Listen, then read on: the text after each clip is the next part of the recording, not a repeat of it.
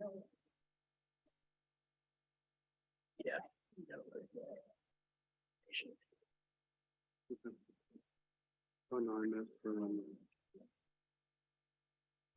This one, we have not. But no opposition. No. Okay.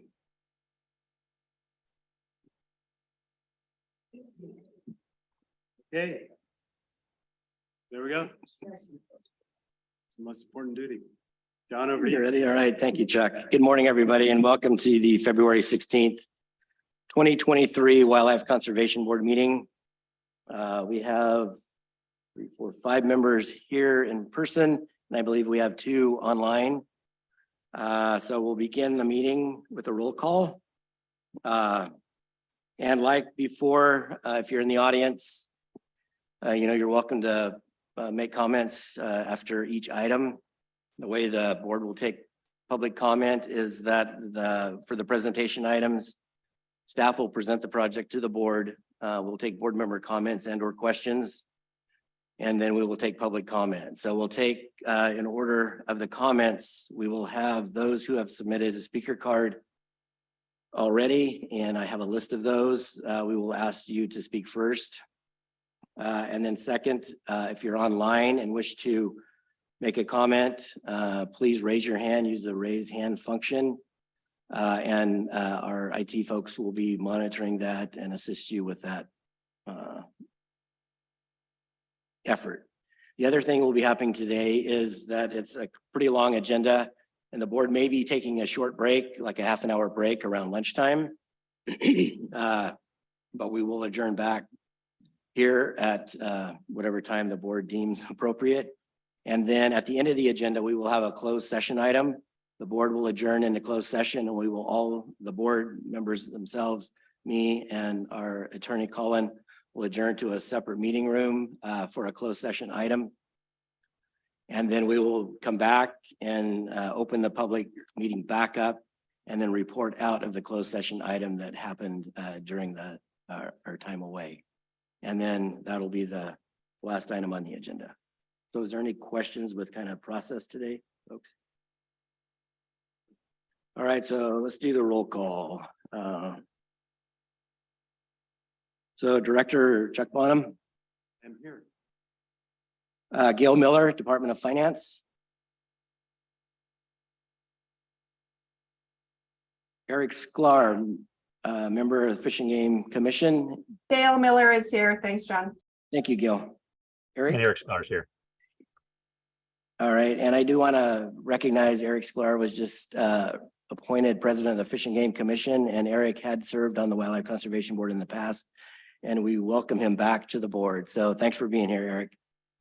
Thank you, John. Good to be back. Elena Bokte, Here. Damon Nagami. Here. Fran Pavley, Here. Catherine Phillips. Here. And then for Senator Stern, Catherine Moore.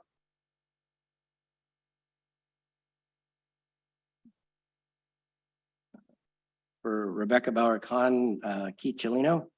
Here. And Assemblymember Bennett Candace Cotton. Both Catherine and Candace let me know that they may or may not be able to make it, but will join if they are able to. So we do have a quorum, Mr. Chair. Great. So the next item on the agenda is public forum for items not on this, or no, we got to discuss and select a new board chair. The board adopted a new policy a few years ago to select when we went from a 3-member board to a 7-member board, including public members that are appointed by both the governor's office and the legislature. The board wanted to figure out how we adopt a chair to chair the meetings over the course of the year and up to 2 years. And so we're at that stage where we need to select a board chair for 2023 and then also a vice chair. So open it up for comments, questions, nominations. It's entirely up to you all. Anyone? And Gail and Eric, hard for us to see. I actually don't think we can even see a hand raise function here. So you'll just have to jump in if you have anything to say, and we'll give you the space since you're coming in from remote. Yeah, thank you. I don't have anything to say. I can't do it at this point. Out of the running. There you go. Anyone else? So, Mr. Chair, Alina Bookday, if, I know I've been vice chair, I think, for the board now for 2 years. Or so, yeah, since we started this process. And so if it is the pleasure of the board, I am willing to serve as chair and for the board for the 1 or 2 year term, whatever gets determined by the board. So.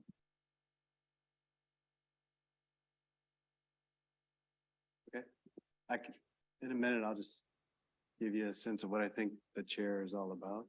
Hardest job in the world. Catherine? Okay, well, let me see. And you have done it very well, Chuck. Yes, absolutely. I think that makes sense. I think about a year ago, I think we sort of thought that was going to be the natural transition, and you disappointed us, Selena. But this time around, that makes sense. Do we need to put in a motion or something? So, kind of throw out a couple ideas first. So I think transition's healthy. I think permanency and perpetuity is less healthy. I think this is part of the evolution broadly of the board from its history, which historically was just 3 voting members, and now is something better. I do think also, I'm pretty aware I'm an aging white guy, and we need people to be able to look at leadership and see themselves in that as well. So I think that's a really important dynamic. I will say the one thing to just be cognizant of, and it could be solved with how we handle chair and vice chair. Since the 40s, the board has been housed within the department statutorily and administratively and logistically. And there's a close synergy that plays out on a daily basis. And I think the ability for the board and the board's leadership to kind of be with the director and the department in an implementation way is also really important. So I would not ever want to lose that connectivity. I don't think change of chair causes the loss, but I do think pondering that, and perhaps it's handled through how we think about chair and vice chair. I'd be willing to serve in any role the board sees fit. I'm really reluctant. This is so powerful. I don't want to give it up, but I couldn't think of a better chair. Is this for 1 year or 2 years? I think that's up to us too. There's 1 yet. I mean, you guys can, it's up to you. 1 or 2 is how you decided last time. I mean, go ahead. Oh, yeah. I mean, I think that we had set a 1 year term, and that was a discussion when we visited this issue last year. But I think, I just want to comment on, Chair's comments. I agree, given the relationship with the department and the board, that it's critical that there be, I think, a leadership role within the board. And so, I mean, I would support Chuck being, if whatever, again, the pleasure of the board is for Chuck to be considered, I would nominate him as vice chair if, again, the board supports, I guess, my willingness to serve as chair. So this board, I think, works really well together. I think we, I think, have good discussions at the board meeting. And so this by no means, I think, is to change that relationship dynamic at all. And last year when we discussed this, I just wasn't quite ready to to, you know, advance into the chair position, and you do a tremendous job, a wonderful job. But again, if it's the pleasure of the board for, you know, for the 1-year term, you know, I'm willing to see, I think there's strength in change. I think that not to create any level of instability, but just, you know, change, and especially with the expansion of the board, having a public member serve as chair and kind of alternate, which is what I think we had discussed as a board. I want to kind of honor that conversation also for the board and the expansion of the board as well, when that occurred, so.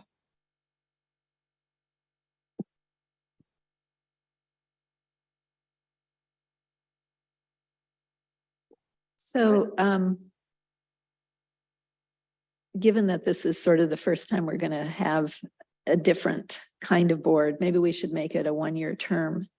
Yeah. And then if both Alina and Chuck are willing to serve in those respective positions as chair and vice chair, that would make a lot of sense to me. And I see some nodding. Yeah, so I'll move that we have a 1-year term and that Alina Bodke be chair and that Chuck Bonham be vice chair. That I'll means, second. Chuck, you're gonna have to loosen your white knuckled grip on that. Peaceful transition. Yeah, I promise to take good care of it for a year, if the board agrees. And what is still great about all this is, Chuck, you're here every day. Obviously, they're in your department. Yep. And so that ongoing communication on the day-to-day things, which is really needed. You're here and we respect your experience and ability to work with all of us. And yeah, and I think Can I that's. make a comment? carried that bill to the expand. And it wasn't my idea, remember? But it was a good idea, Fran. They had a hard time getting a quorum with just the 3 people, and so Bill Craven in my office and we carried that to put a public face on it too. And it helps the public know what great things the Wildlife Conservation Board is doing around the state. I mean, we've come, people have heard of it, and it'll help in future bonds and everything else to have that public engagement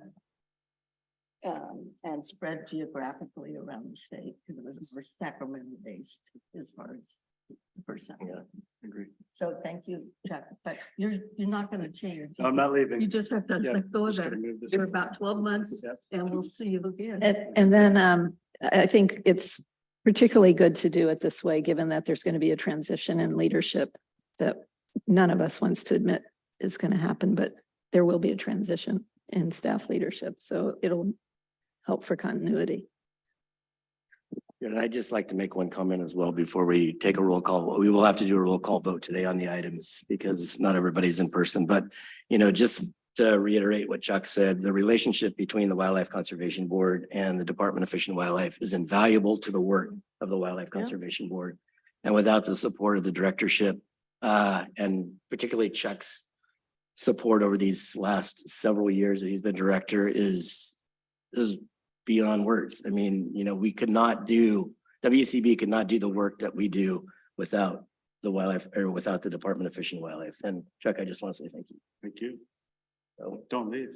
I think we're all in agreement on that. all right. So should we do a vote? Yeah, so with that, we will do a roll call vote. So this is to select Alina Bodke, Chair of the Wildlife Conservation Board, and Chuck Bonham, Vice Chair of the Wildlife Conservation Board for the 2023 calendar year. So Chuck Bonham, Yes. Gail Miller, Yes. Eric Sklar, Yes. Alina Bodke, Yes, Damon Agami, Yes. Fran Pavley, Yes. Catherine Phillips. yes. Great, congratulations. Alina. Chair, here you go. All right, thank you. Promise to take good care of this during the week, right? All right, so that moves Thank us you to the board. on to item number 3, the public forum. This is an item on our standing item on our agenda to allow the public to make comments For items that are not on the agenda, board will not take any action on these items. So is there anybody? I have no speaker cards for public comments. Is there anybody with a raised hand, Celeste? There are no raised hands. Okay, seeing none, we can move on to item number 4. This is the informational item that's in our agenda every meeting, and this provides a funding overview of the current available funding to the Wildlife Conservation Board. It begins with the current balances of each fund. It identifies projects that are on the current meeting agenda, and then it also represents and shows items that are currently under development for each fund source. So with that, I would like to get in just a little more deeper. I think most of the funding is self-explanatory except for the general fund. And that's kind of broken down as people have been following the budget detail and the budget, governor's budget over the last 3 years. There's many changes and many opportunities that have come out of that budget process for the Wildlife Conservation Board. And so the table or the spreadsheet that you see on, we've broken the general fund monies out, but this is the total amount on this spreadsheet indicates the total amount that was appropriated in each bond or each budget for the fiscal year 21, 22 and 22, 23. It also represents in the subtotals and the totals on the right-hand column, those amounts that have been adjusted in the governor's budget that came out this past January. And just to reflect on those changes, there's 2 $79 million pots, one for the Sierra and Cascade watershed programs, and then the land acquisition and habitat enhancement programs in Southern California. And then also a $40 million reduction for the San Joaquin River floodplain and specifically a grant to river partners for that funding. And so the current balances on this reflects that. We've also broken out on this spreadsheet. We've started with $150 million under nature-based solutions. We have not spent any money that for projects that were identified under the DAC requirement, which require this particular funding in this subsection of the general fund requires that we spend at least 40% on disadvantaged communities, climate vulnerable communities, or California Native American tribes. We've not spent any money on that. The 144 million that's reflected in this in this particular table shows a reduction of 6 million off the 150, and that's for program delivery. And we back that out at the direction of finance, and that equals 6 million. So we have 144 million to spend under that. And so I'm happy to answer any questions if the board has any. We are in pretty good shape. If you look at our total of all funds, we still have 954 million, 035,418. So we're doing pretty well. And be happy to answer any questions. And recognizing also that this $279 million reductions that were identified in the governor's budget, there is a likelihood, depending on how the current economy happens, and the commitment is also already there to return those funds at some future date once the budget would provide for that, or the economy would provide for that. So it's not we don't anticipate those funds being lost. They'll just the 279 pots is just deferred out and may come back online either this year, next year, or the year after. So that's good news for us as well. So any comments, questions?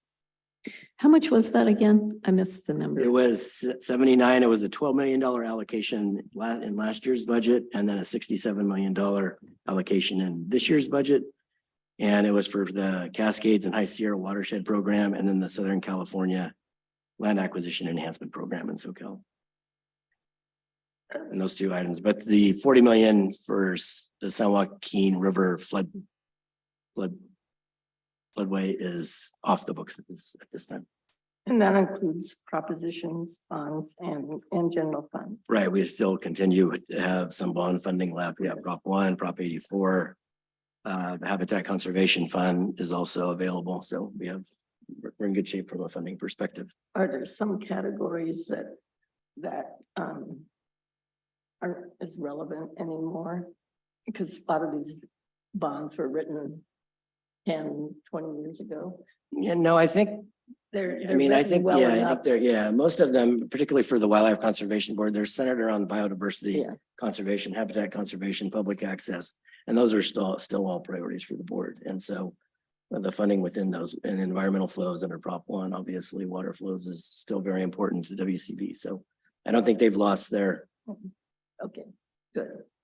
There was enough flexibility in language because lots of times there's lessons learned and right. future bonds to make it sure it's relevant. All right, thank you. Okay. I think, John, just a comment, this is extremely helpful, given, obviously the amount that's been allocated through the general fund. I think with the nature-based solutions, because within the language, it does state 40% should be dedicated to the disadvantaged communities or climate vulnerable communities. It'd be great in the table to just figure out what that 40% is and maybe just do like a subcategory. And I don't know if that Yeah. applies to any other of the general fund item or, funding programs. But I think since there is some additional specificity there, it'd be great to have like, what's 40% of the 144 or, Yeah. and actually lift that up. So Yeah, we have done that internally. And great. the way the funding status used to be in the agendas, we did break those categories out. And so we could once again do that. And I've already actually talked to my staff, not breaking the funding out for the Habitat Conservation Fund or the bond sources, but just the general fund specifically and have it Great. by these categories and have that be part of the agenda. So that's what you guys can see for the next meeting. Great. Thank you. No other questions? Okay, moving on to item number 5 in the agenda. This is a herbicide presentation. Ms. Carolyn Cox, retired senior scientist for Center for Environmental Health, will be providing you a short presentation. And before Rebecca introduces her, I just want to point out this is an ongoing item that the board has asked for. And so this is like our 3rd or 4th meeting where this item has been discussed. And, I hope, even though I will not be here later this year, I hope at some point we can get to some resolution on this item. And, but now I'll let Rebecca kind of introduce Carolyn and then also present kind of what she'll be talking about today. So, Rebecca.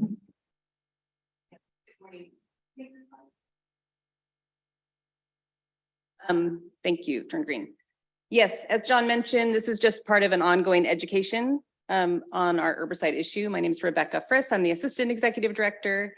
And online today, we do have Caroline Cox, a retired senior scientist from the Center for Environmental Health out of Oakland.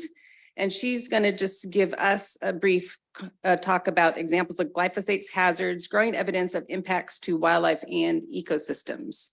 So she does have a slide presentation and she is coming in via Zoom. So Caroline, take it away.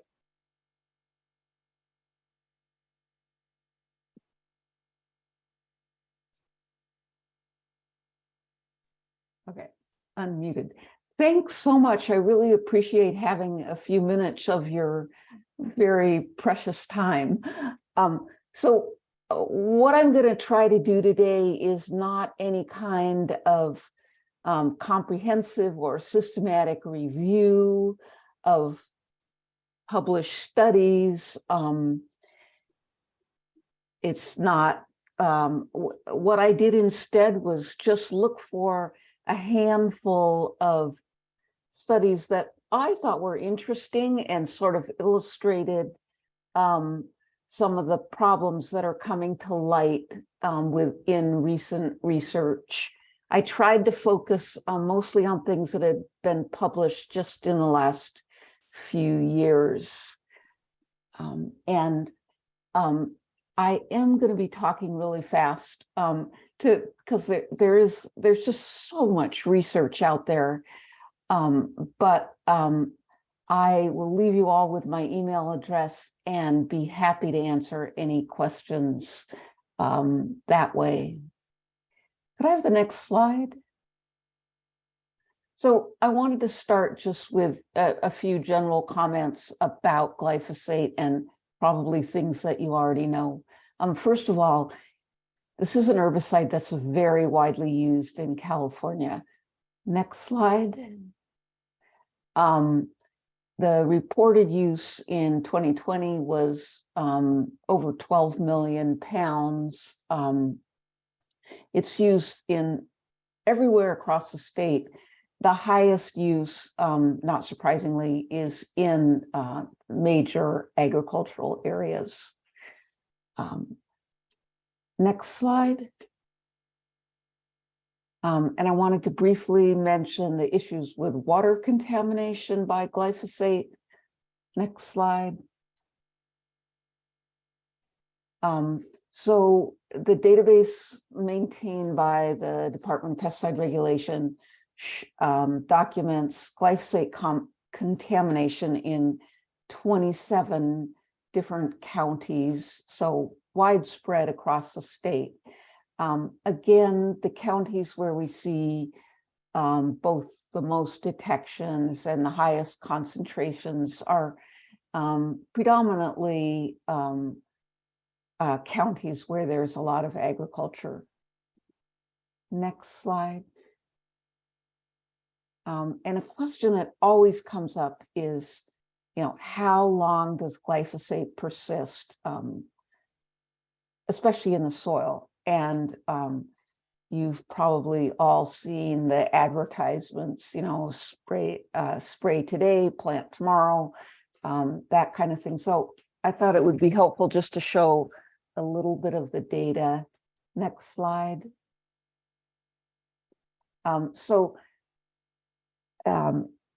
In Europe, the Food Safety Authority recently completed a review about glyphosate, and their conclusion about persistence in the soil was that it varies a whole lot. They said from low to very high persistence. And this has been documented in many studies. It really depends on climate, weather, soil type, and a host of other variables. Next slide. Another thing that is very helpful to keep in mind when you talk about persistence is that the way persistence is typically measured is by half-life, but the actual persistence, how long you'll continue finding glyphosate in the soil, can be very much longer. So in this study, the half-life was 9 days, but they were still finding glyphosate 182 days later at the end of the experiment. Next slide. Something I found personally very fascinating was that when you look at what's inside of plants, these are plants that have received not a lethal dose, but a sublethal dose, and so they're still living. This study was done in British Columbia, and they actually found glyphosate in various plant tissues for years after the treatment.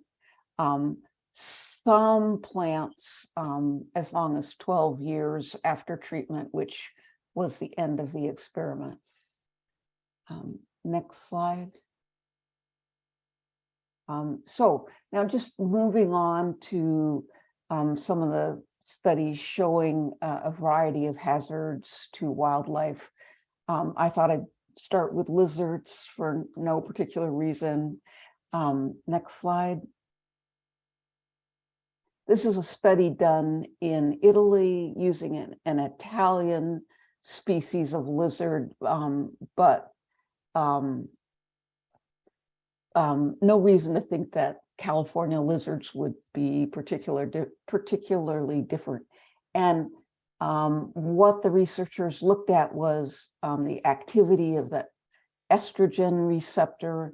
Estrogen is what we commonly think of as the female hormone. And in this case, they were actually looking in the livers of these lizards and at two different exposure levels. The white bars on the graph are the unexposed lizards, and the pattern bars are the exposed ones. And basically, exposure to glyphosate caused changes in these, the activity of these estrogen receptors. Next slide. And then the same researchers went on to look at a similar estrogen receptor in the testes of the lizards, which is where the activity of a sex hormone might be more important. And again, they found that glyphosate caused changes in the activity of these receptors. Next slide. So I thought I'd move on to talk about birds. Next slide. Japanese quail is a species of bird that's commonly used in sort of toxicology studies of pesticides and other chemicals, with the goal of kind of representing birds in general. And in this study, they're looking at the testosterone concentrations in the blood, and the exposed birds, which are the dark lines in the slide, had lower testosterone levels than the unexposed birds at two different time periods. Next slide. This is another study of Japanese quail, this time looking at what goes on inside the eggs. The female birds were fed glyphosate containing food, and a little of that glyphosate ended up in the eggs. And what they found, the bars labeled CO are the unexposed ones, and the GBH, which is the glyphosate-based herbicide Roundup that was used in the study.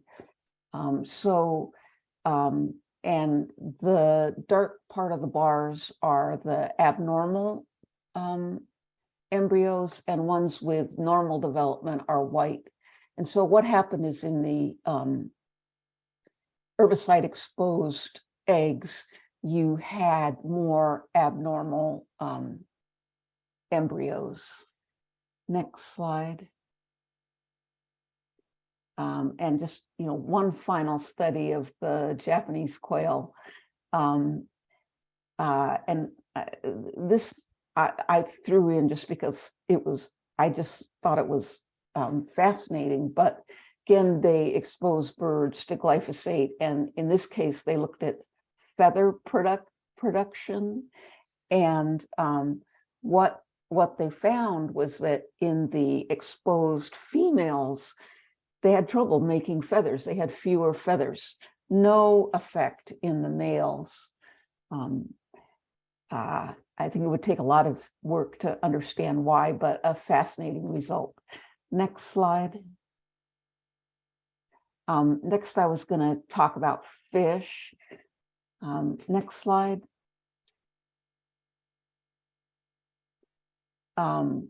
So again, a lot of these studies are done on species of fish that are commonly used to look at toxicity of a variety of chemicals, including pesticides. So this is the Japanese Medaka, and they looked at spinal curvature in the fish. And what they found was that for both the herbicide product Roundup and just glyphosate, the percent of fish fry with curved spines increased when they were exposed. Next slide. This study is about zebrafish. And again, zebrafish is one of those species that you will see often used in toxicology studies. And in this case, they looked at zebrafish behavior, and after being exposed both either to glyphosate by itself or to the Roundup herbicide product. And what they found is that exposure reduced the distance that these fish could travel. And what this means is that they might have a less of an ability to find food or move away from a dangerous situation like a predator. Next slide. I wanted to mention some work that's been done recently on endangered species. Next slide. The U.S. Environmental Protection Agency recently released what they call a biological evaluation of glyphosate, and they looked at a huge number of species. I think it's over 1,700 endangered species, and concluded that 93% of them were likely to be adversely affected by exposure to glyphosate. And some of the species that they looked at are from California. This is a nationwide study, so they're not all California species. Next slide. Bees. Bees have gotten a lot of publicity in the last decade or so because we're having trouble keeping enough bees around to pollinate our crops. And in addition, there's been problems documented with wild species of bees. Next slide.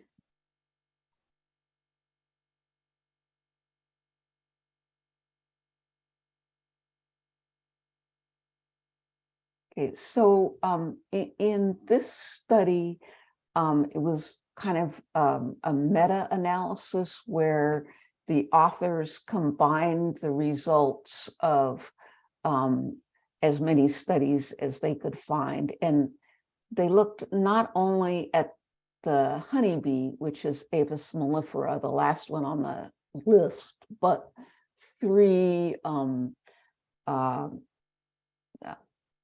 wild bees. And in each case, what they found was an increase in bee mortality.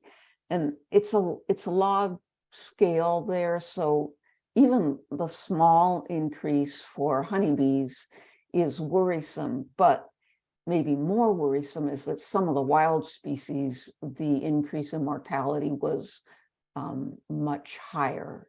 And those, as I'm sure you all know, those wild bees are really important in our natural ecosystems, as well as sometimes being important for pollination of crops.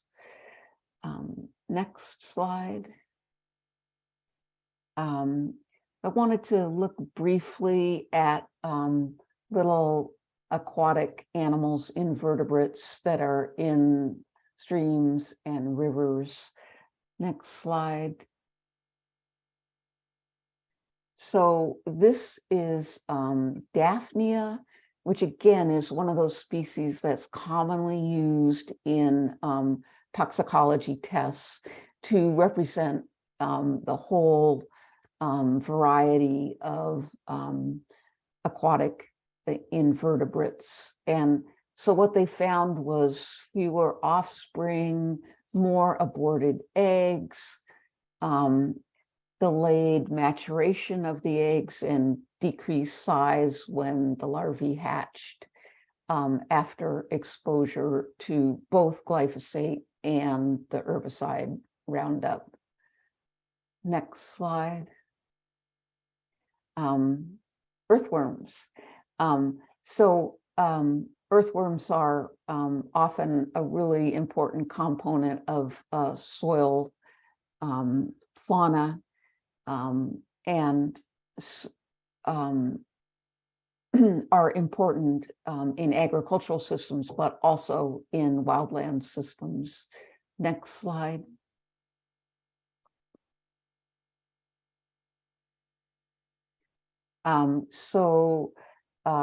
This is a study looking at population growth in earthworms, and my little graph here, the important line to look at is the one labeled dose 1. That's where the soil was treated at typical application rates as specified on the label. And what you can see is that the number of earthworms dropped dramatically after application, whereas in the control unexposed soil, the earthworm population just kind of grew at a steady rate. Next slide. Mycorrhizal fungi are a really important component of many forest ecosystems, but also other ecosystems, providing a lot of nutrient uptake for trees and other plants. Next slide. And what this study showed was that if you look at festuca, which is just a common species of grass, when exposed to glyphosate, there was less colonization by these mycorrhizae. So in the slide, the control or unexposed plants are the white bars, and the pattern bars are the ones that have been exposed. Next slide. Taking a look at other soil fungi that aren't mycorrhizal, but still have important roles in the soil ecosystem. Next slide. And this was looking at a grassland ecosystem, and what they found was that treatment with glyphosate reduced the number of species of soil fungi. Next slide. Okay, so I'm just going to wrap up with a few last slides. The first question is, what herbicide-free options do we have if we don't want to use glyphosate because of these various problems I've mentioned? Next slide. So a few examples of successful invasive plant management. Next slide. This is actually my master's thesis work, so it happened a long time ago, but this is using this little flea beetle to reduce populations of tansy ragwort. And this was in Oregon, and we found that the ragwort populations in about 10 years after releasing this flea beetle declined about 90%. Next slide. This is barb goat grass and using prescribed fire, which I know there's many issues about it, but you know, in the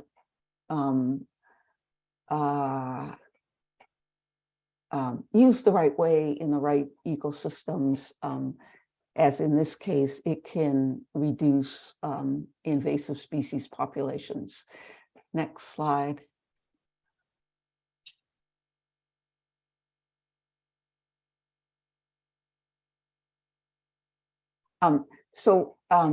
One of the things that's often talked about in terms of invasive plant management is we need a full toolbox in order to deal with these problems, because they're very complicated and difficult to deal with. Next slide. So I'm just quickly listing what I would want to have in my toolbox. Real thinking about the desired vegetation, what are we trying to create and what conditions do we need to make that happen? A lot of emphasis on preventing introduction and establishment of invasives, having a good collection of herbicide-free techniques, a lot of patience. And I think this is whether you use herbicides or not.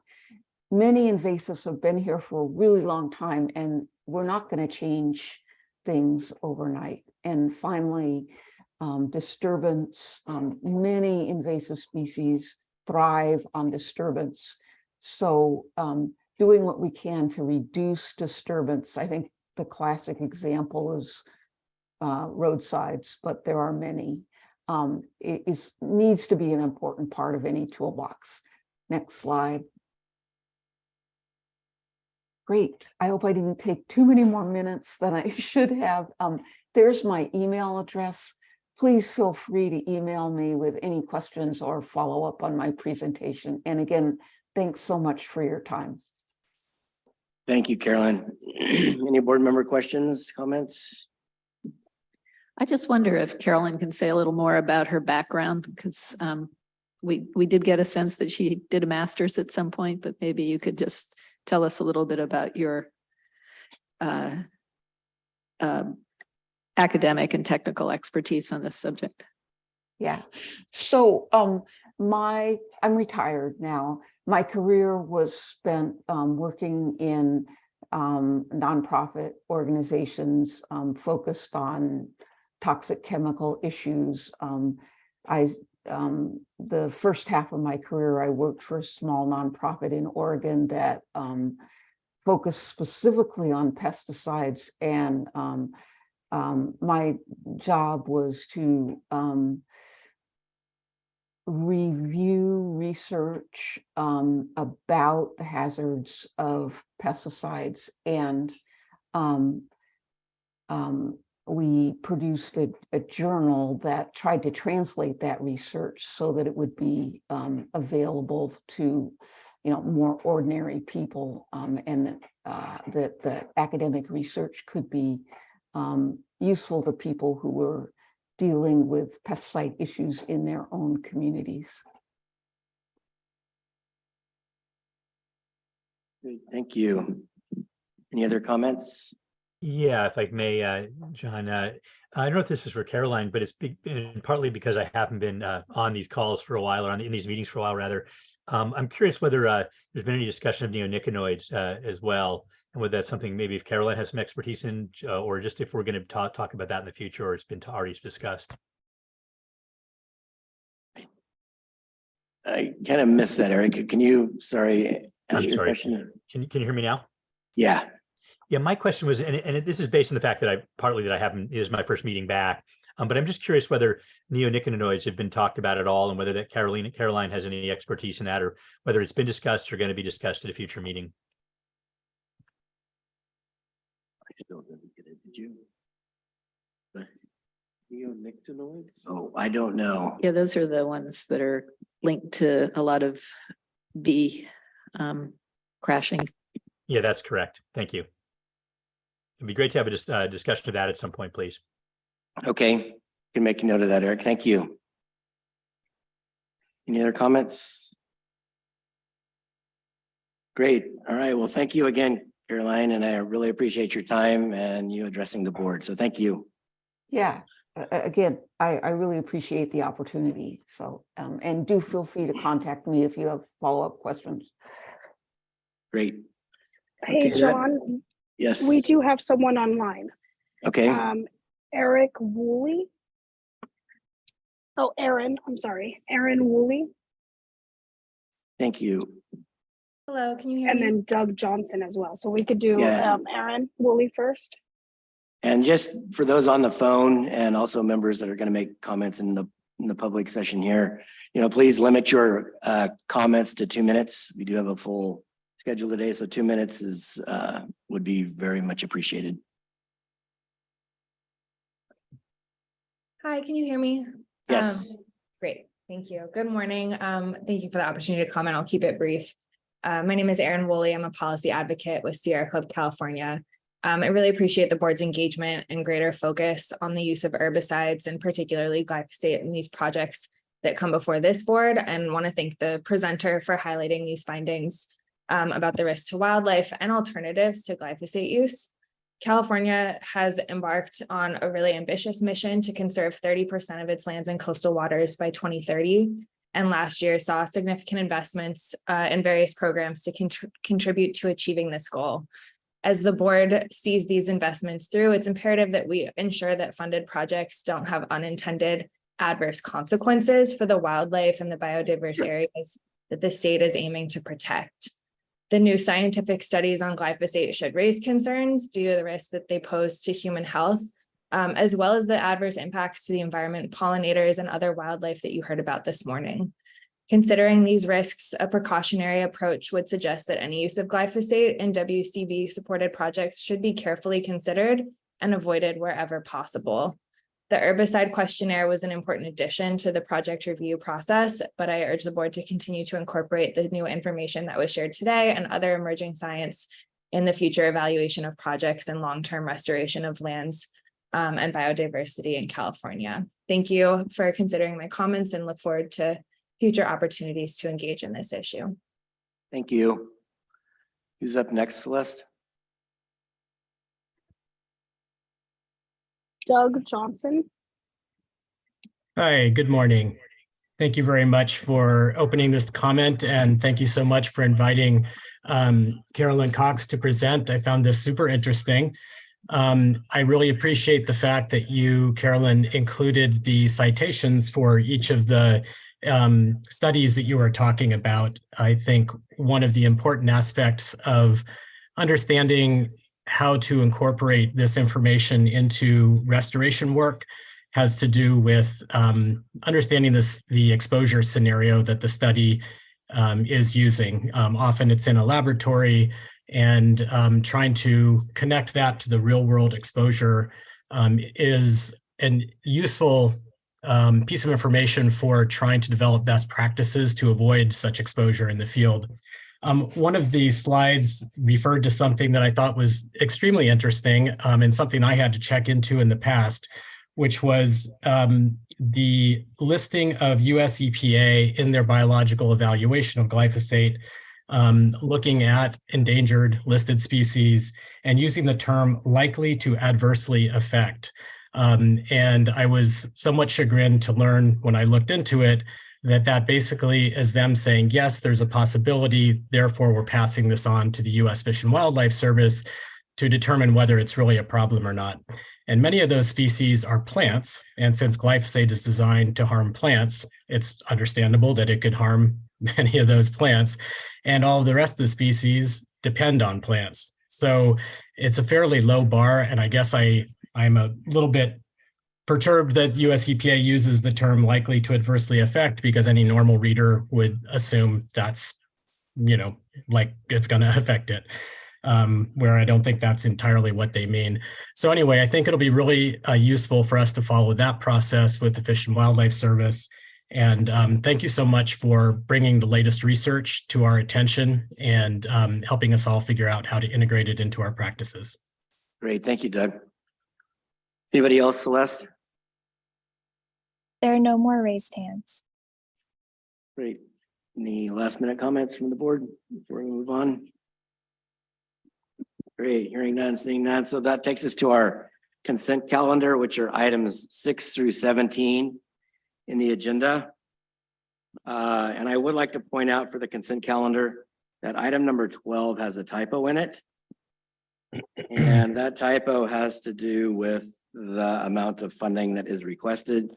The amount recommended in the agenda item says 602. The amount is actually 461,000. or 602,000, it should be 461,000.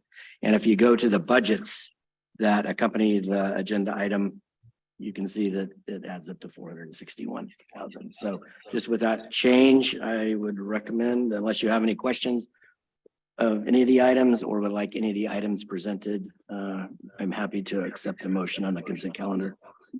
Director Donnelly, I just had a generic question and I have no problems with supporting any of the items, but just for my own clarification. Well, we're getting a lot of feedback. Somebody's got their mic on. All right. Is that better? Yeah, that's better. All right.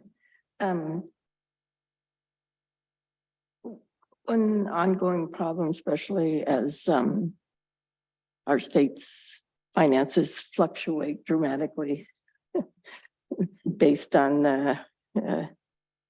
our income levels and the income streams coming in, is I know as chair of budget sub 3 for 6 years in the assembly, is watching that up and down fluctuation and the ability for Department of Fish and Wildlife and other agencies when they have the responsibility for the ongoing maintenance and perpetuity of projects, that's a big challenge. Where do you find the funding? You can't get at that time maybe additional general fund because of the pressure on the budget. And so I know many entities try to find like a trust or foundation, or you have other entities. But I noticed in a couple of these cases, Department of Fish and Wildlife is shifting responsibility on projects, which is a good thing, especially if there's a lot of people there. It's not just a conservation easement, but a lot of public recreation that requires daily, or there was an island property, for example, you don't have a boat or people can't get there every day. And so I didn't know if there was there's several items here where they're shifting ongoing operation and maintenance to other entities in perpetuity. So like on item 12, my question was, who will maintain it in perpetuity? I think that's Barker Creek, if I'm correct. And there were some other ones too, and I just didn't know if there was a general sort of rule of thumb. Yeah. And sometimes you're the only entity in town that can temporarily hold that property until it gets shifted to someone else's ongoing responsibility. Because if it's ready to be acquired or whatever the timing is, or someone will be donating it, you know, who's going to step in there? So is there a general rule of thumb, especially because I remember the difficult hearings we had on should we raise the fees on fishing and boating and everything else to fill in the gaps during the fluctuation of general funds. So how do you handle that? Or is there a real big effort in trying to, especially when we're managing federal lands as well, to find an entity to accept that ongoing responsibility? Yeah, I think that's where we see and really appreciate the partnerships with the land trust community and the private partnerships that we've created and been able to establish over the years. You know, the land trust community takes on that responsibility in a big way. You know, they're able to secure endowments and donations and those kinds of things that the state just cannot do. You know, it's an uphill battle, and Chuck lives this every year with O&M on this from the state budget side. And on this particular project that's in the agenda, I think you're commenting about Monitor Island, and that's a little island out in Clear Lake.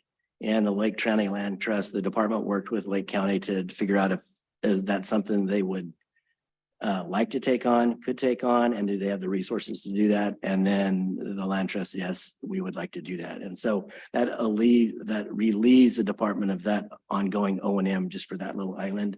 And the department, they look for opportunities to work with nonprofit organizations where they're better suited to maintain and manage. And one thing that the Wildlife Conservation Board does if and when we transfer properties that were owned by the department, the land trust or whoever receives the property has to maintain and manage that for whatever the purpose was initially. So if it's public access, they have to maintain and manage that for public access.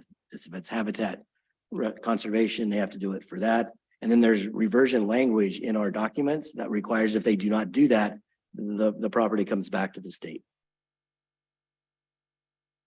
Yes, so always the challenges is we assume when those are required, that's for perpetuity. Right. And we see very seldom where a project, Right. there is no one to operate and maintain it, so it could end up being sold where you think it's going to be preserved in perpetuity. So we've had those challenges. So I think we have a lot more trust and foundations than I remember 20 years ago, which is a really good thing. And we're going to need that because cities themselves are strapped and not being able to step in, but like they maybe could have in the past. So thank you for that clarification. It was the project that I was looking at was Barber Creek in Alpine County. And it was 66 acres to Department of Fish and Wildlife. And it sounded to me like it was going to be maybe held until someone stepped in. No, I think the goal from the department and represented to us is they're gonna maintain and manage that property in perpetuity. That is an acquisition for the department. They have no current plans or any future plans to transfer that property out. Okay. And it may be in a space where you don't have that public recreational challenges of management. All right, thank you for that clarification. Just really quick, thank you for raising this, Fran. I agree the land trust community does an incredible job stewarding and taking on the operation maintenance in many cases. But I'm hearing comments that like that system is starting to burst at the seams and they're, it's hard to keep up with it. So if there are ways that we can help, I understand there's a trade-off and that, the state just can't take on operation maintenance for acquisitions many times or easements, but can we be creative and think about ways that we can help? For example, I hear that easement enforcement is often difficult for land trusts and conservancies. But could there be like a central repository or consultant or something that could help land trusts and conservancies when they need help enforcing their easements? Because a lot of times a small conservancy just doesn't have the resources to be able to do that. I mean, what they're supposed to be, what the in holdings or whoever are supposed to be doing out there, like it's very clear, but if there's no enforcement, then it's just sort of a paper tiger. So I would just say, board member, on that front, of course, there's a lot of land trusts and size and capacity is a big range, which is in part why they have a trust association. So they can go to their own basically trade lobby for advice and capacity help. But it is a legitimate issue. How do you do more projects where no one party takes the burden of everything? Which is a challenge for the department too. So Senator, I don't think there's a hard and fast rule as much as it is some case by case, what's the right partnership approach? Because sometimes we might make the most sense for more obligation than in other instances. And if I'm correct, and correct me if I'm wrong on this, almost all the bond language on acquisition and everything else can be used for acquisition or restoration, but not ongoing. It's in the bond language itself, not that ongoing in perpetuity operation and maintenance of that property. Correct. And that's always been that fine line to walk on. So you always think these are always forever, but it takes, literally takes a village, but it takes some entity to step in we're having challenges, for example, along the LA River. City of LA can't take responsibility of all that. Who will in perpetuity? That's something to think about, because Yeah. I think the public thinks in bonds that's covered. I mean, in the private space, it's typically through endowments that are requirements, but that's a good point. Any other questions on the consent calendar? Any public comment on the consent calendar? I have no speaker cards for any of the consent items. Celeste, There are anybody's no hand? raised hands. Great, so entertain a motion. I'll move approval of the consent calendar. I'll second. Great, so we have a motion and a second, so we'll do a roll call vote. So Director Bonham, Yes. Gail Miller, Aye. Eric Sklar, Aye. Helena Boakday, Aye. Damon Nagami, Aye. Fran Pavley, Aye. Catherine Phillips. Aye. Great, thank you. Motion passes. So that takes us to item number 18 in the agenda. This is our first presentation item of the agenda. And it's to consider a modification to the WCB's appraisal policy. And I'll be standing by to answer questions, and I can provide some background if the board needs that, but I don't want to take Joe's presentation away. So Joe Navari on our staff, our senior supervising land agent, will be presenting the recommendation to you today. Joe. Thank you, John, and members of the board. I'm a little hoarse today. You'll have to forgive me. My wife seems to think I sound like the Godfather, but Ben, our office manager, says I sound more like Gollum. So excuse my voice. Thank you for the opportunity to present the appraisal policy to y'all today. I've worked in land conservation for the better part of 20 years and seen firsthand the ups and downs of habitat protection and public access opportunities. And at no time has the Wildlife Conservation Board been in a better financial position than it is today. It's truly an exciting time to work for the board. And I'm excited to be part of a dynamic team working on important acquisitions. It's really great to see all these large acquisitions coming down the line here. So that leading up to that, we have an opportunity here to change our appraisal policy to better facilitate these large acquisitions that are coming down the pike. Next slide, please. The existing WCB appraisal policy that was amended by the board in 2012 requires the following. WCB must contract for its own appraisal for any project where WCB grants more than $5 million in state funds. The WCB staff review all appraisals for compliance with the state of California Department of General Services published guidelines. For projects where WCB grants more than $5 million in state funds, it must also contract for an independent review of that appraisal. This process has made it necessary to retain two separate appraisal contracts with outside appraisers when WCB spends over $5 million in state funds. In addition to the appraisal and the independent review process, WCB still has DGS conduct an independent review for a total of 3 separate appraisal reviews for projects over $5 million. Next slide, please. Under the new policy, we would like to be able to rely on our partners' appraisals for any project over $150,000. This would allow WCB to both rely on a partner's appraisal, but also do our own appraisal if necessary, either way. WCB staff would still review all the appraisals for DGS guidelines. For projects where WCB spends in excess of $15 million in state funds, WCB would still contract for an independent review of that appraisal. DGS would still review all appraisals and provide WCB with a detailed analysis of the valuation. WCB appraisal policy would still retain the standards for an independent appraisal review, which would go above and beyond the current state law. Next slide, please.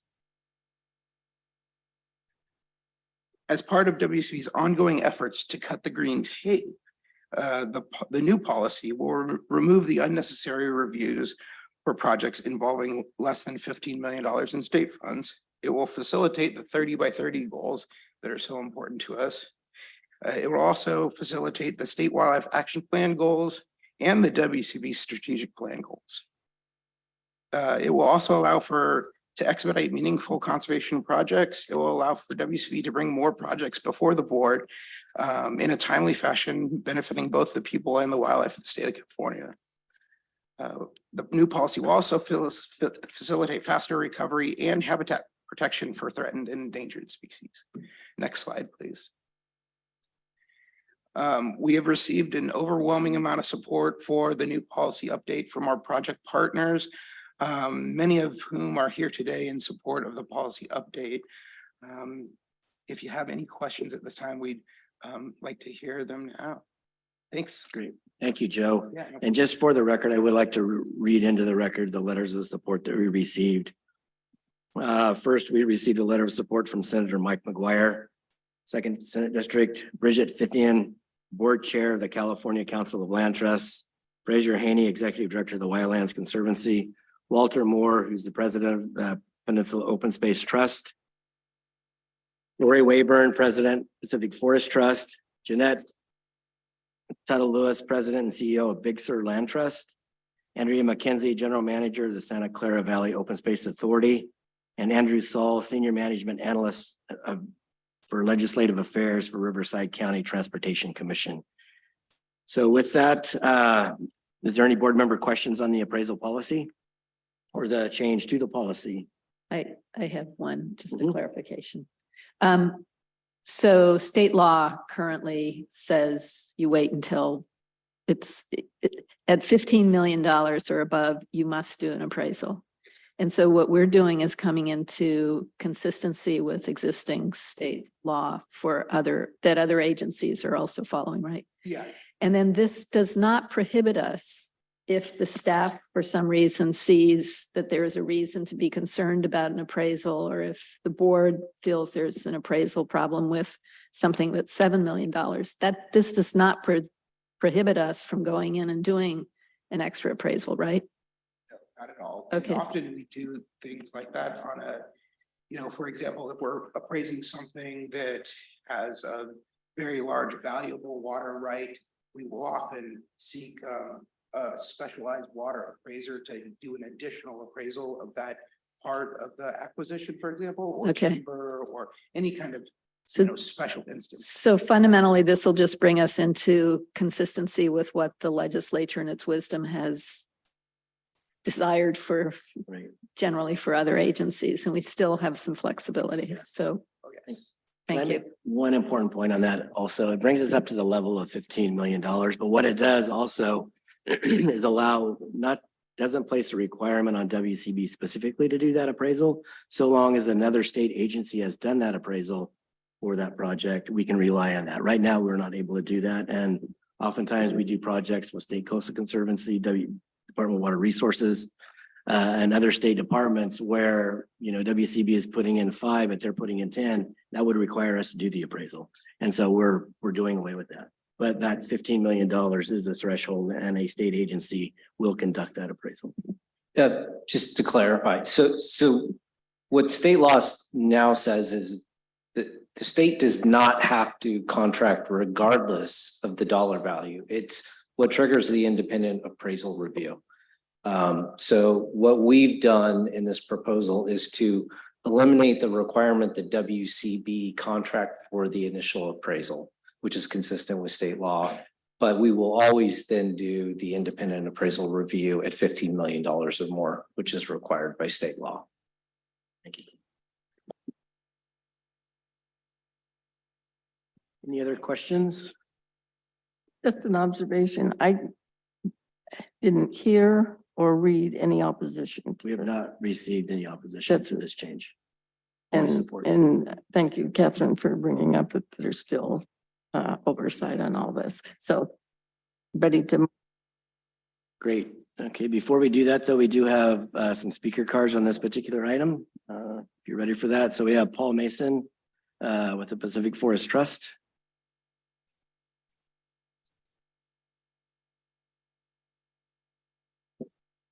Morning, Madam Chair, members of the board, Paul Mason with Pacific Forest Trust. I won't belabor a policy change that you apparently all support, but we're very supportive. It has been a real challenge. We do a lot of landscape scale projects. You'll see one in the near future that's 7,000 or 8,000 acres. It's going to come in like the $6 million range. It's up in the mountains. So a second appraisal runs into weather issues. Like if you're up on Mount Shasta, when are you going to do that on-site visit?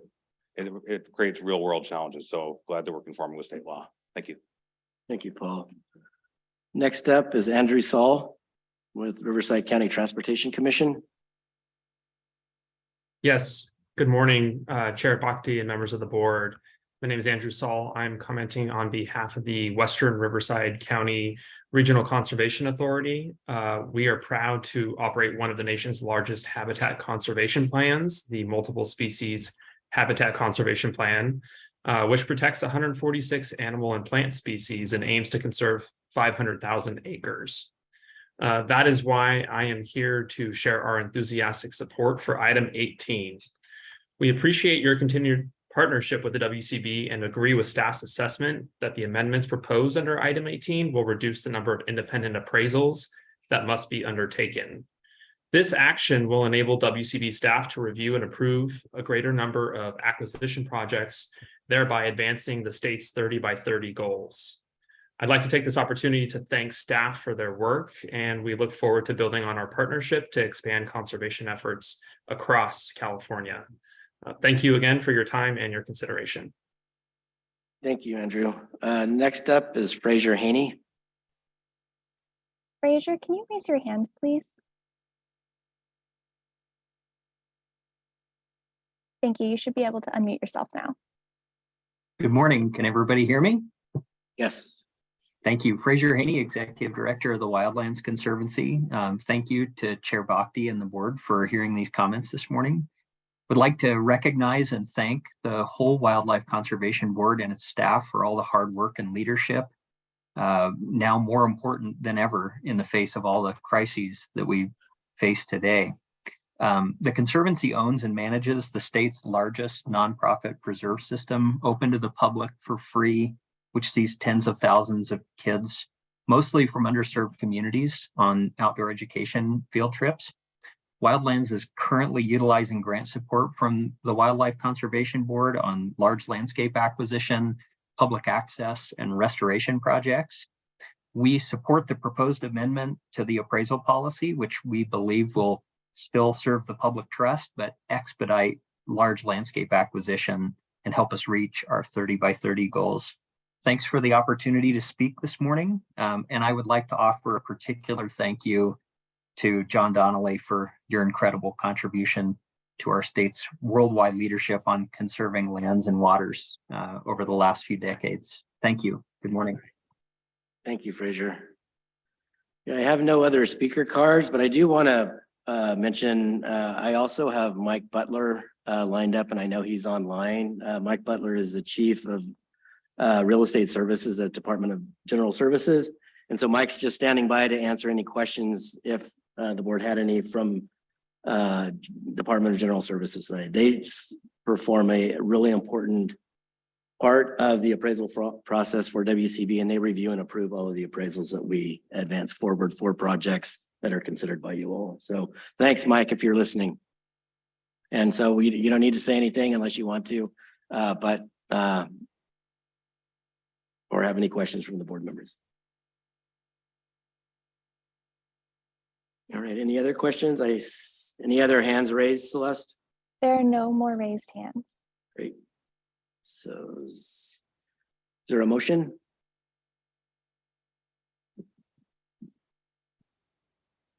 I'll move. I'll second. Yeah, I'll make a motion to approve the should we say the appraisal changes or Appraisal the new policy appraisal, the appraisal policy amendment? Gail Miller seconds. Great, thank you, Gail. So roll call vote. Director Bonham, Yes. Gail Miller, Yes. Eric Sklar, Yes. Alina Boukde, Yes. Damon Nagami, Yes. Fran Pavley, Yes. Catherine Phillips. Yes. Motion passes. Thank you, everyone. And thank you, folks, that supported the change to the policy. Moving on to item number 19 in the agenda, the Audubon Conservation Ranching Program Phase 2 project. This is to consider a grant to Audubon. Kurt Malchow on our staff will present the project. Kurt. Thank you, John. Madam Chair, board members. This proposal is to consider the allocation for a grant to Audubon, California for a cooperative project with Point Blue Conservation Science and the California Association of Resource Conservation Districts to expand sustainable grazing practices on California's grasslands. Next slide, please. Of the approximate 100 million acres of land in California, around 41 million consist of rangelands that provide food production, carbon sequestration, water infiltration, and habitat diversity. California is also losing an average of 20,000 acres of grassland a year to development or crop conversion. Much of the grasslands that remain have been degraded by a range of factors, including land use changes, invasive species, aquifer depletion, climate impacts, and poor grazing practices.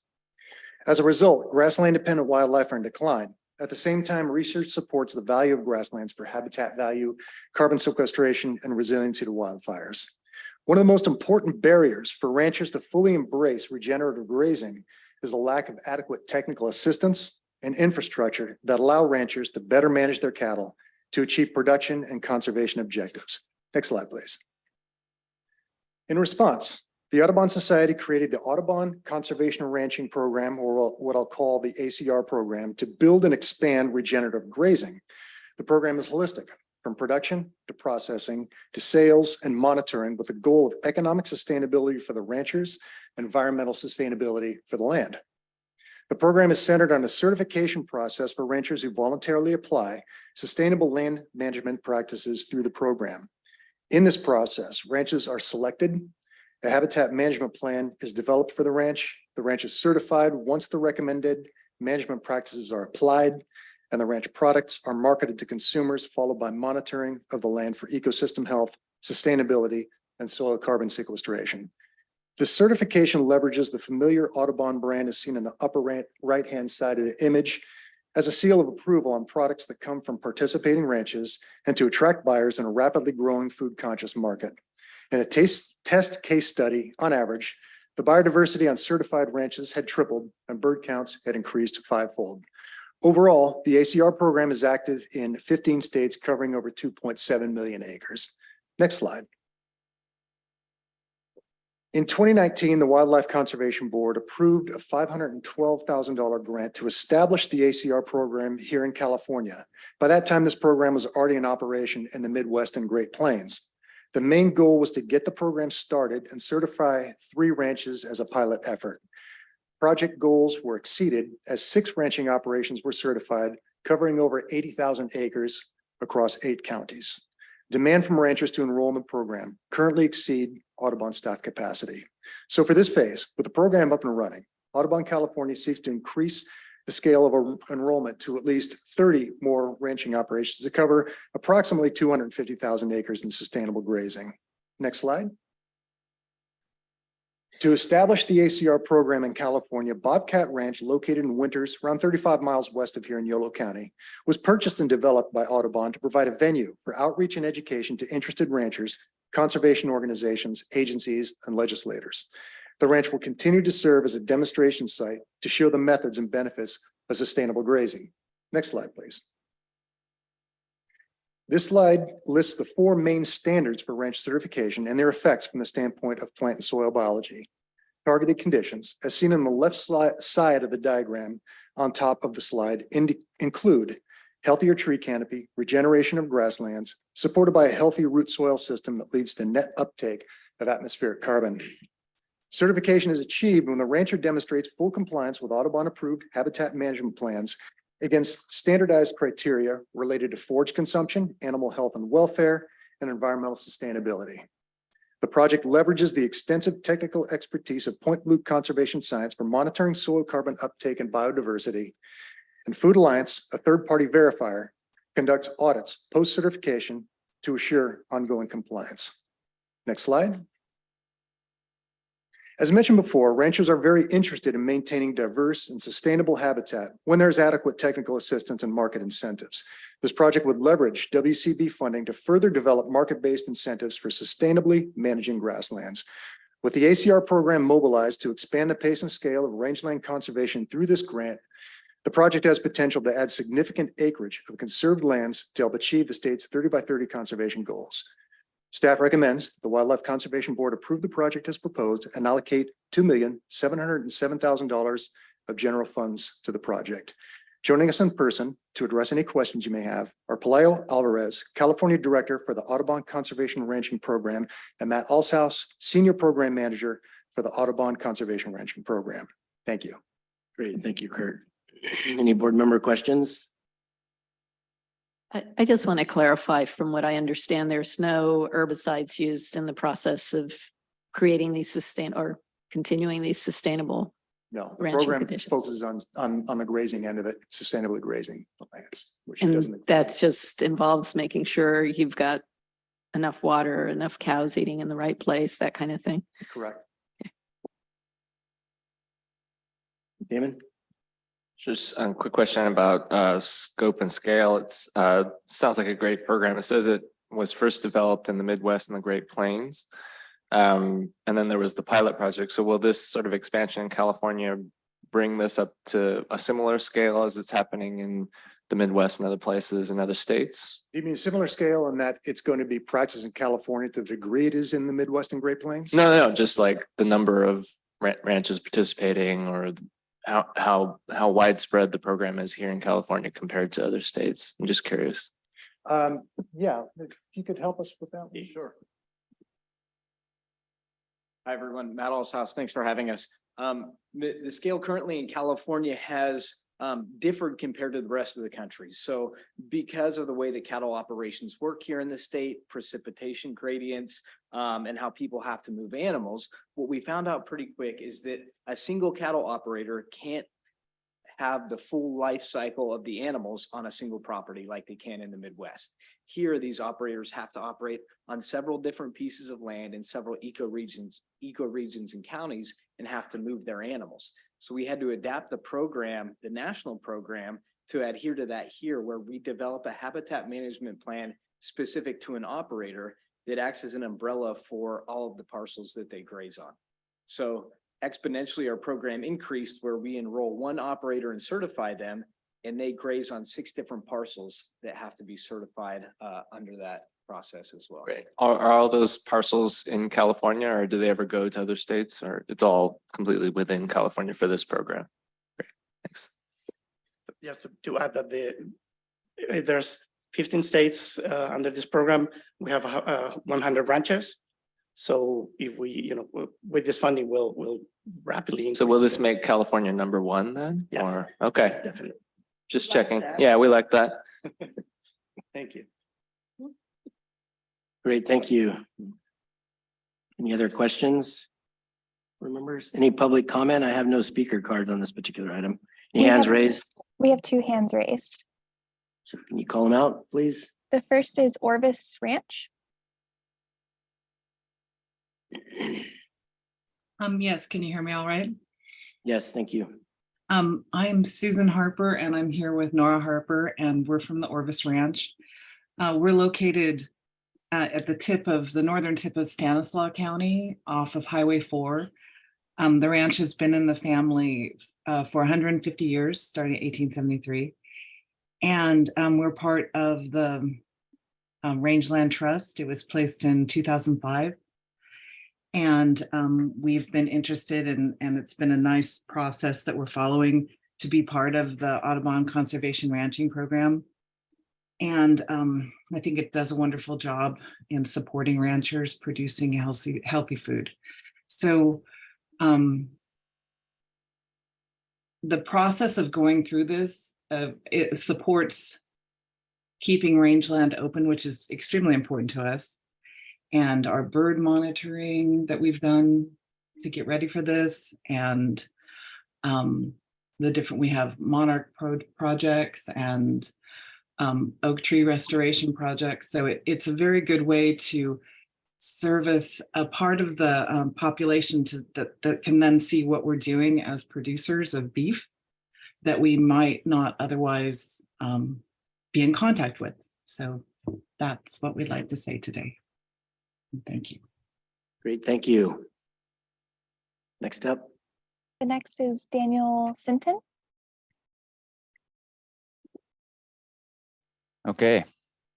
Thank you for taking my comments here. My name is Daniel Sinton. I'm with the Avenels Ranch. We're down in the San Luis Obispo County region. We were also started around 1875, so we're been doing this almost 150 years. We're ranchers, cattle ranchers.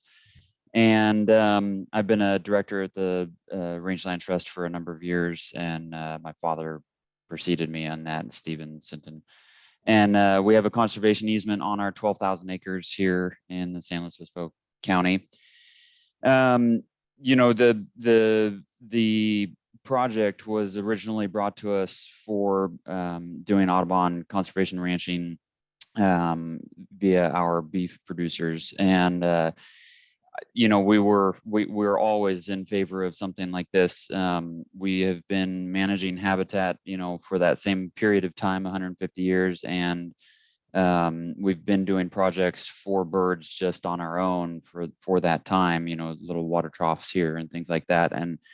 And what was so nice about being a part of this program was that the very first thing they did is they came in and did a bird survey, and they allowed us to be able to understand what birds are on our property. And it came through with one that nobody really knew was supposed to be there, and it actually was nesting there. And so for us to be able to create a new program around this, we would never be able to do this on our own. We just don't have the capacity nor the knowledge. And this program allowed them to come in, tell us what species are there, and now create a habitat management plan that we can adhere to be able to try to not only provide this habitat, but improve it for these animals. And so we're really excited about Audubon conservation ranching program, and we really are in favor of this. Great, thank you. Any other hands raised? There are no more raised hands. Great. Any other board member questions? We have a motion. I'll make a motion to approve. And I'll second. Great, we have a first and a second. Roll call vote. Director Bonham. Aye. Gail Miller. Aye. Eric Sklar. Aye. Lena Boakday. Aye. Damon Nagami. Aye. Fran Pavley. Aye. Catherine Phillips. Aye. Great, motion passes. Okay, that moves us on to item number 20. And I just want to ask Celeste, I think Catherine Moore, representing Senator Stern, joined on a while ago, and I forgot to mention that. So I just want to recognize Catherine Moore online. Thank you. So moving on to item number 20, the Lake Earl Wildlife Area Coastal Dune and Estuary Restoration Phase 2 project. Kurt will also present the project to the board today. Thank you, Kurt. Hello again. This proposal is to consider the allocation for a grant to the Friends of the Dunes for a cooperative project with the Tolowa Dune Stewards, California Department of Fish and Wildlife, California Department of Parks and Recreation, U.S. Fish and Wildlife Service, and Tolowa Dene Nation to continue restoration efforts on critical coastal habitat through the removal of non-native vegetation within the Lake Earl Wildlife Area in Del Norte County. Next slide, please. Along the coastline, approximately 12 miles south of the Oregon border, lies the Lake Earl Wildlife Area Tolowa Dune State Park Complex, named in part after the indigenous Tolowa Dene Nation. This is the largest estuarine coastal lagoon complex in the western United States. The area is recognized for its biodiversity, described by one researcher as one of the richest hotspots for biodiversity of both plants and animals along the entire West Coast. The lagoon is a prized recreational, waterfowl hunting, and birding area. Next slide.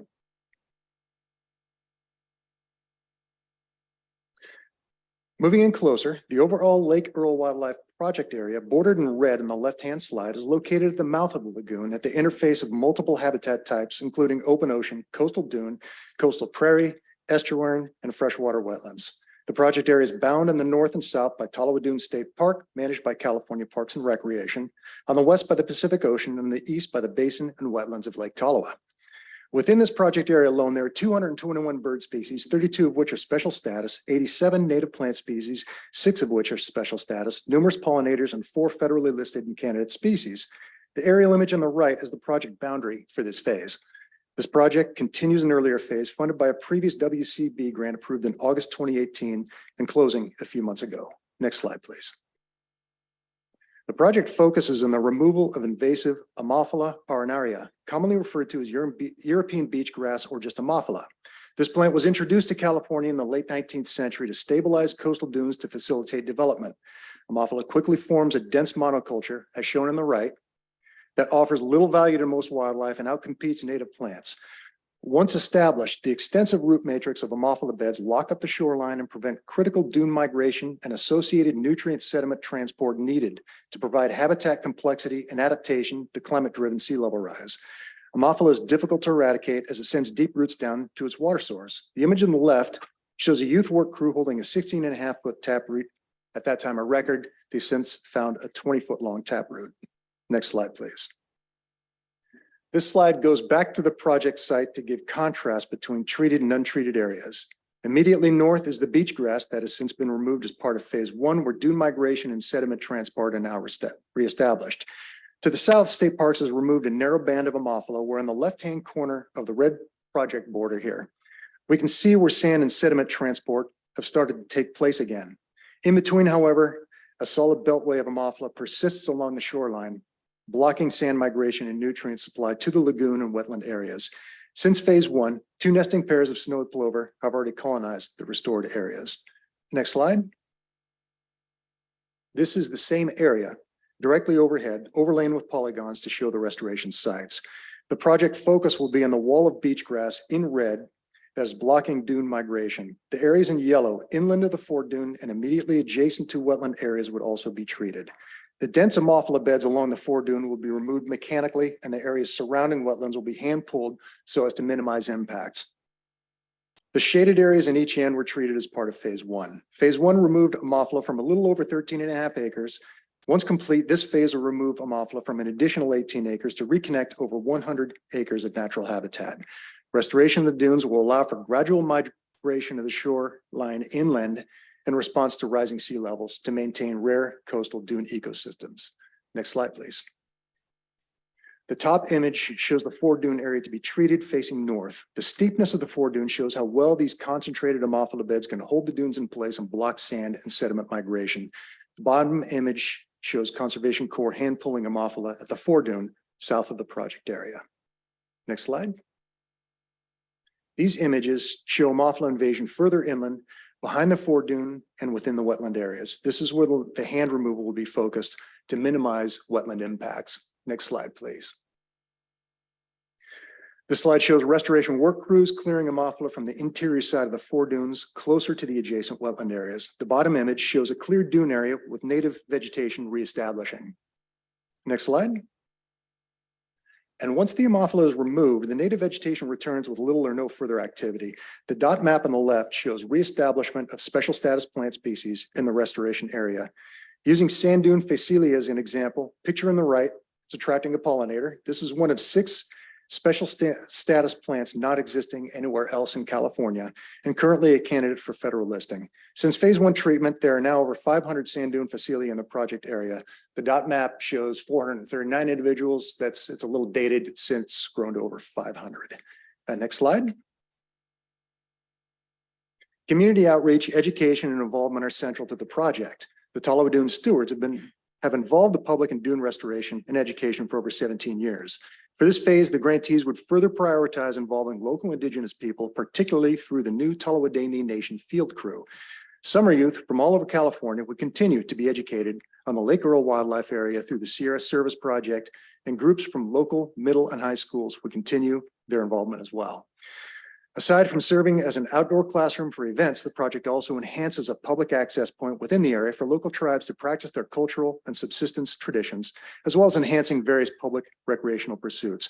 This multi-benefit project seeks to further the reestablishment of native plant and wildlife, increase habitat resilience to climate change, while providing valuable and lasting benefits to the surrounding community.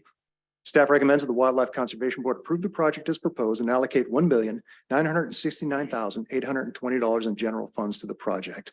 Joining us in person to address any questions are Sandra Jerebick, Executive Director for the Ottawa Dunes Stewards, Sean Fries, CDFW's Region 1 Lands and Wildlife Program Supervisor, and joining us remotely are Aaron Gates, Deputy Superintendent, North Coast Redwoods District, California State Parks, and Michael Sipra, Executive Director for the Friends of the Dunes. Thank you.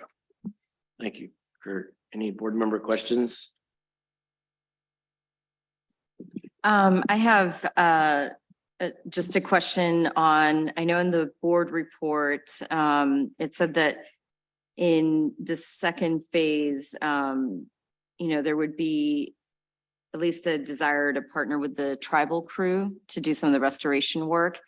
Was the tribal, the youth tribal crew part of phase 1, or this is like an expansion of the partnerships for the phase 2? I believe so. It wasn't phase 1, but phase 2 is going to expand. I'll let Sandra handle that. Hi, everybody. Hi. I'm Sandra Jerebick. I'm the Director of Ottawa Dunes Stewards. We are volunteer powered primarily, and this is our 20-year anniversary of volunteers removing invasives in Del Norte County. Woo! So to answer your question, I personally have been working with the Ottawa-Dene Nation for almost 30 years. They were part of phase 1.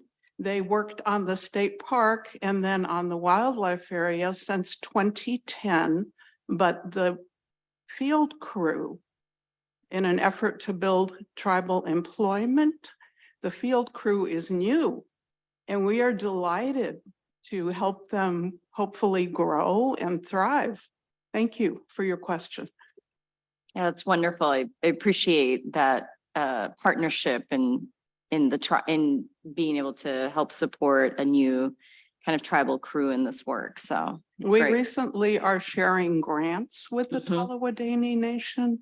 We are doing the fundraising and then sharing the grant because they are still building their capacity, or I should say rebuilding their capacity after being almost completely decimated. Thank you. Any other board member questions? Okay, we do have one speaker card on this, Jeff Reed with the Del Norte Waterfowlers. Jeff, are you online? Yes, good morning or afternoon, Madam Chair and members of the board. Thank you for the opportunity to speak regarding the grant request for dune restoration on the Lake Earl Wildlife Area Phase 2 and its related plans, permits, execution, and public impacts. My name is Jeff Reed, and I am commenting on behalf of the 131 members of the Del Norte Waterfowlers and follow up to our previously submitted 3 pages of comments and concerns regarding this grant request. I look at this proposal and the larger restoration project from 2 perspectives. From my perspective as a former certified project management professional, it's easy to see the valuable inclusion of many important stakeholders, but I see no inclusion of public recreation stakeholders occurring during project conception, discussion, and formulation prior to submission. And I see no mention of any planned inclusion after approval and before and during execution. Also from that perspective, I have some key project management components that I would hope to see would get addressed in a project that has a 25-year duration. And those management components might include a 25-year base schedule with the base schedule review and update frequency, a yearly schedule, a list of project milestones, a delineation of project annual deliverables, annual work accomplishment expectations and reporting, define project oversight by the department, and a list of barriers to success, which include, as the group well knows, weather impediments, water level impediments, work crew availability, and many of the unknowns in a project of this duration. As the spokesperson for the Del Norte waterfowlers, and in summary of our submitted comments, the related 2012 coastal dune permit, the related 2012 U.S. Fish and Wildlife Service technical assistance document, and the related 2012 dune restoration plan all allow for dune restoration work during the 250 days outside of the waterfowl season. In the past, restoration work has regularly taken place within that time frame. When looking at the total potential dune restoration area possible on the Lake Earl Wildlife Area and the adjacent state park lands, recreation work on or near legally huntable areas should have priority for work scheduling outside of hunting season. During the hunting season, work outside of the huntable area should have priority. Therefore, we recommend this preferred alternative from our perspective. The grant request be approved with the condition that no hunting closures will occur during the legal balance of state waterfowl season, and all current and historic hunting access and opportunity on or near the 2012 dune restoration project area and on or near Lake Tolowa at all levels during the legal balance of state waterfowl season will be retained for the duration of the grant. That would be the only alternative that supports the 2012 California Coastal Commission's determination that, quote, the proposed project would not restrict existing authorized uses of the subject site, end quote. This alternative also reaffirms the department's commitment for public access and use while balancing the overall needs for recreation and restoration. Additionally, this preferred alternative reaffirms the California Fish and Game Commission's policy that states the department shall emphasize programs that ensure and enhance hunting and fishing opportunities, and the department shall establish the goal of preventing loss of hunting and sport fishing opportunities. Thank you for your time today. Great, thank you. Next speaker up is Sean Fries. Sean, if you're, Good morning, board members. I'm Sean Fries, from Northern Region Wildlife and Lands Program. My program has oversight over Lake Earl Wildlife Area. Just here today to show our support for this project. It is immediately adjacent to state parks, who's also conducting the same work to increase biodiversity, increase endangered species on our habitat. And I just wanted to answer any questions related to any of the hunting closures that were just depicted. So the department has committed to public outreach in Del Norte County. We held a public outreach meeting in October, going over all of our state-owned lands in Del Norte County, including this project. The department is committed to do so on a yearly basis. We will continue to do that. We will continue to attend Del Norte County Fish and Game Advisory Committee meetings as invited. We'll be there in May. And regarding this closure is variable. Lake Earl ebbs and flows with tidal waters, also with inlet waters. So at 5.5 feet, this closure was 0.76 acres, a total of approximately 2,000 huntable acres throughout Lake Tolowa and Lake Earl. When it's at 8.5 feet, we're looking at a closure this year of approximately 75 acres out of about 5,000 acres. So the closure is small. It's very small. It's in a very specific spot. And we implemented this closure simply for safety of our restoration workers. And in addition to that, this closure is intermittent. We've worked with the Del Norte waterfowlers to have hunting access both in 2021, 2022 season, as well as this last season. And I'm committed to continue to do so, to have a balance of use for our public hunters, as well as the needs of restoration for our project. So with that, I'd take any questions. Thank you, Sean. Any other speakers? Any hands raised?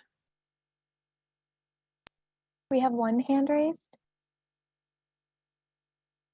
Aaron Gates.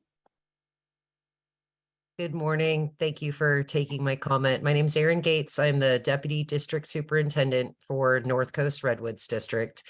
And I'm here on behalf of our District Superintendent, Victor Beliotz, just to show our support for this program and this project. Since 2010, California State Parks has restored 33 acres of upland dunes and wetlands adjacent to Lake Earl Wildlife Area addressed in this proposal. The success of the Lake Earl restoration and vice versa we can confirm that the eradication of this European beach grass on the Lake Earl Wildlife Area will be effective because this grass has been eradicated on the already restored state park acreage bordering the Lake Earl Wildlife Area. This eradication, along with the water features bordering the rest of the Lake Earl Wildlife Area project, will provide a beach grass-free buffer to safeguard your investment of conservation dollars.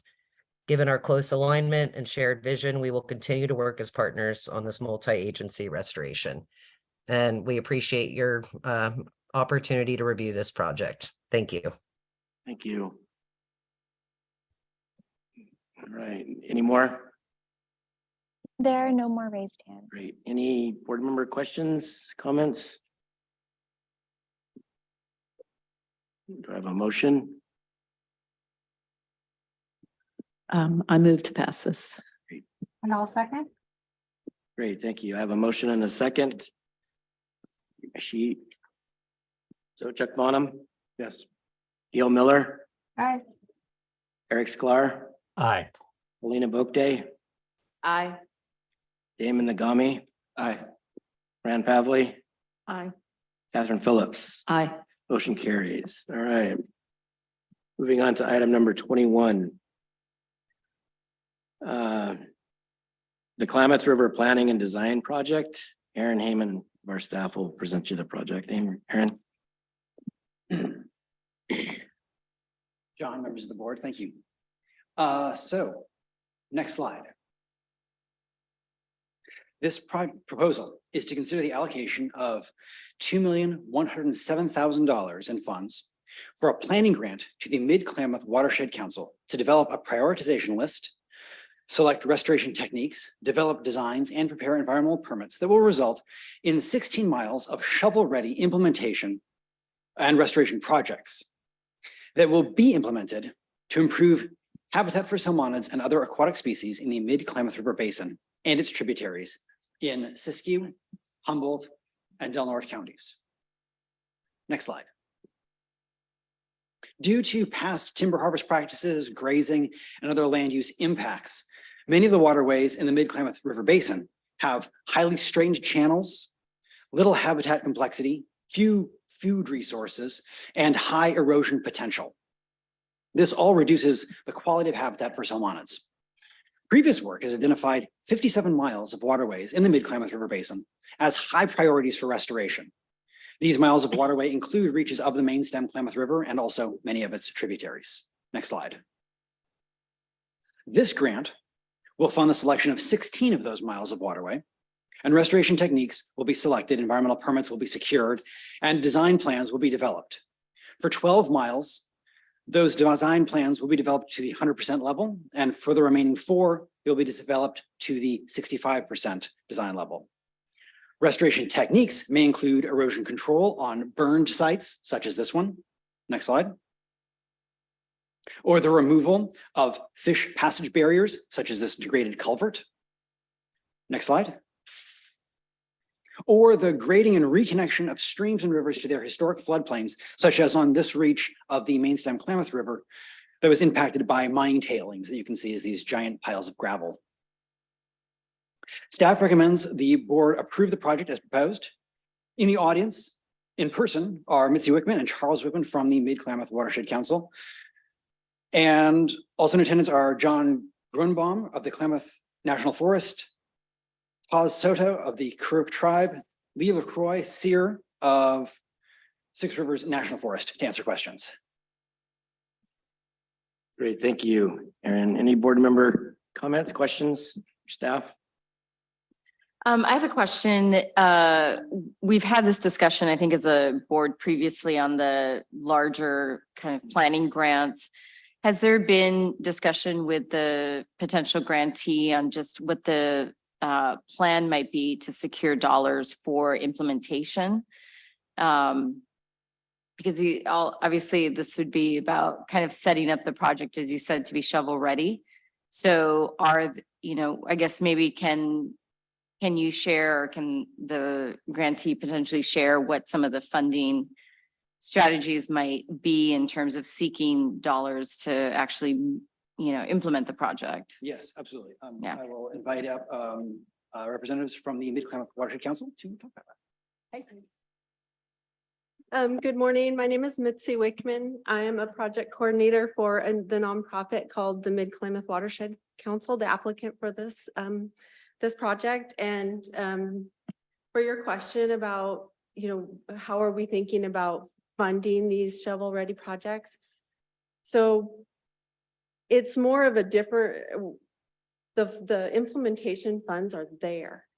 And so we've had, the Klamath Basin is getting $16 million a year for implementation projects through the U.S. Fish and Wildlife Service. So what's lacking is this planning, design, and particularly the environmental compliance component. So not only is it U.S. Fish and Wildlife Service who has these funds dedicated for implementation, but also the National Oceanic and Atmospheric Administration, they do.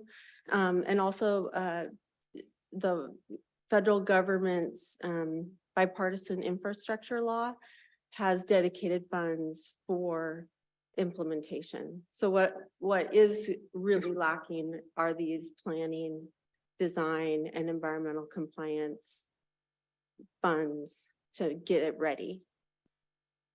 Great, thank you. Other questions?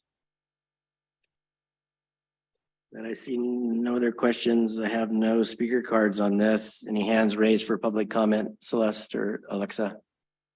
There are no raised hands. Great. So I'll make a motion to approve the project as proposed. all right, do I have a second? Second. I'll second. All right, so we have a motion and a second. Chuck Bonham, Yes. Gail Miller, Aye. Eric Sklar, Aye. Alina Bokde, Aye. Damon Nagami, Aye. Catherine Phillips, Aye. and Fran Pavlin. Great. Thank you. Motion passes. Thank you, Aaron. Okay, moving on to item, let's just check the clock here. We're going on a pretty good pace right now. And so it's noon, straight up noon right now. And what's the board's pleasure? Do you want to take a half an hour break or should we just push through? I'm willing to have- plow through. I'm happy to plow through, Mr. Chair. I actually have to be up. I'll have to leave at 12:30, unfortunately. Okay. So let's plow through while we. So we'll plow have through. Gail. Great. So that takes us to item number 22, the Montague Canal Lining Project. Aaron will also present the board this project. Aaron? Thank you very much. This proposal is to consider the allocation of $1,270,000 in funds for an implementation grant to the Montague Water Conservation District to line 1.19 miles of the Montague Main Canal with concrete over a geomembrane liner, which I'll discuss later. This will reduce water loss to ditch leakage and provide reliable water releases to the Shasta River for the benefits of salmonids and other aquatic species in Siskiyou County. Next slide. The Montague Main Canal is approximately 19 miles long and delivers water from the Shasta River to agricultural operations along the east side of the Shasta Valley. The canal is owned and operated by the Montague Water Conservation District, the applicant. The main canal was historically an irrigation ditch that was either open earth or partially lined. The volcanic soils over which the canal runs are highly porous. And in addition to that, the banks are unstable and prone to erosion. And both of these factors contribute to large volumes of the water that is diverted into the ditch, being lost to leakage. Next slide. Water leakage loss has been evaluated along the length of the main canal, and specific high loss reaches have been identified as high priorities for repair. These reaches have been divided into 7 sections. 3 of these sections have previously been lined, and this grant, if approved, would line a 4th section. Funding is being sought for the remaining 3 sections. Next slide. This grant will fund lining of, like I said, 1.19 miles or 6,250 feet of high loss canal. The water saved by lining this reach of the main canal has been calculated under a variety of water year types: very dry, dry, normal, wet, and very wet. And a schedule has been developed where the applicant will release specified amounts of water according to water year type, from the Winnell Dam on the Shasta River, which the applicant also operates. These water releases will range from 366 acre feet per year in very dry years to 1,320 acre feet in very wet years.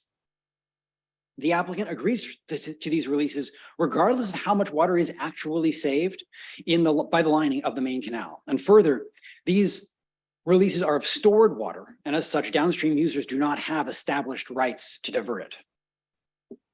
Additionally, water released from Winnell Dam will be cold.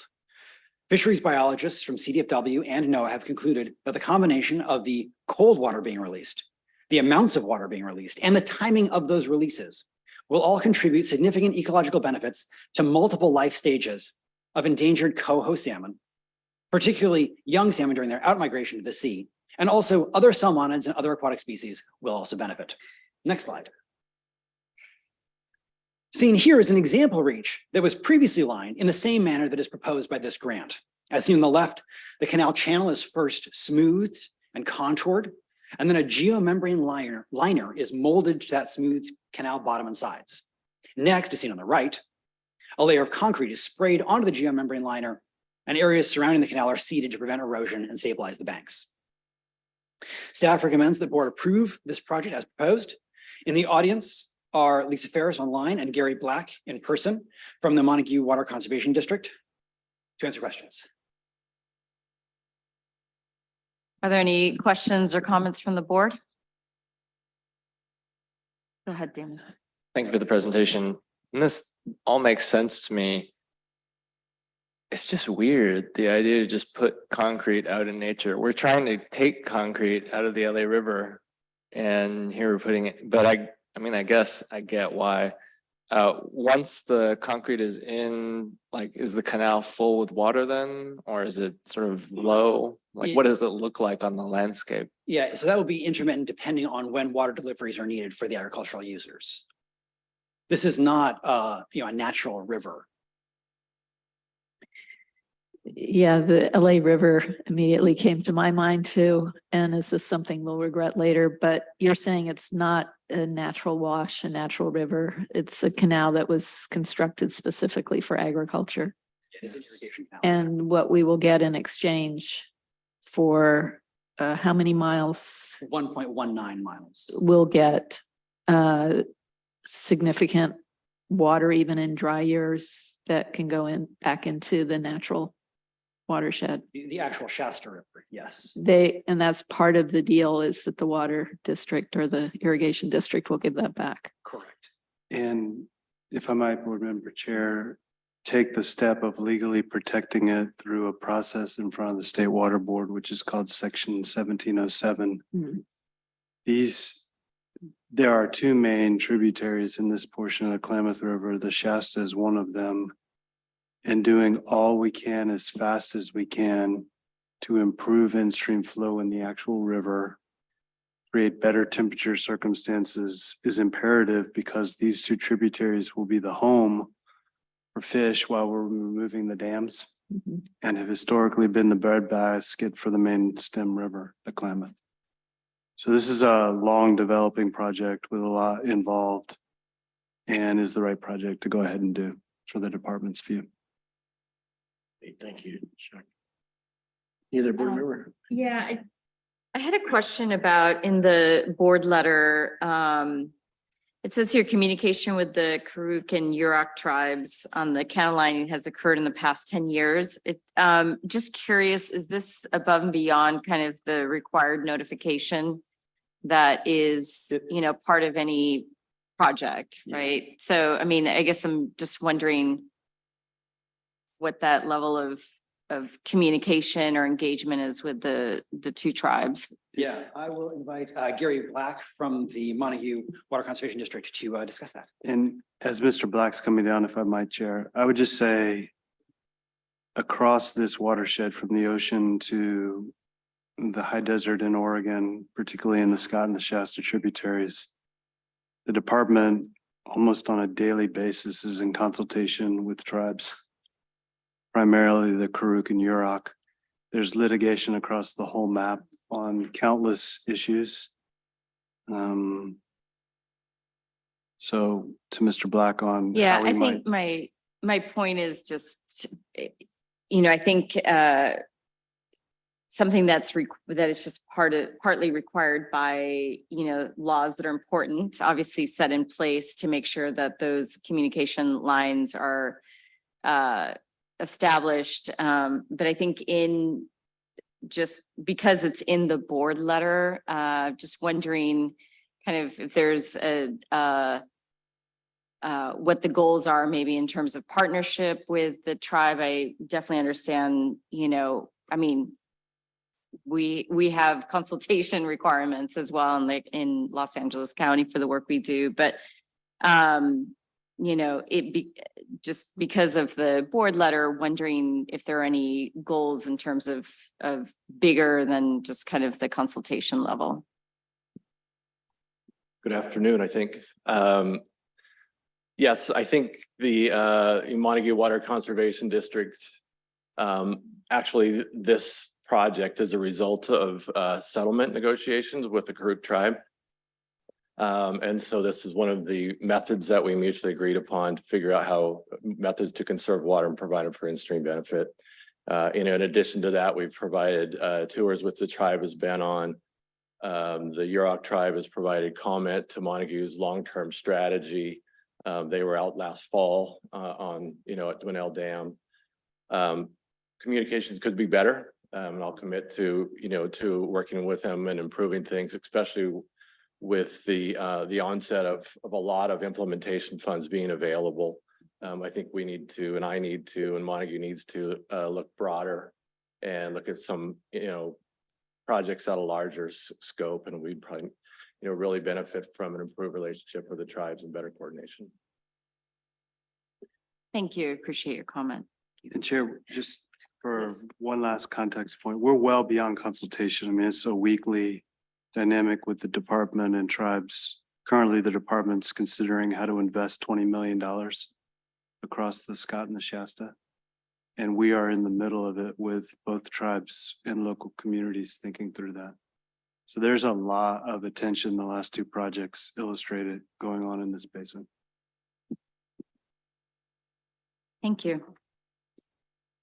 Thank you, Gary. Any other board member comments? All right, seeing none, I do have speaker cards for these projects.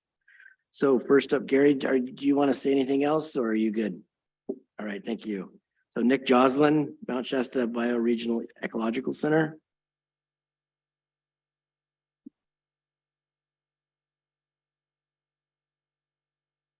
Do you see Nick on, Alexa? One second. You should be able to speak now. Okay, thank you. The Shasta River is facing extraordinary conditions due to drought. The drought, coupled with historic water use pattern that creates persistent low water conditions, have nearly wiped out cold water fish species. Restoration projects have targeted the Shasta River for decades, and one rancher estimates that $75 to $80 million have already been spent. The funding cannons are loaded with at least an additional $20 to $30 million, yet fish counts have continued to decline overall, with coho nearly extirpated from the lack of cold water and habitat that has been lost to cattle ranching. Additionally, since funding comes and goes, it is important that money be given to honest projects where proponents have provided scrupulously accurate information. When funding pools are large and project proposals are numerous, it can be difficult to verify information on proposals.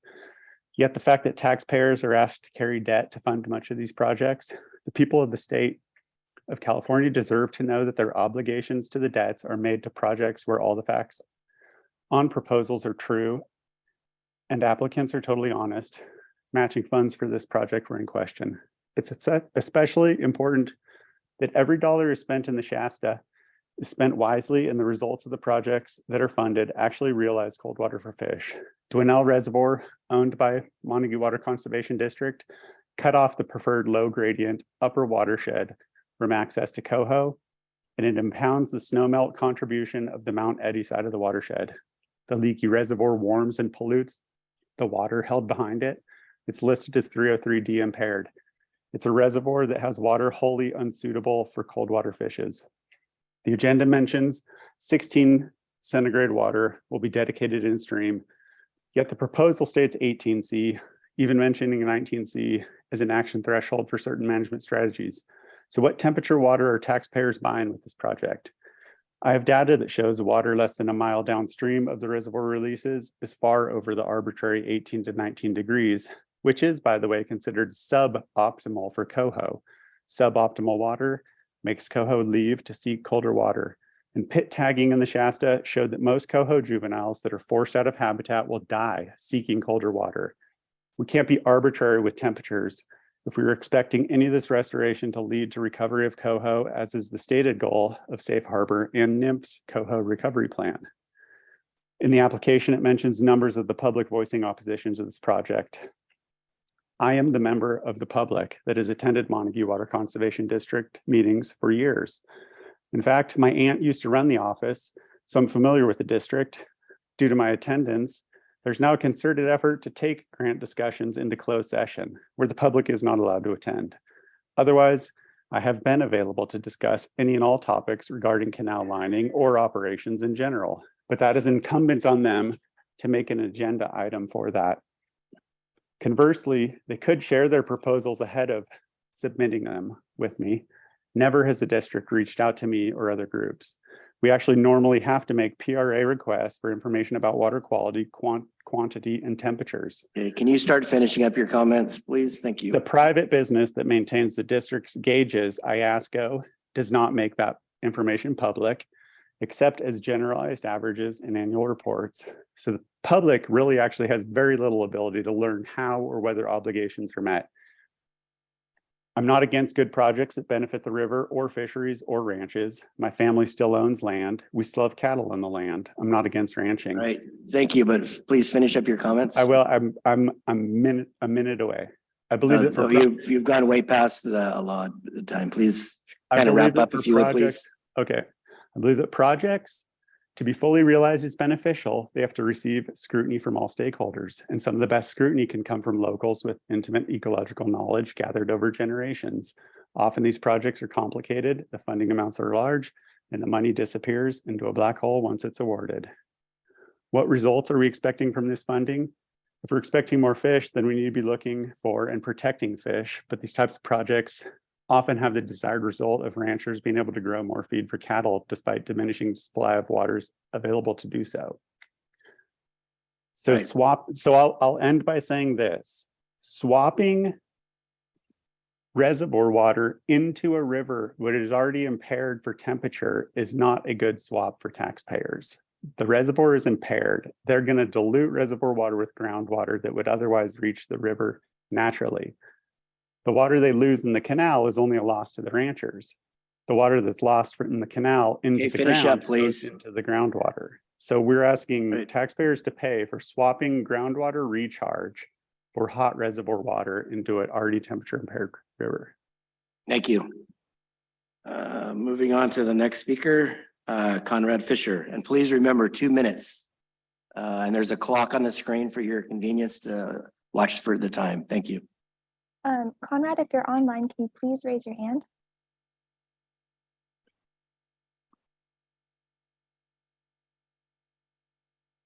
How's that? Can you hear me? Yes.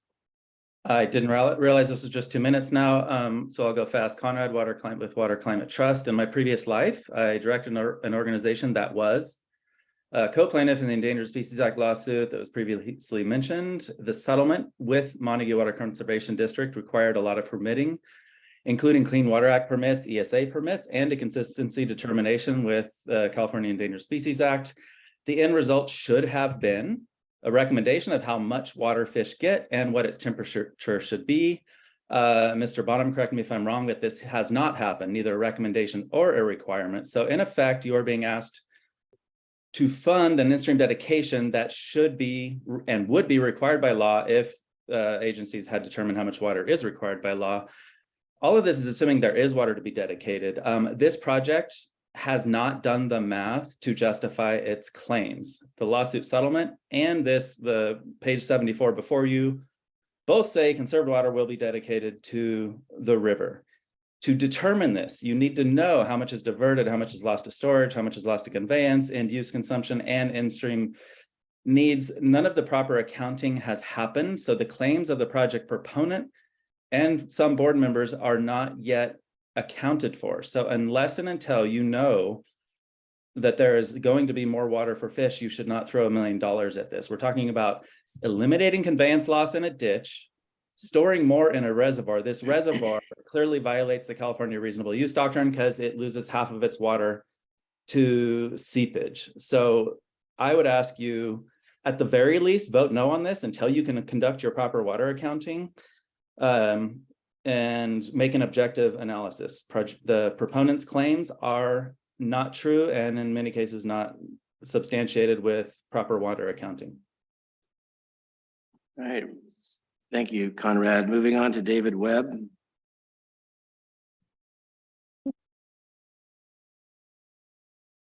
You should be able to speak now. All right, thank you. I'm David Webb, Friends of the Shasta River.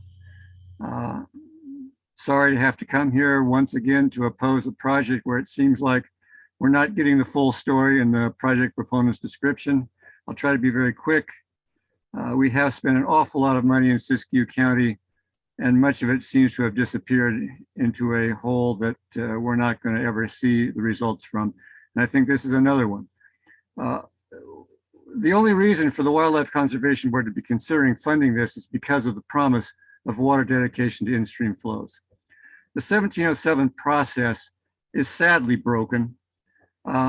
You really shouldn't be funding projects that promise a 1707 result when it is readily possible to do the 1707 analysis before you spend the money on the construction portion, which is the more expensive one. If we are going to fund a project such as this under a promise of dedicated water for in-stream flows, we need to do the 1707 investigation separately and standalone so that you, as the board members, know what you're paying for and not just a pig in a poke that you hope is a good fat pig, but might just be a bunch of rocks. In this case, they're promising you between 306 and 1,020 acre feet of water. 306 in a dry year when we really need it amounts to 0.83 cubic feet per second spread uniformly over the 6-month irrigation season. 1,020 cubic feet per, or 1,020 acre feet amounts to 2.82 cubic feet per second in a wet year when the water is far less desperately needed. And that assumes that the Water Resources Control Board will approve a project that appears to us to be clearly harmful of existing water users who have become dependent upon that 20 to 30 cubic foot per second of ditch leakage that has been occurring from the Montague Irrigation District ditch since the canal was made back in 1928. Can you please finish up your comments? Please, if you're going to consider this as potentially fundable, please fund only the portion to do a 1707 investigation and then make a rational decision based on what you're really going to get. Thank you very much. Great, thank you. Is there any other hands raised, Celeste or Alexa? We have 2 raised hands. The first would be Asil Donna. Hi there, can you hear me? Yes. Hi there, my name is Asil Jonah, and I'm here on behalf of NOAA Fisheries. I've worked in cooperation with Montague Water Conservation District on this conservation strategy, and so I'm here to voice support for this project. This conservation strategy has been negotiated through several different processes, as Gary Black mentioned, through a settlement agreement with the Creek Tribe, and most recently through a safe harbor agreement with NOAA in cooperation with the Department of Fish and Wildlife over a 10-year period. And the flow strategy released, basically the flow strategy stipulates releases that are going to be beneficial for fish, mostly in the spring when water quality in Dwell Reservoir is good and appropriate, and has been proven through many scientific studies that has actually been very beneficial to release this water to help the outmigration of juvenile salmon. There are many other elements that Montague is implementing to improve water quality, leaving their property. And this is a very important piece in order for them to conserve water and be able to manage and release that water to the Shasta for the benefit of fish. Thank you. Great, thank you. Next up, Next will be Michael Kobsa.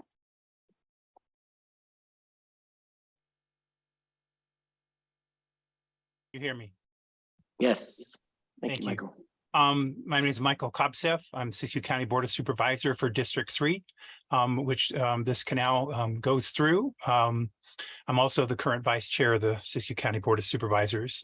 I think before you, you have a letter of support that our Flood Control and Water Conservation District provided on January 4th of 2022. Siskiyou County Board of Supervisors is in support of this project. Too many of the projects that have been on the books for decades, are still not funded for what we all are trying to do, and it's provide more water for fish. And as Director Bonham indicated earlier, that this project is something that the Department of California Fish and Wildlife supports. The county supports this as well. We don't believe this is piecemeal. We believe that this is part of a long-term strategy to get where we all want to be able to provide better water quality to fish. So I would encourage your board members to support this. Siskiyou County has been long-standing receiving criticism for not doing enough, and yet here we have a project that does great things, and we would hope that you would support this. Thank you. Great. Thank you, Supervisor Kopsa. Any other hands raised? There are no additional raised hands. Great. Any last? Whoop. All right, it looks like we do have, oh, they just put it down again. Great. All right. Any other board member comments or questions? I had asked staff earlier to talk to me about, and they did, about recharge and how that's affected. Can you address that? Yes, absolutely. So the idea here is that in a ditch in its current condition, such as Montague's, there is water leaking out of the ditch, and then potentially that water could drop into surface soil, and then subsurface soil and recharge groundwater. However, that does not seem to be the case with this particular ditch and this particular aquifer. The Shasta River aquifer system, it's very complex, and there are aquifers underneath the main canal, at least in certain areas. However, the aquifer in the eastern portion of Shasta Valley, which is underneath where the canal runs, seems to be quite stable. Over the past 3 years of drought, the eastern portion of the aquifers remained stable. During that same period, water has been released to the main canal less than 60 days over that entire 3-year period. And in fact, for the past 22 months, it has been completely inoperative. There's been no water. And yet during that period, again, the aquifer has remained stable. And so it seems unlikely that a case could be really made that ditch leakage contributes to the aquifer, or that its lack impacts that aquifer. Great, thanks. Any other questions, comments? I have a motion. I'll move approval. Sorry, Chuck. Great, thank you, Gail. And I'll second. Great. So I have a motion and a second. Director Bonham, Yes. Gail Miller, Aye. Eric Sklar, Aye. Elena Boakday, Aye. Damon Nagami, Aye. Fran Pavley, Aye. Catherine Phillips. You know, I'm not thrilled about this project. It's not one that I would automatically vote for, but listening to what Chuck had to say about the necessity of getting some water to the fish. And I am concerned about whether the water will be cold enough. So I'm anticipating that as we are spending our money, we're making sure that the water district follows through on its promise to make sure the water is cold enough, and that we're consulting with fisheries folks. So given that and seeing the nods, I will vote aye. Great, thank you. Motion passes. Thank you, Aaron. Thank you very much. I just want to second Catherine's comments about monitoring the temperature of the water as part of the project, so. Yeah. Okay. Great, moving on to item number 23, the Redwoods Rising Forest Restoration Project Phase 2. Scott McFarland will present the project. And I think he has support from Judah Grossman back in the audience. No, he's not here. So You can come right up here and do it. Scott. Good afternoon, board. This proposal is to consider the allocation for a grant to save the Redwoods League for a cooperative project with California Department of Parks and Recreation and the National Park Service to implement forest restoration treatments across 1,200 acres, removing 15 miles of roads and placing large woody debris to enhance fish habitat along 1 mile of stream in Redwood National and State Parks, situated in Humboldt and Del Norte County. In the location map, you can see the project area in red, which is comprised of the 2 work areas. The topmost insert map on the left shows the Greater Mill Creek work site, which is 6 miles east of Crescent City and Del Norte County. The second insert map shows the Great Prairie Creek work site, which is 4 miles north of Oric in Humboldt County. Redwood National and State Park is a World Heritage Site and a recreational destination for hundreds of thousands of annual visitors. The parks are home to 45% of the remaining protected old growth coast redwoods, including the world's tallest trees. Since 1978, California State Parks and the National Park Service have acquired approximately 72,000 acres of forest land from timber companies. Most of these lands were clear-cut logged before they became part of the parks and crisscrossed with hundreds of miles of poorly designed and constructed logging roads that fill during winter. Next slide, please. Today, those North Coast forests are largely comprised of second growth redwoods and Doug fir, spruce, alder that were seeded at extremely high densities in anticipation of future logging activities. As a result, these forests are now hugely overgrown, forcing trees to compete for limited canopy space and grow in dense fire-prone stands. Next slide, please. In 2018, Save the Redwoods League, California State Parks, and the National Park Service launched the Redwoods Rising project, an innovative multi-jurisdictional collaboration working to greatly accelerate redwood forest restoration across 70,000 acres of second growth coast redwood forest and help protect the remaining old growth groves. It is a landscape scale approach to forest restoration through integrated interventions that accelerate the development of old growth forest conditions. Benefits of this work include improving the forest's ability to sequester carbon, enhancing habitat and migration corridors for terrestrial, aquatic, and avian species, reducing the risk of catastrophic fire, and supporting local economies. On the slide here, you can see on the left side is the dense forest untreated. On the right-hand side is post-treatment. Next slide, please. This grant will fund the removal of an abandoned and eroding legacy roads, restore second growth forest, and enhance Mill Creek, West Branch Mill Creek by installing large wood and support of long-term monitoring efforts.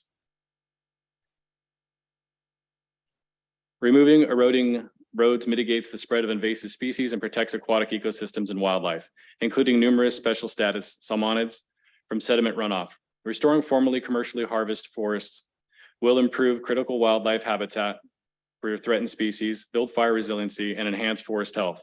Installed large wood debris will restore low velocity flows that are critical for juvenile salmonids survival and which restore natural hydraulical processes that will create important habitat need for the long-term recovery and success of aquatic species in Mill Creek. Next slide, please. And this photo shows a road on the left-hand side that was recently restored. On the right-hand side, you can see a road that was restored several years earlier and how it's coming back to a natural state. Staff recommend, let's go next slide. Staff recommends the project approved as proposed. I'm happy to answer any questions you might have. And we have a couple of representatives from the League to Save the Redwoods. Mitchell Hayes, he's partnership manager, and Suzanne Moss, director of public and institutional funding. Great, thank you, Scott. Any board member questions? Can you speak to what the non-WCB funds, what the source of funding is for that? On the table, you've got 2.6 million. Hello. First of all, thank you for the opportunity for being here today. Incredibly grateful for WCB board staff's past support of this project and the current consideration. To answer your question directly, Madam Chairman, we have funds right now through MPS Centennial Challenge Grant, and also we're on our second round of CAL FIRE GGRF funds. Great, thank you. Thank you. Any other questions, Damon? Thank you. Thanks for the presentation and the project. It's a lot of money for restoration, 9 million. Like, what specifically are the tasks? And also, for when the thinning of the forest happens, like what happens to the wood that's harvested? Yes, thank you for that question, Damon. And to put it into context of the first award, which was about $1.5 million, our primary treatments were lop and scatter. For any board member not familiar with that, lop and scatter is where you just leave the biomass behind. As we move forward into the development and the evolution of Redwoods Rising, really our primary treatment is going to be biomass removal. And this is much more expensive than lop and scatter. Additionally, and something that part of the project doesn't get talked about enough is the road removal. Road removal is extremely important and the most expensive part of the project. And we foresee road removal costs to increase over the year. To put a little financial context to that, 1 mile of road removal can range between $200,000 and $380,000 cost per mile. Additionally, the high point I talked about earlier, lop and scatter and biomass removal. Lop and scatter is about 2,000 per acre, while biomass is 7,000 per acre. And what happens to the biomass when it's harvested? Oh, yes, thank you. So yes, when the biomass is harvested, it goes back to the mill, and all the funds we get from the biomass goes directly back into the project. So it's just another sustainable funding source, because I'll remind the board, this is a 20-year project and we're on year 5 right now. Okay, thank you. Mitchell, just real quick on the clarification of the funding. So the non-WCB funds from the challenge grant and then CAL FIRE funding, is that secured or are you still waiting to hear on that? Great, thank you. Any other board member questions? Seeing none, I have no speaker cards on this. Is there any hands raised, Celeste, for item number 23, the Redwoods Rising Forest Restoration Project? We have one hand raised. Patricia McPherson.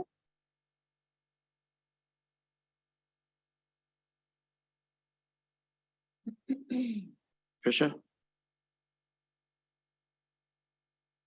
Patricia, you should be able to unmute yourself now.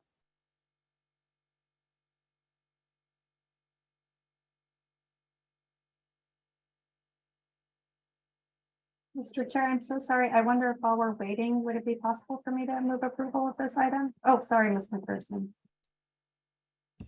I'm sorry, I did not understand that. Can you? I'm sorry, can you hear me? Yes.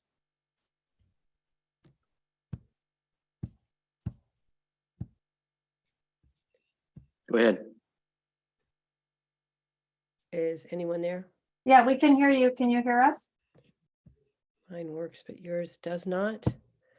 Sorry, if you can hear me, I was wishing to speak on the previous item, so thank you, but no, thank you. Great. Thank you. May I move approval of this item, please, Mr. Chair? I'm not understanding. Can you repeat that? I'm moving approval. Oh, thank you, Gail. Yeah. Right, I didn't recognize you. Yeah, thank you. So we have a motion from Gail Miller. Do I have a second? All right, so we have a second. So Director Bonham? Yes. Gail Miller? Yes. Eric Sklar? Aye. Melina Bookday? Aye. Damon Nagami, Aye. Fran Pavley, Aye. Catherine Phillips. Aye. Motion passes. Thank you.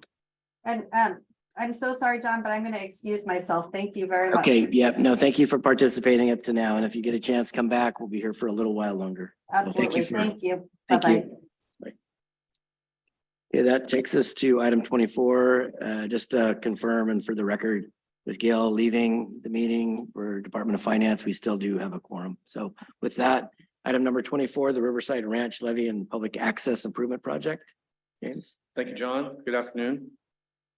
This proposal is to consider the allocation to a grant to the Humboldt County Resource Conservation District for a cooperative project with the California Department of Fish and Wildlife to complete flood control and public access improvements at the California Department of Fish and Wildlife's Eel River Wildlife Area. The project area unit is known as Riverside Ranch and is located 2.5 miles northwest of the town of Ferndale in Humboldt County. No public access currently exists at the project area. In 2007, the Riverside Ranch parcel was purchased by the Wildlife Conservation Board in partnership with the United States Fish and Wildlife Service and the State Coastal Conservancy. In 2013, Humboldt RCD completed a 300-acre tidal estuary restoration project on Riverside Ranch. Next slide, please. Restoring habitat for coho, chinook, steelhead, tidewater goby, and avian species such as Aleutian geese. Next slide, please. There we go. Brant geese, egrets, and plovers as well. This photo was taken in October of 2022 and shows the setback levee on the left along the fence line and the ranch land on the right. Next slide, please. The project constructed a 2-mile setback levee that protected surrounding agricultural lands from tidal inundation while restoring 300 acres of tidal estuary. Annual monitoring has demonstrated that the restored tidal salt marsh is meeting established success criteria. Vegetative species have colonized the marsh and are providing a source of native seed collection for area restoration projects. The project area has had significant environmental value reestablished across the area. Next slide, please. In 2016, adjacent agricultural landowners expressed concerns that the 2-mile setback levee was adversely affecting their properties. Eel River flood water flow was occurring at higher velocities within the vicinity of the berm, leading to increased erosion. Surface water impoundment surrounding the berm was lasting longer and draining slower during and after major flood events compared to before the berm was constructed. During flood or large rain events, the pastures in these areas are either underwater or so oversaturated that pasture grass becomes degraded. Not only does that affect forage for cattle, but it also degrades short grass habitat that Aleutian geese rely on for foraging. What you're seeing on this slide here is actually the view is upside down compared to the last slide. You can see the berm kind of snaking through the middle of the picture there in green. The agricultural lands on the kind of the bottom left, you can show significant flooding on those lands with the tidal estuary and the upper right-hand side of the picture. Hydraulic studies were performed from 2017 through 2019, and with funding from WCB in 2020, a hydraulic and alternatives analysis was completed that built upon those previous studies. The alternatives analysis modeled various flood events and determined that large flood events were impacting surrounding landscape and the drainage of these lands could be significantly improved. The focus of this project is to implement those improvements, including lowering the elevation of 2 sections of the setback levee by approximately 3 feet to allow flood flow to overtop from the agricultural side of the setback levee to the restored estuary. Installing 2 new 60-inch diameter gated culverts to improve drainage, and regrading an associated drainage ditch running adjacent to the setback levee to allow for increased surface water storage. The modification of the Riverside Ranch setback levee will provide significant hydrologic improvement across the 500 acres of working land surrounding the levee. Next slide, please. The project will also implement public access improvements, including creating a parking area and turnaround with accommodation for a standard size school bus. A non-motorized boat loading area and put-in will be created for the public to use the Salt River Channel, slough channels, and larger Eel River estuary. The existing levee will have an ADA compliant 4-mile out and back foot trail constructed with lookout areas along with benches and picnic tables. Interpretive signage will be created with CDFW staff and the local Wiyot and Bear River Band of Ronerville Rancheria tribes to include bilingual language and content narrative. Public access opportunities created through the project will include hiking, non-motorized boating, wildlife viewing, hunting, and access to 300 acres of a restored wetland in the lower Eel River estuary. Staff recommends that the Wildlife Conservation Board approve this project as proposed.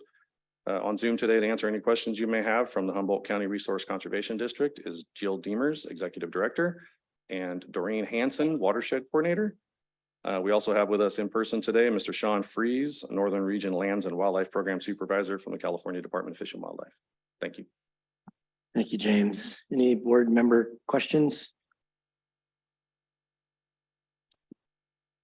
Go ahead. I was just gonna say, you know, I'm gonna vote for this, but it's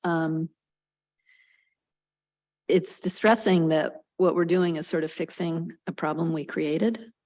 And I don't know what the lessons learned are, but I hope y'all are looking at that so that going forward, when we do these levee projects, we're not caught the same way. And I kind of feel for the ranchers who have had to deal with the soggy land for longer than they've wanted.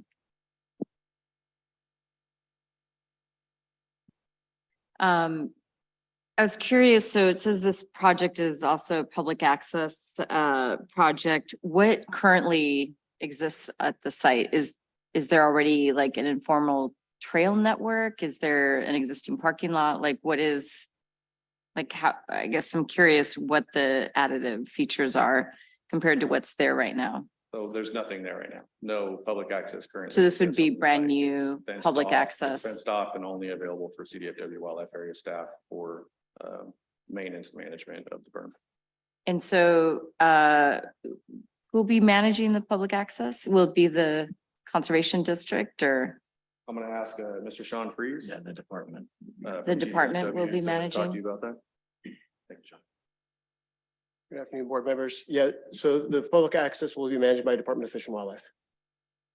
Were there any public meetings developed or conducted, sorry, to develop the plan for the public access? Yes, we're currently working with the landowners through the Resource Conservation District. We've had multiple meetings on site, also within the Humboldt Resource Conservation District board meetings. And we will be working with the adjacent landowners to finalize the public access plan.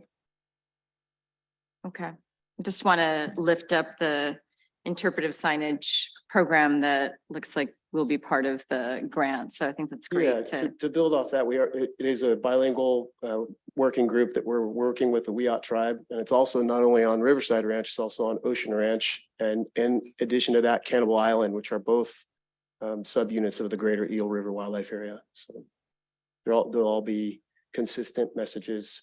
And we're still working on the fine details, but it's going to be a pretty cool component. Okay. Great, thank you. Any other questions? They do have one speaker card. It's from Kathy Phillips. And she actually wrote her comment here on the speaker card. And she's welcome to speak, but I'll just read real quick. She said, her name's Kathy Phillips, and I'm an adjacent landowner to the Riverside Ranch. I'd like to keep this short and sweet as I see your agenda looks full.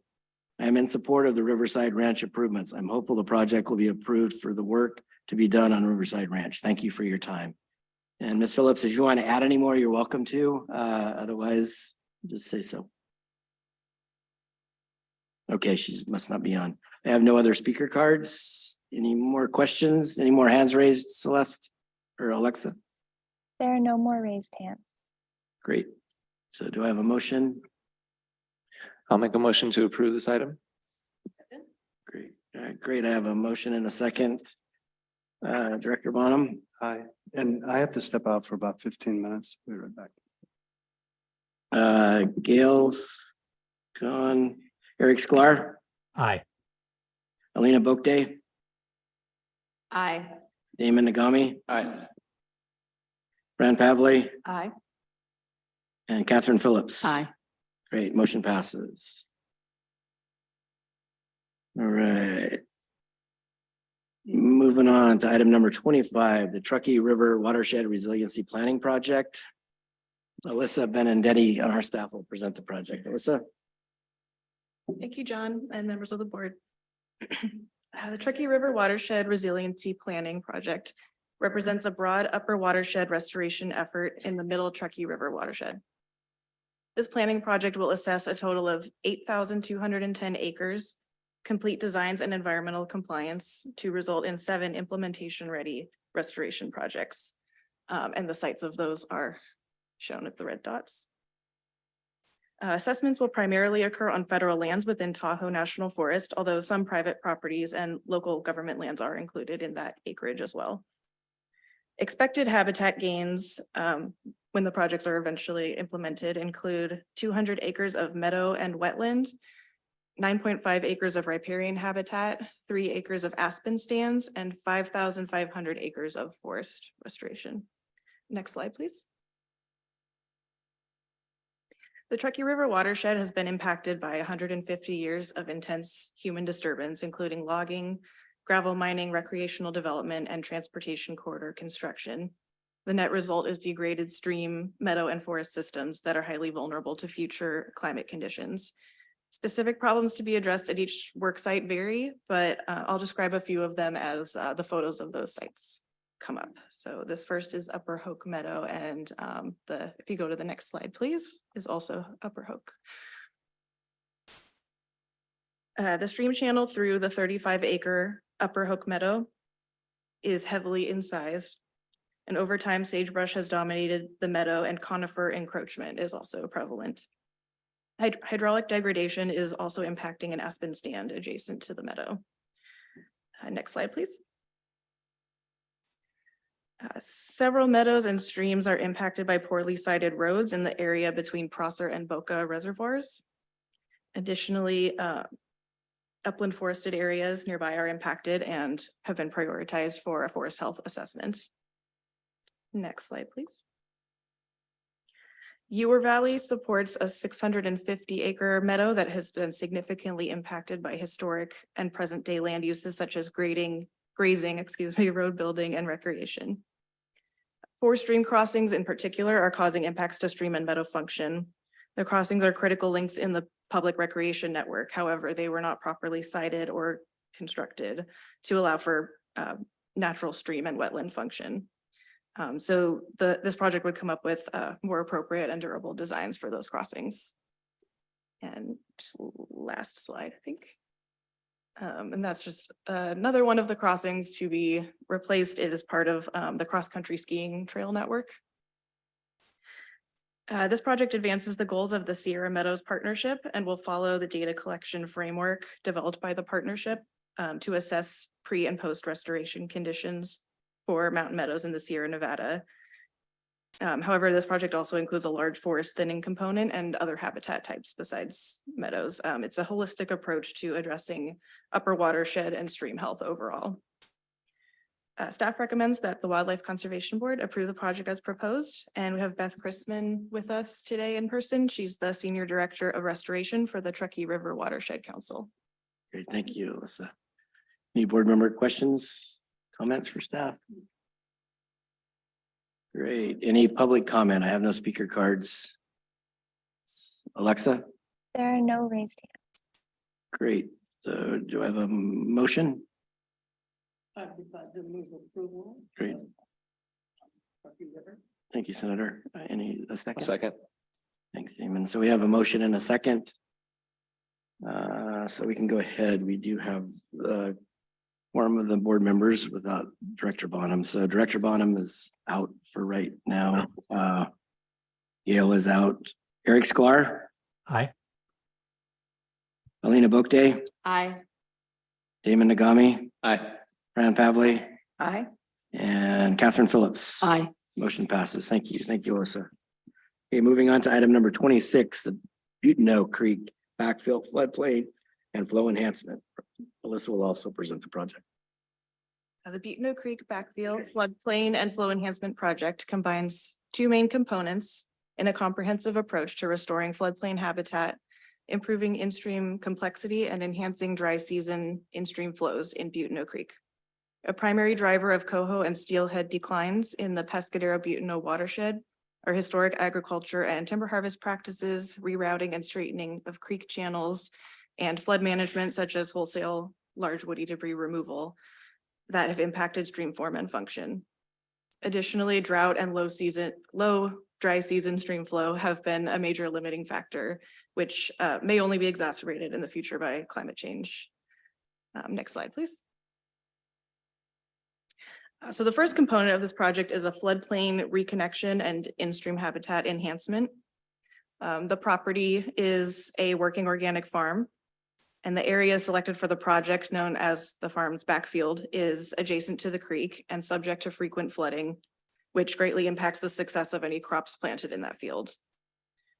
The channel here is incised and disconnected from its historic floodplain. A 4.2 acres stage 0 inset floodplain will be excavated, lowering the floodplain surface by several feet, which will allow for inundation 2.5 times more frequently than the constrained channel currently allows for. Additionally, the project design includes placement of 15 to 20 habitat structures within the newly created floodplain surface and Butno Creek channel. The restructured channel will have more capacity to handle high flow events and will offer low velocity aquatic habitat for juvenile coho salmon and steelhead. And this project will benefit both the habitat and the farmer, because although part of the field is being given up to construct the wetland, what remains will no longer be flooded and will be farmable for them. Next slide, please. The second component is an off-channel irrigation pond that will support a storage and forbearance approach to enhancing dry season stream flows. The RCD has are partnered with many landowners in the area already. They have a lot of experience putting in these ponds and running this forbearance program through their Water for Fish, Farms, Fish and People program. And the WCB has contributed to a few of these projects in the past. The property has an existing pond that is aging and overgrown. This will be repaired and expanded from the current 3.6 acre feet size to 14 acre feet. And an appropriative water right and 1707 dedication will allow the farmer to divert water to storage during winter for use in the summer, rather than taking water from the creek under dry conditions. Stream flow will increase significantly over the baseline during the driest summer months of August through September. And a forbearance agreement will establish this new diversion and forbearance schedule. And we'll be recognizing a protected bypass flow of 2 CFS. Next slide, please. So together, these two components have been designed to achieve the project goals, which are improve Butno Creek's resiliency to prolonged periods of drought, improve habitat complexity in the channel for steelhead and coho salmon, California red-legged frogs, San Francisco garter snake, western pond turtle, and riparian nesting birds, restore a more natural sediment transport dynamics, and provide a secure water supply for the landowner and tenant farmer while protecting summer stream flows. Staff recommends Wildlife Conservation Board approve the project as proposed, and Jared Fisher, Senior Project Manager with San Mateo RCD, is here to answer any questions. Thank you, Alyssa. Any questions from board members? Damon? Thank you for the presentation. In the staff report, it mentions that Pescadero is not a disadvantaged community, but a subset of the community. Might qualify for that, and is actually the area that's most impacted by the flooding. Where did that information come from? Was that from the RCD, or did you all as staff figure that out, or? That was from the RCD from a report. I forget what the source of that report was. Okay. So it's interesting as we're talking through the DAC and SDAC criteria, that this wouldn't have shown up by just looking at DACs or SDACs. So we should think about that situation because we're gonna have that conversation later about criteria for DAC and SDAC weighted projects. Not sure what to do with that. Yeah. Does the district want to respond? Yeah. Good afternoon, Jared Fisher, Senior Program Manager. So that information was gathered from San Mateo County. They conducted gathered census data on the greater Pescadero area. It found that there was actually a disadvantaged community in Pescadero. However, that information has been outdated and it's expensive to run those surveys again. So while we think that there is that community still there, we can't claim it under the definition of DAC for, our purposes. But yes, the water that is moving through the system does end up in Pescadero.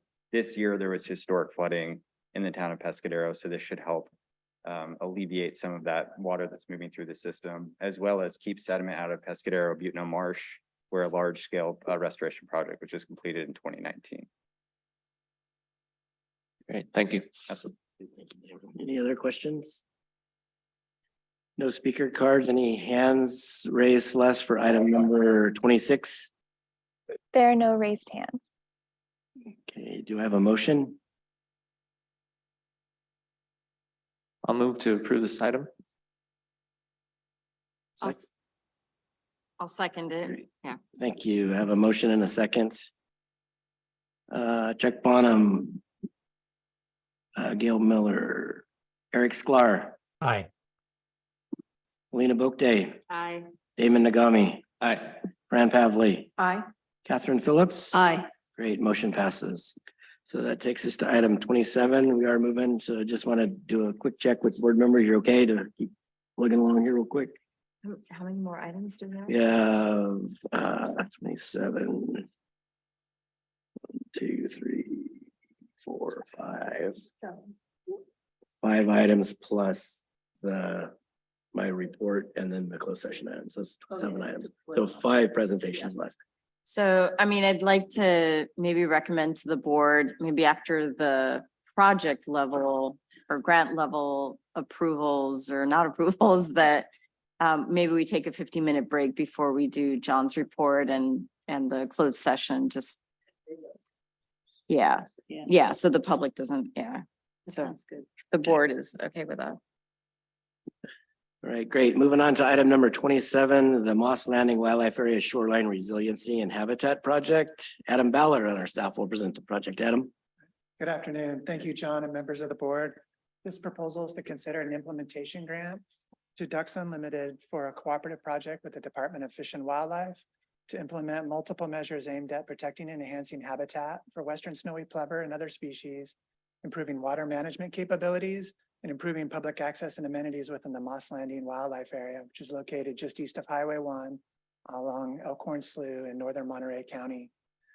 The wildlife area shown here on the inset in the lower right is approximately 872 acres owned and managed by the department for fish and wildlife habitat and for wildlife-oriented recreational uses. Next slide, please.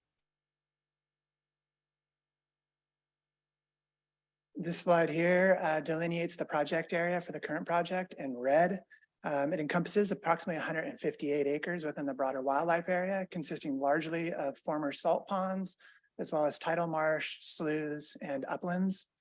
The board has a long history at this site, dating back to the original acquisition in 1984, followed by subsequent acquisitions that got us to where we are today in terms of the wildlife area's current configuration.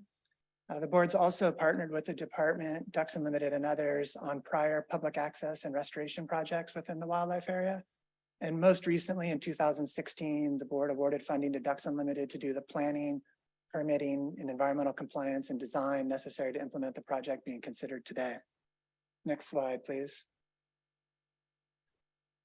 The former salt ponds located within the wildlife area provide habitat for a really diverse array of species, but particularly important habitat to the Monterey Bay region breeding population of the western snowy plover.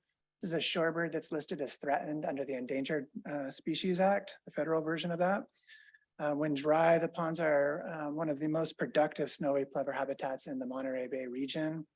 They provide low disturbance nesting habitat throughout the breeding season, with the unique advantage of being protected from high tide events. And in years such as this, and where we've got extreme weather and storm events that result in severe beach erosion, these ponds serve as one of the few early season nesting locations available to the plovers.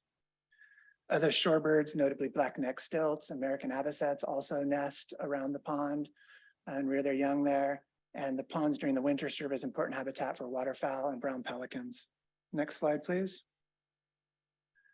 The wildlife area also provides limited public access where interpretive signs, a levee trail, Raised viewing platforms are available for public use.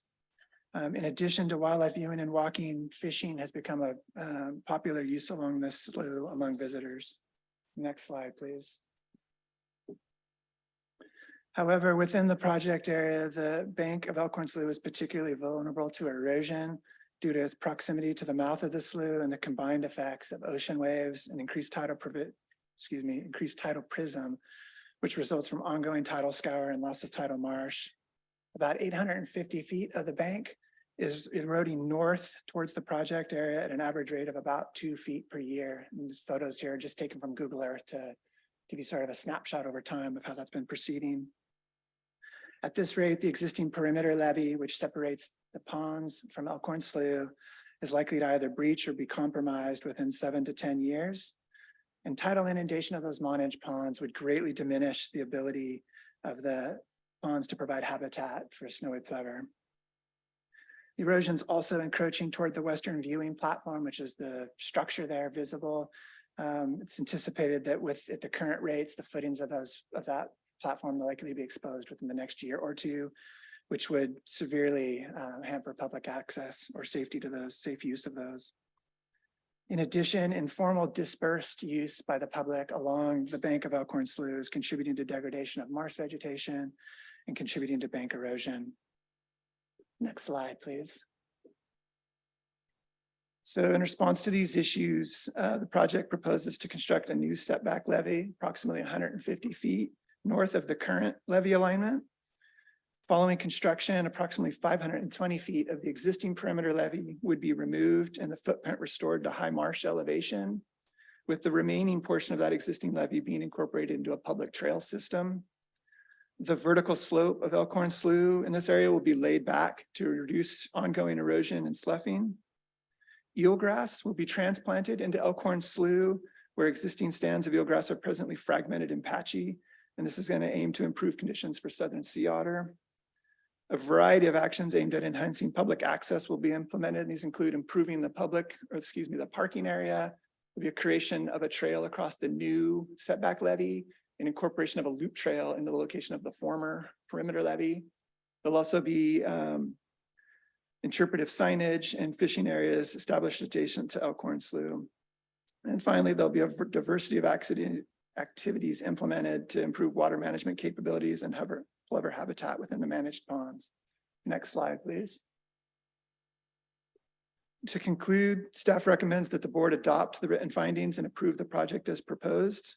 Members of the project team participating in the meeting today and available to assist with any questions are Renee Spence, regional biologist, and Kate Freeman, biologist with Ducks Unlimited, and Dave Hacker, senior environmental scientist, and Jeff Can, environmental scientist with the department's central region, are participating remotely. Thank you. Thank you, Adam. Any questions from board members? Just a question on, so you do state in the report that the enhanced public recreational opportunities are located about less than a mile from a disadvantaged community. Is there, are there any current programs where there's, like programs with school kids or others to be able to bring them on site to go fishing, or are there any organized programs that would reach into the disadvantaged community area? Or is this more of a passive access proposal? There's certainly passive access. Let me look to the project team to see if we can get some additional insights about the plan for future opportunities in that regard.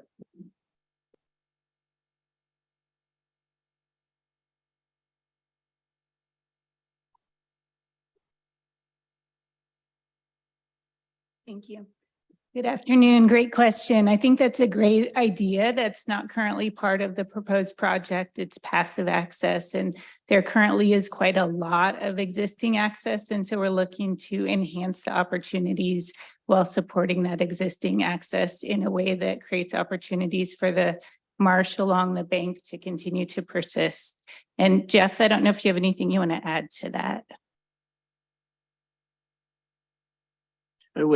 I'll add a little bit. I mean, the department owns and manages the Moss Landing Wildlife Area, but it's adjacent to the Elkhorn Slough Ecological Reserve. And the ecological reserve is really an important ecological biodiversity area down there. And the ecological reserve, you can go back to the map that should show on the map, and you can show the relation to that. I know the area manager, Dave Felice, at the ecological reserve, anyway, hosts a number of students and developed public access programs out there for kids and school kids. So, pardon? Lower right. Yes. Yeah, so you can see the relationship of Elkhorn Slough to the Moss Landing Wildlife Area, which is just across the slough. But there's numerous public access opportunities afforded for both areas. But I know the department actively engages the locals. I know they engage the local school children. And in a also the department WCB actually funded a amphitheater. I think last year or the year before, to actually engage more youth and more people out in that particular area. So I would add that is likely to expand because the Elkhorn Slough Foundation is going to take a more direct management role at the wildlife area over time. And so while it's not part of the proposed action, I would anticipate that would move forward. Yeah. Thank you. All right, any other board member questions? I'd be glad to move approval. I visited this site many times over the years, and I would think with Elkhorn Slough, I think it was partially funded by the Packard Foundation and things. I would be surprised if there isn't a program where they bring people in. Of course, Watsonville's largely a disadvantaged community, but I know the Monterey Bay Aquarium and the Packard Foundation really do amazing outreach and paying for school field trips into these kinds of locations. And if they haven't yet on this, I would be surprised because this is a well-used facility. Yes, from around the area, and it's easy driving distance for many, many people to enjoy from all different backgrounds. And the reserve itself also has a federal designation as well, the Elkhorn Slough National, I forget what the wording is, but it's also has federal nexus to the public access and biodiversity. Yeah. Director Donnelly, I just had one follow-up question out of curiosity.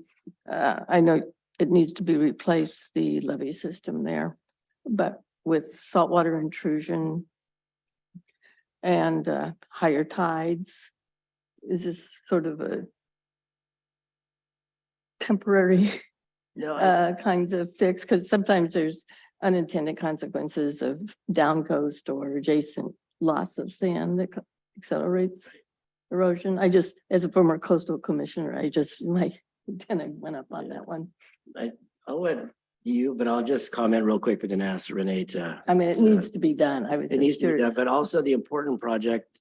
I mean, this particular project is important for that reason because of sand loss and actually the habitat for the nesting plovers out there. And this is going to actually enhance that. And they actually will be nesting on the adjacent on the other side of the levee. And so the levee should provide not perpetual protection of everything over time, but a significant long-term protection of what the goals of the project are. And I don't know if Renee wants to add any more to that. Yeah, I mean, I think all of our coastal habitats are threatened by sea level rise to varying degrees, and that's a very real concern. And so, I think this project is anticipated to improve the habitat for plovers for the next 80 years. Of course, the projections could get worse and that timeline could be a little bit shorter. We did during the design phase evaluate a couple of different options, which included just armoring the bank with some articulated mat. This was the preferred option throughout that system for creating more resilience to the system and also protecting the plover habitat for the next, hopefully 80 years. And is there an actual raise in sea level that you guys evaluated during the project? I don't have those numbers off the top of my head. We did use the basically high scenario from the OPC report, but I could look back and see exactly what those numbers were. It's basically the current standard for sea level rise. Thank you. Any other questions? Any public comment? 2 hands raised. 2 hands raised? Yes. Okay, The please. first is Patricia McPherson.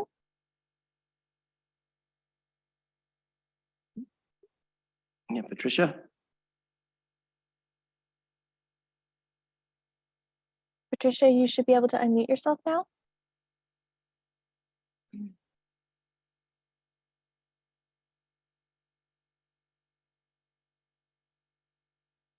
All right, well, let's move on to the next and let her try to work that out, please.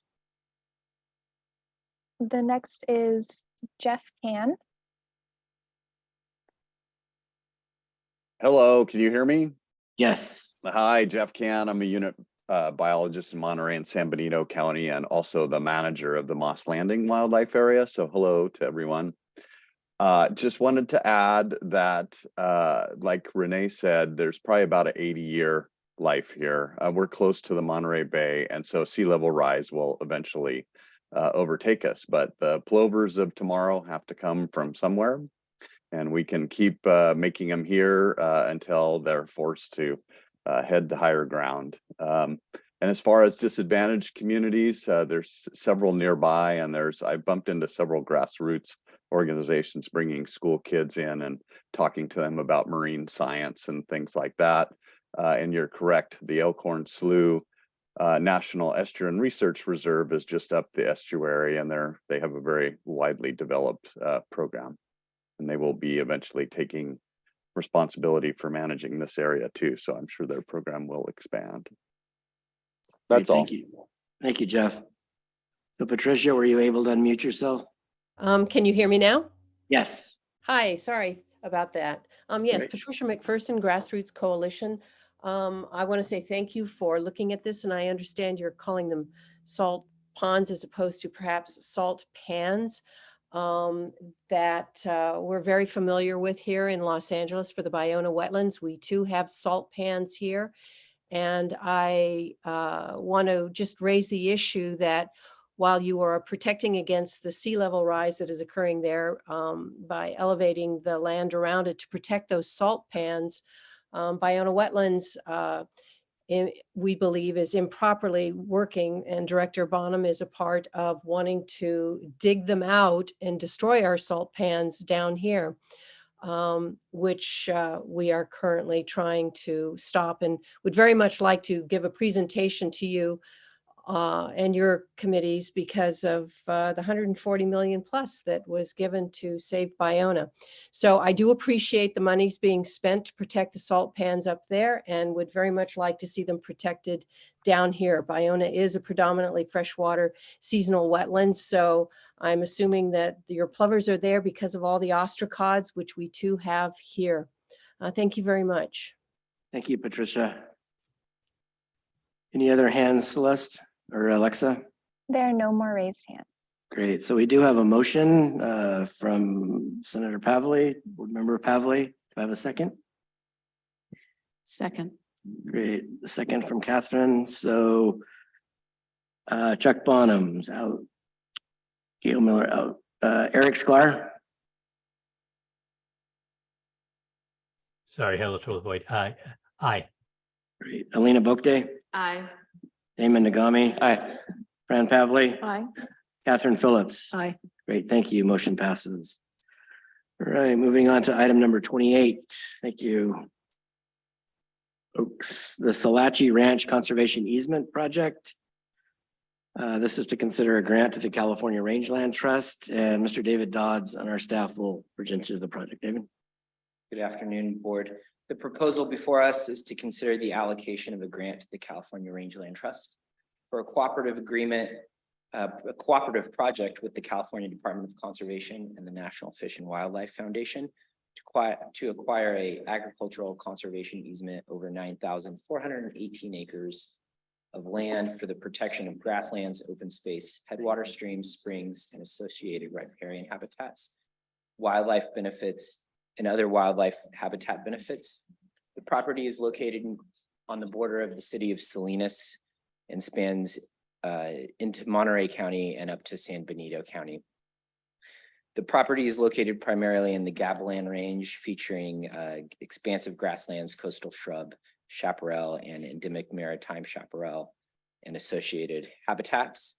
The property is located in the Santa Cruz Mountain Linkages Conceptual Area Protection Plan, which was adopted in 2012, and is part of a conservation proposal in the CAP to protect habitat and wildlife species in the range. The property itself, next slide, please. The property itself spans the valley floor to the peaks of the Gavilan Range. You can see in the photographs there a low-lying area in the valley where strawberries are grown, up to various oak woodland habitats at the top of the range.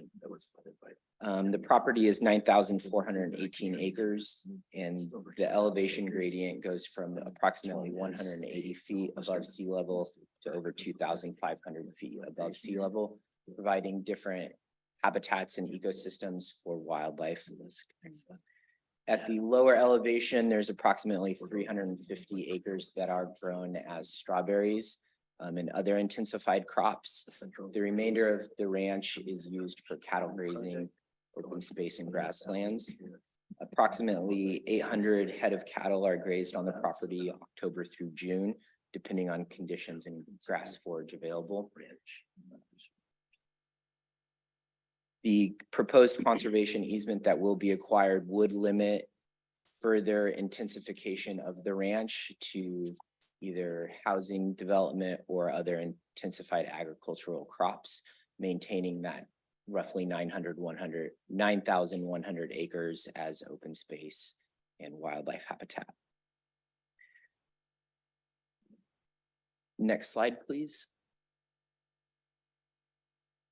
The property encompasses the upper reaches of Alisal Creek and Alisal Canyon and 2 tributary drainages.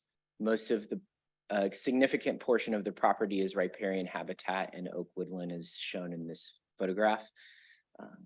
There are other habitat types present throughout, including grasslands, scrublands, and other woodlands, including chaparral, coastal shrub, and hardwood conifer mixed forests.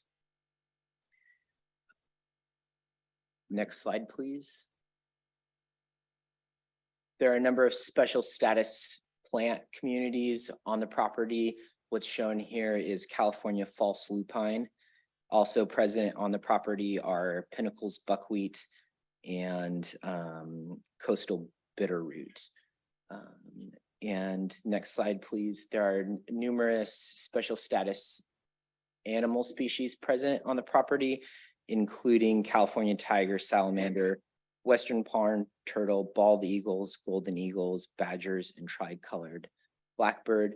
Many of the special status species rely on the stock ponds and other developed water sources on the property, but also the natural water sources, streams, and creeks.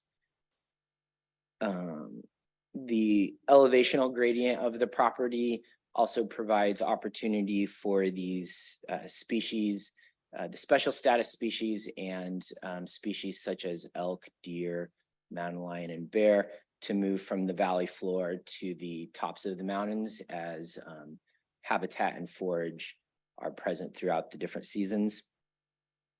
Rotational grazing and off-stream watering sources limit impacts from cattle grazing to the wildlife habitat and make it so that both can coexist on the property together with minimal impacts.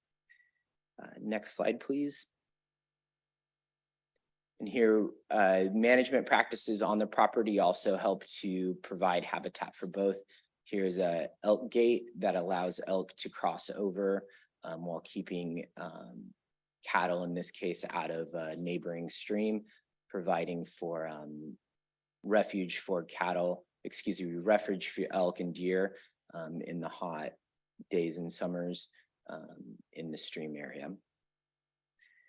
The California Rangeland Trust is proposed to hold the conservation easement on the property, and they will monitor the property for compliance with the easement. They've worked with the landowner to develop a management plan and baseline conditions report that have documented the ecological conditions of the property.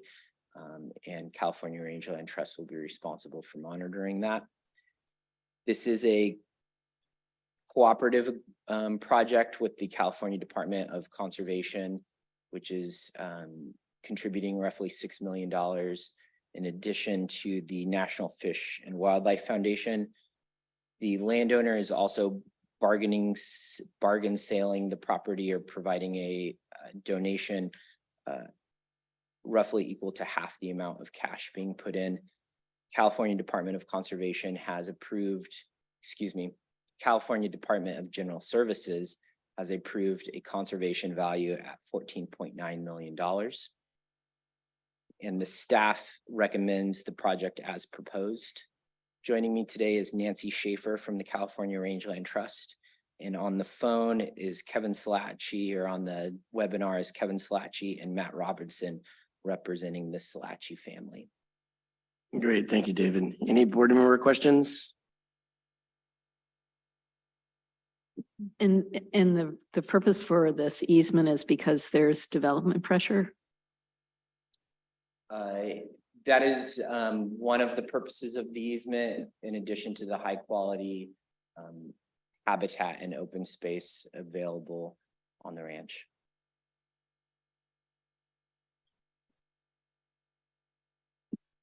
The funding source identified is the Greenhouse Gas Reduction Fund. Is there additional reporting or monitoring required as a result of using GGRF for the easement? I believe there is, yes. And Nancy, do you want to address that?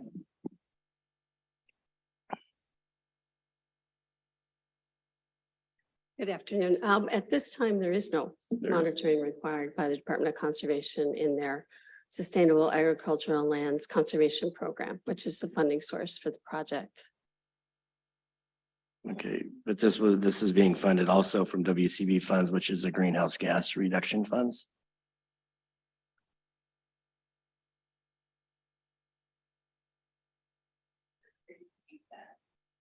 Yeah, Kurt. Okay. The answer is yes, there is monitoring required in WCB if using greenhouse gas reduction funds.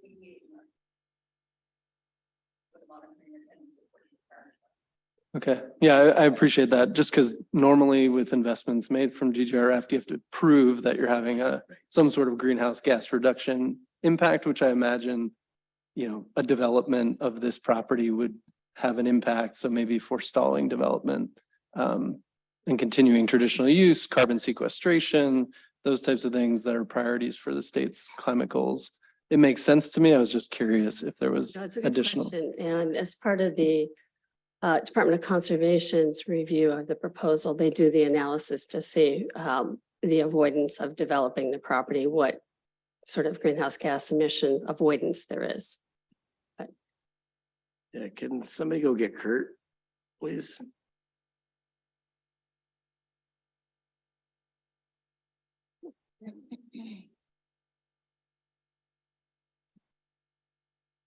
Should we move on? Gavel and see if he shows up. Is it a magic glass?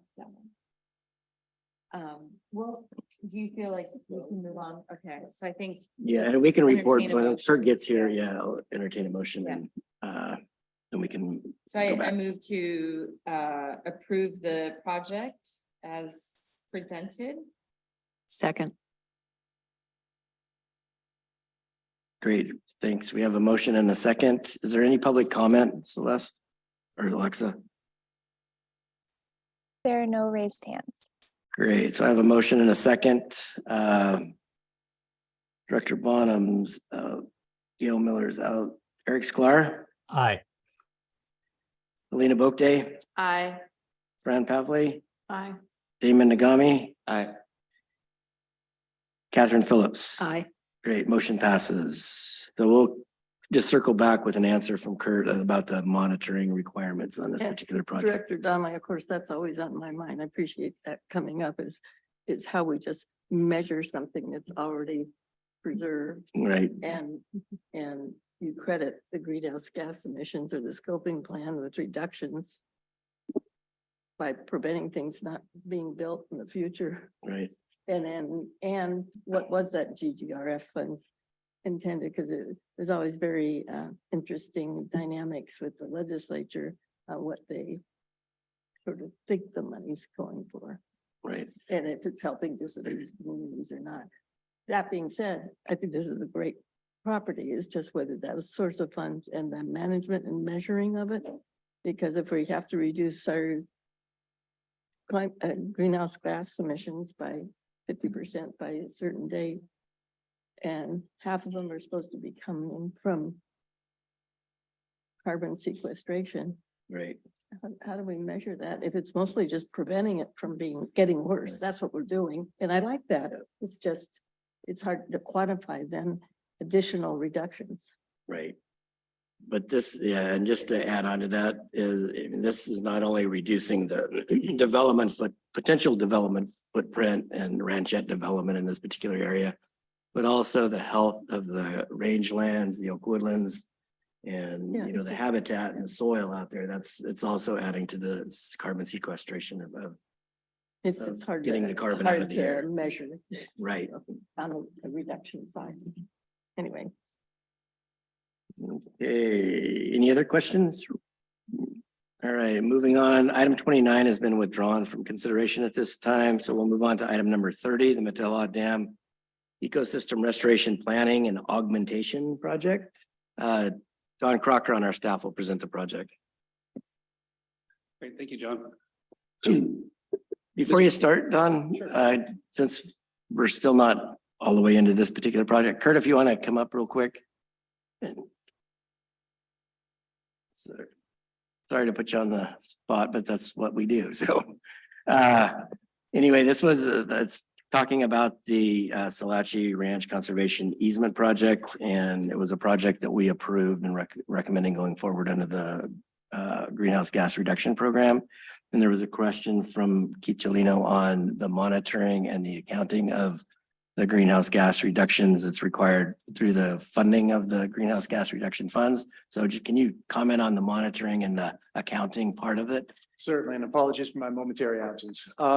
The Greenhouse Gas Reduction Fund holds, they basically take data from all implementing agencies biannually.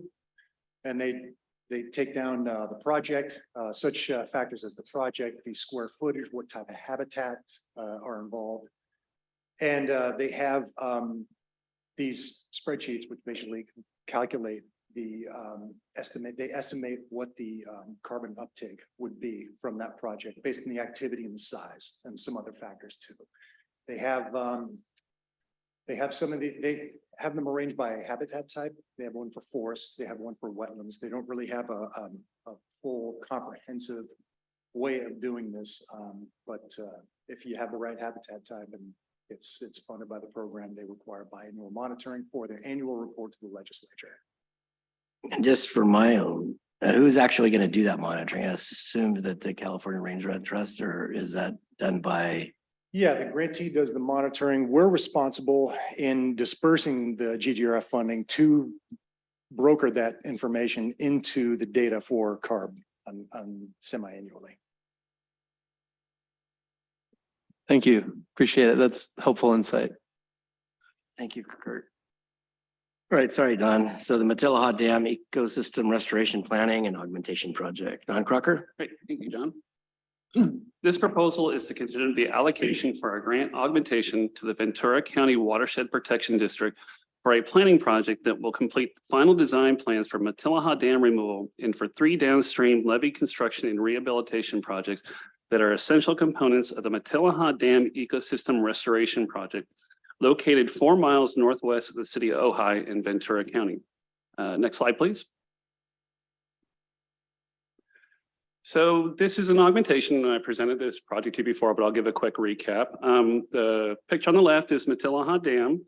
It's about 16 miles from the Pacific Ocean and just over half a mile from where Matilla Creek joins the Ventura River. It was constructed in 1947 to impound an initial volume of 7,000 acre feet and was intended for water supply, flood protection, and recreational uses. Unfortunately, it is also a complete fish passage barrier that blocks access to some of the best southern steelhead spawning habitat in the watershed. And as the dam prevents fish from moving upstream, it also traps sediment moving downstream. This deprives downstream floodplains, the Ventura River estuary, and adjacent coastal areas of much needed sand and cobbles. The trapped sediment has accumulated to the point that Matilaha Reservoir has lost approximately 98% of its original storage capacity and now impounds less than 150 acre feet. The picture on the right was taken while standing on the dam and looking at an area that should be deep water, but it's actually dominated by emergent vegetation, which is typical of shallow water habitats. The reservoir now has a maximum depth of around 6 feet, and as a result, the dam provides virtually no functional benefit. Making matters worse is the dam is known to be deteriorating from alkali silica reaction, which may eventually compromise its structural integrity. Next slide, please. With the dam decaying and providing none of its intended benefits, focus has shifted to removing it and restoring access to historical spawning grounds of the federally endangered southern steelhead.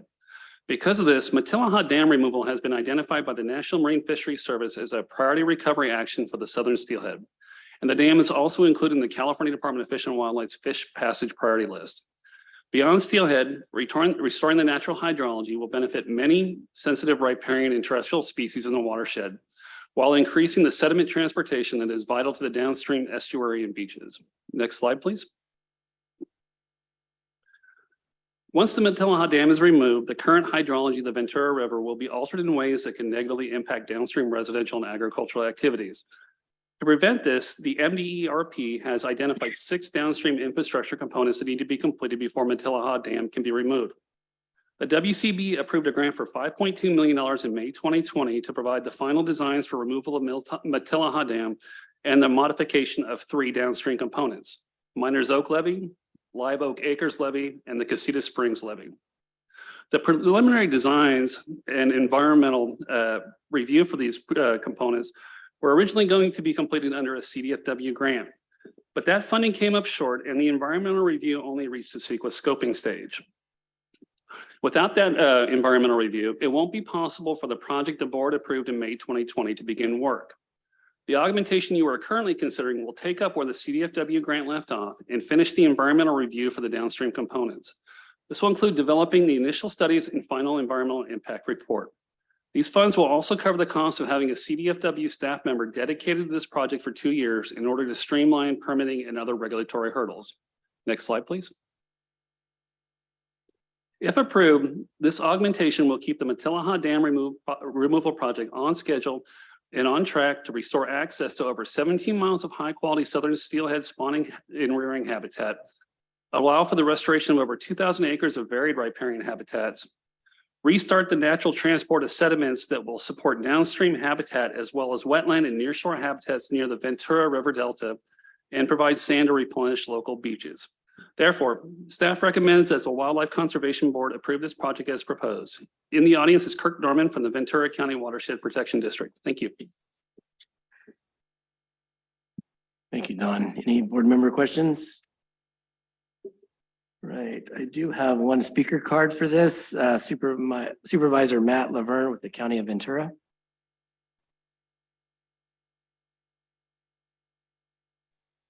Matt, if you're online, can you please raise your hand?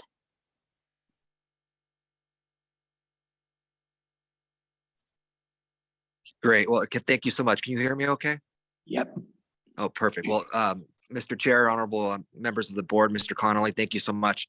I don't want to say anything beyond the staff report and presentation. Thought it was an exceptionally well done, really spelled out the importance and the need for this augmentation. And I just wanted to call in really briefly and express my continued appreciation for this board and all of your support for this critically important project to my supervisorial district. So thank you so much. Great, thank you, Supervisor. Any other hands raised, Celeste? Alexa? There are no additional raised hands. Great. Any last board member questions, or do I have a motion? I'd be glad to move approval of this item. I represented about half of Ventura County for many, many years. Really high priority, and you're right. There's no opposition to this because the dam is obsolete. It's filled to the top. All it does is keep the fish from going up, and the sand, which would really benefit the downstream cities of like Oxnard and Port Hueneme and things to replenish their beaches for public access purpose. It's an incredibly important project. There's a lot of people engaged in this final planning money, which is the hardest to come by, as you know, will really help move this project along, and the Board of Supervisors and the local communities are all supportive. There's tremendous access possibility through a disadvantaged area of Ventura that'll allow public access, bike trails and hiking trails all along the river up towards this dam. So it'd be the biggest thing happening public benefit wise, I think, in Ventura County than they've ever seen. Great, thank you, Senator. Do I have a second? I'll second it. I lived in Ventura for 10 years and was there when they did their ribbon cutting to say they were going to get rid of the dam. So I'm happy to see it's getting closer. Great. So we have a motion and a second. Chuck Bonham, Gail Miller, Eric Sklar, Aye. Alina Bokde, Aye. Damon Nagami, Aye. Fran Pavley, Aye. Catherine Phillips. Aye. Great, motion passes. Okay, moving on to item number 30, also Don's, or 31, Don's project. So this is to consider a Topanga Lagoon Restoration Planning Project. Don? Thank you, John. This proposal is to consider the allocation for a grant to the Resource Conservation District of the Santa Monica Mountains for a cooperative planning project with CDFW, State Coastal Conservancy, California Department of Parks and Recreation, and Caltrans to develop the technical studies, environmental review, and outreach necessary to restore the Topanga Lagoon 10 miles west of Santa Monica in Los Angeles County. Next slide, please. Topanga Lagoon sits at the mouth of Topanga Creek, whose watershed is the third largest that drains into the Santa Monica Bay. The lagoon is a bar-built estuary that helps maintain a natural hydrologic regime that supports 3 native fish species and over 20 native amphibians. This includes populations of the federally endangered tidewater goby and the federally endangered southern steelhead trout. The lagoon also contains remnant patches of coastal wetlands, which is an ecosystem that has faced immense development pressure over the past century and only cover a fraction of their former extent in Southern California. Next slide, please. Okay, so this is a map of the Topanga Creek watershed. It's located about midway between Santa Monica and Malibu. It covers 18 square miles and has almost 12,000 acres of public open space in Topanga State Park. And that makes this Topanga State Park considered the largest urban wildland park in the country. The protection offered by the state park and the relative lack of development in the rest of the watershed preserve much of its original habitat.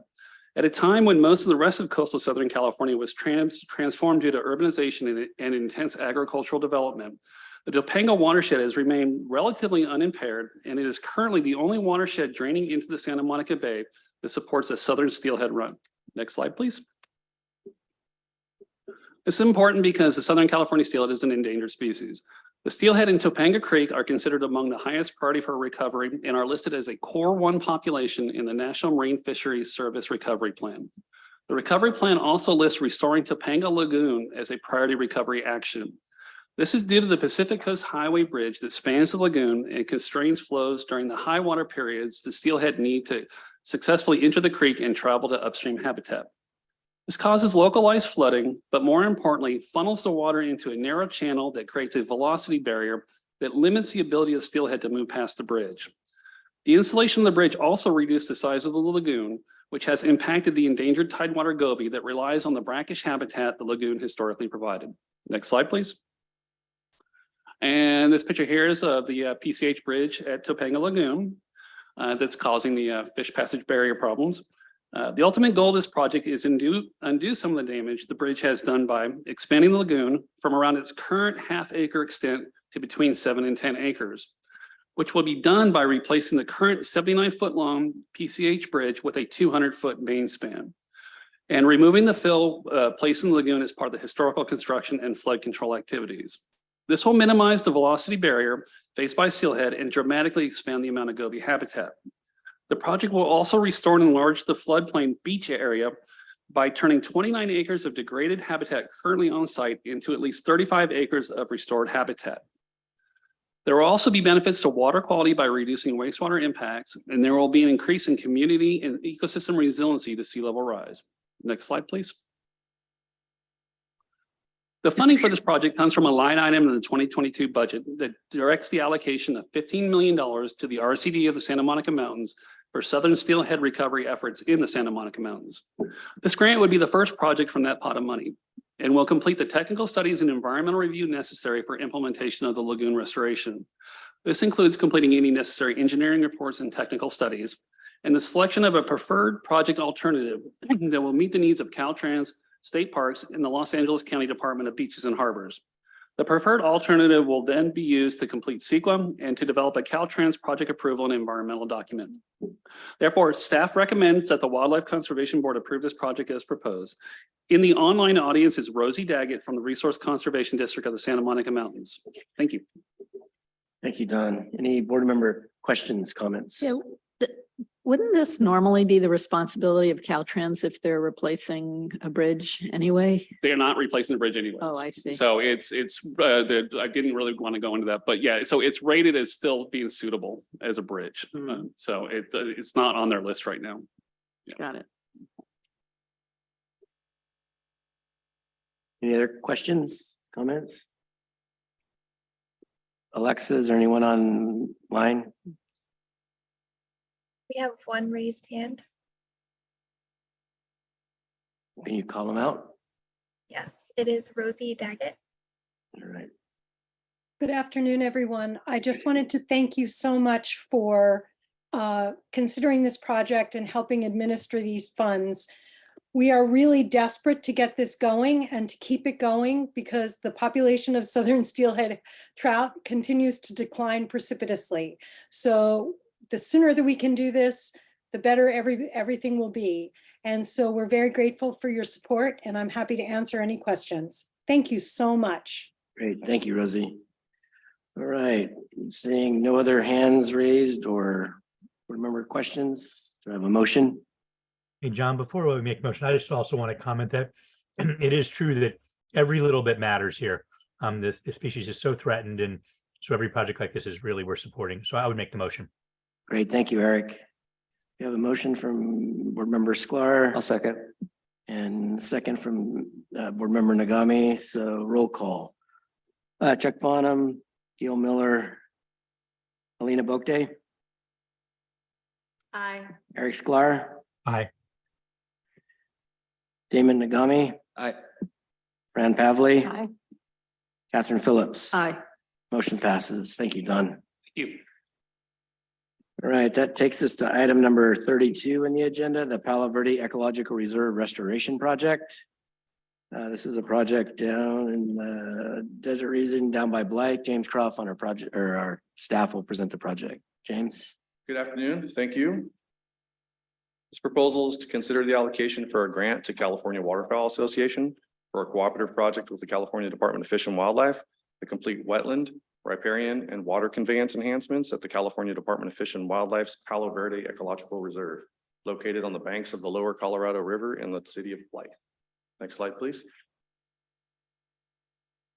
The Palo Verde Ecological Reserve protects just over 1,900 acres of publicly held lands owned and operated by CDFW. The reserve protects wildlife or provides wildlife viewing, deer, quail, and waterfowl hunting opportunities for approximately 36,000 visitors annually. The property protects over 4.5 miles of Colorado River frontage and adjacent acreage from development.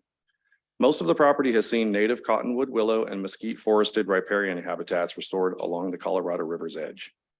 Keynote species that are known to use the reserve include the California black rail, western yellow-billed cuckoo, Gila woodpecker, southwestern willow flycatcher, sandhill crane, and the desert tortoise. Next slide, please.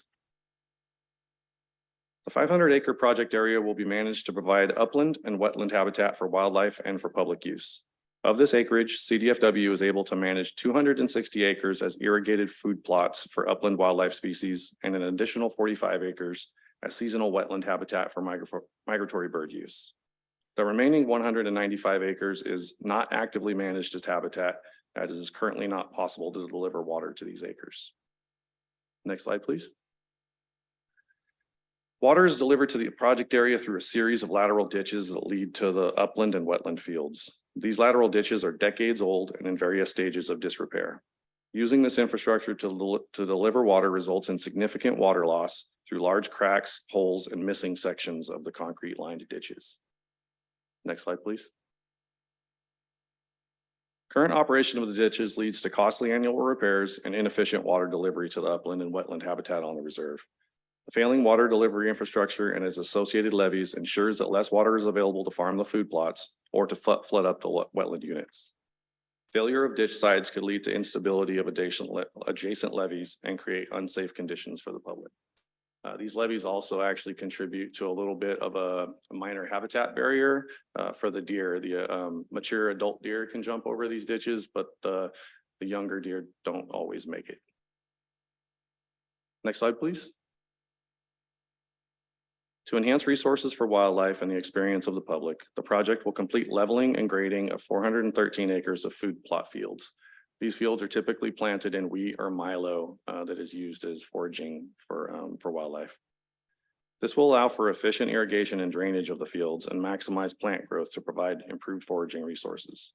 An existing dirt parking lot will be graded, gravelled, and made available to the public. It's about a 10-vehicle parking lot that's currently not available for public use. The project will also complete riparian and wetland enhancements at the reserve. 42 acres of riparian habitat will be planted with native honey mesquite, cottonwood, willow, and palo verde trees. In addition, the existing 45 acres of seasonal wetland habitat on the ecological reserve will have swales, levees, and slopes refurbished and several islands created, which allow for improved water movement, increased wetland diversity, and improved habitat quality. These enhancements will reestablish wetland vegetation management capabilities in the units while providing increased foraging resources for wintering migratory birds. The wetland habitat work that we're doing here directly contributes to the habitat conservation goals of the Sonoran Joint Venture, which is one of California's 5 migratory bird joint ventures. The project will complete, next slide, please. Lastly, the project will complete the removal of 9,000 feet of concrete water delivery canals. The canals will be replaced with underground pipelines and equipped with valves to improve irrigation and drainage capabilities. The pipelines will guarantee no ditch loss, no annual maintenance costs, and will allow precise application of water to desired locations. This new water conveyance infrastructure will provide flexibility for management of both habitat and the food plots and deliver much needed water supplies to this 195-acre green feed unit. Staff recommends that the Wildlife Conservation Board approve this project as proposed. On Zoom today to answer any questions you may have is Chad Santier, Wetland Program Supervisor from California Waterfowl Association. Thank you. Thank you, James. Any board member questions? All right, any hands raised online, Celeste or Alexa? There are no raised hands. Great, thank you. Do I have a motion? I move the project. Great, thank you, Catherine. I'll second. I'll just say it's great to see a project down in that part of the state. I'm not sure I've seen one, so bravo. Great, thank you, Damon. All right, so we have a motion and a second. Chuck Bonham, Gail Miller, Lena Boakday, Aye. Damon Nagami, Aye. Fran Pavley, Aye. Catherine Phillips, Aye. and Eric Sklar. Aye. Great, thank you. Motion passes. All right, that takes us to item 33 in the agenda, which is the subcommittee recommendations on DAC. Do we want to take a 15-minute So, break? yes, I would like to, I'm starting to Fade. need a little bit All of right, I break. get all of you. So, yes, if the board is in agreement, I'd like to take a 15-minute break. It looks like we're at what, 1:52. So, I mean, how about we come back at 2:10 2:15? And or bef- 2:15? And before we do that, I just want to congratulate staff on bringing forward like 25 really good projects, none of which use glyphosate. It's been the first time since I've been on here, and I really appreciate that. Not that I would notice. So thank you. Great. So Okay. Folks online, we will be back at 2:15 to commence with the remainder of the WCB meeting.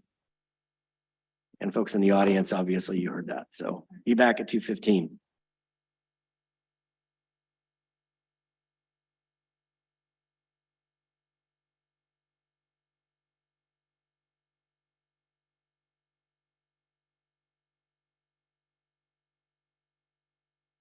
Block of it to Yvonne. He doesn't pass it. No. And also, Mrs. Blake went down last week, to meet with. People. I think. We know who the. Maybe the inspiration for 3 days. All right. Environmentally, that was it. I saw that, I just sit out. Looks we're back. So Eric, you're still online. Correct, Ann, I'm here. Great. So we do have board members Phillips, Bookday, Bonham, Havley, and Nagami. So we're good to go. And board member Sklar on the Zoom. So we finished the presentation calendar. We adjourned for 15 minutes and we come back into session. Now we're at item number 33.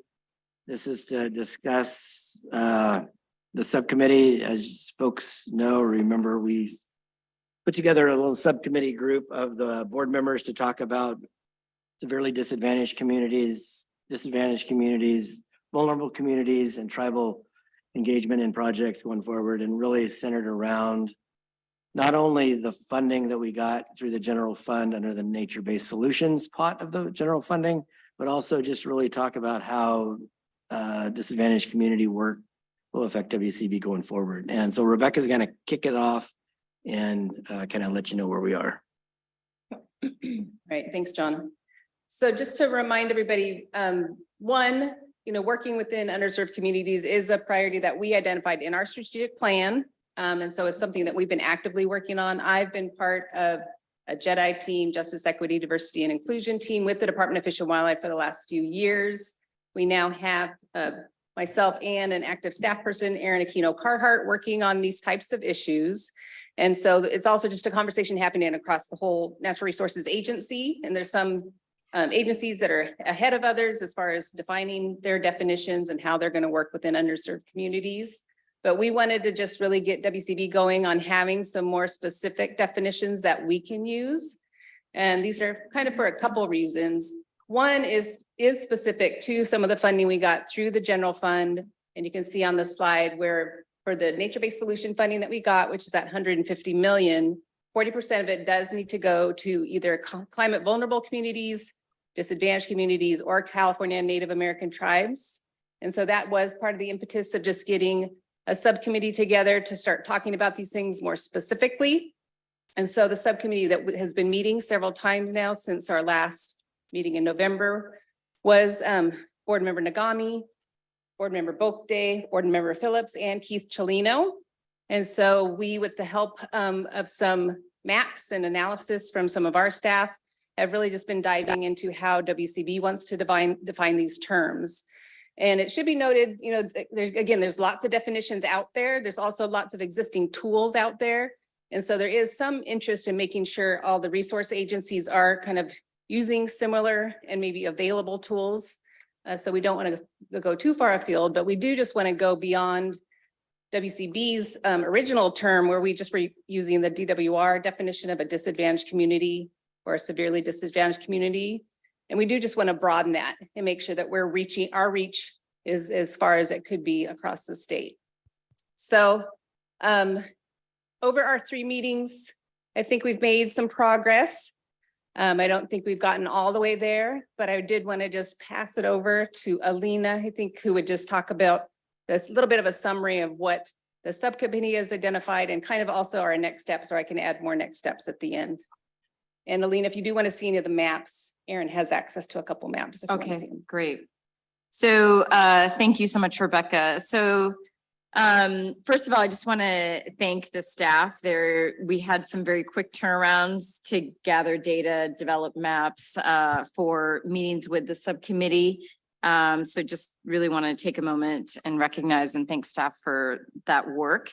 So the subcommittee, as Rebecca mentioned, was made up of myself, member Phillips and member Nagami. And really, I think initially our conversation was about looking at expanding the data criteria to define, I think what we're calling kind of equity, or we've also used the term justice communities that I know has been mentioned in some as a legislative language, to go beyond the disadvantaged community or severely disadvantaged community definition only that has been the one kind of data point to inform the equity kind of focus and commitment for WCB as part of the strategic plan. So we had, I think, a very good discussion on a number of statewide level data sets that could help really try to target, again, communities of highest need, both around pollution, burden, habitat, loss of kind of habitat.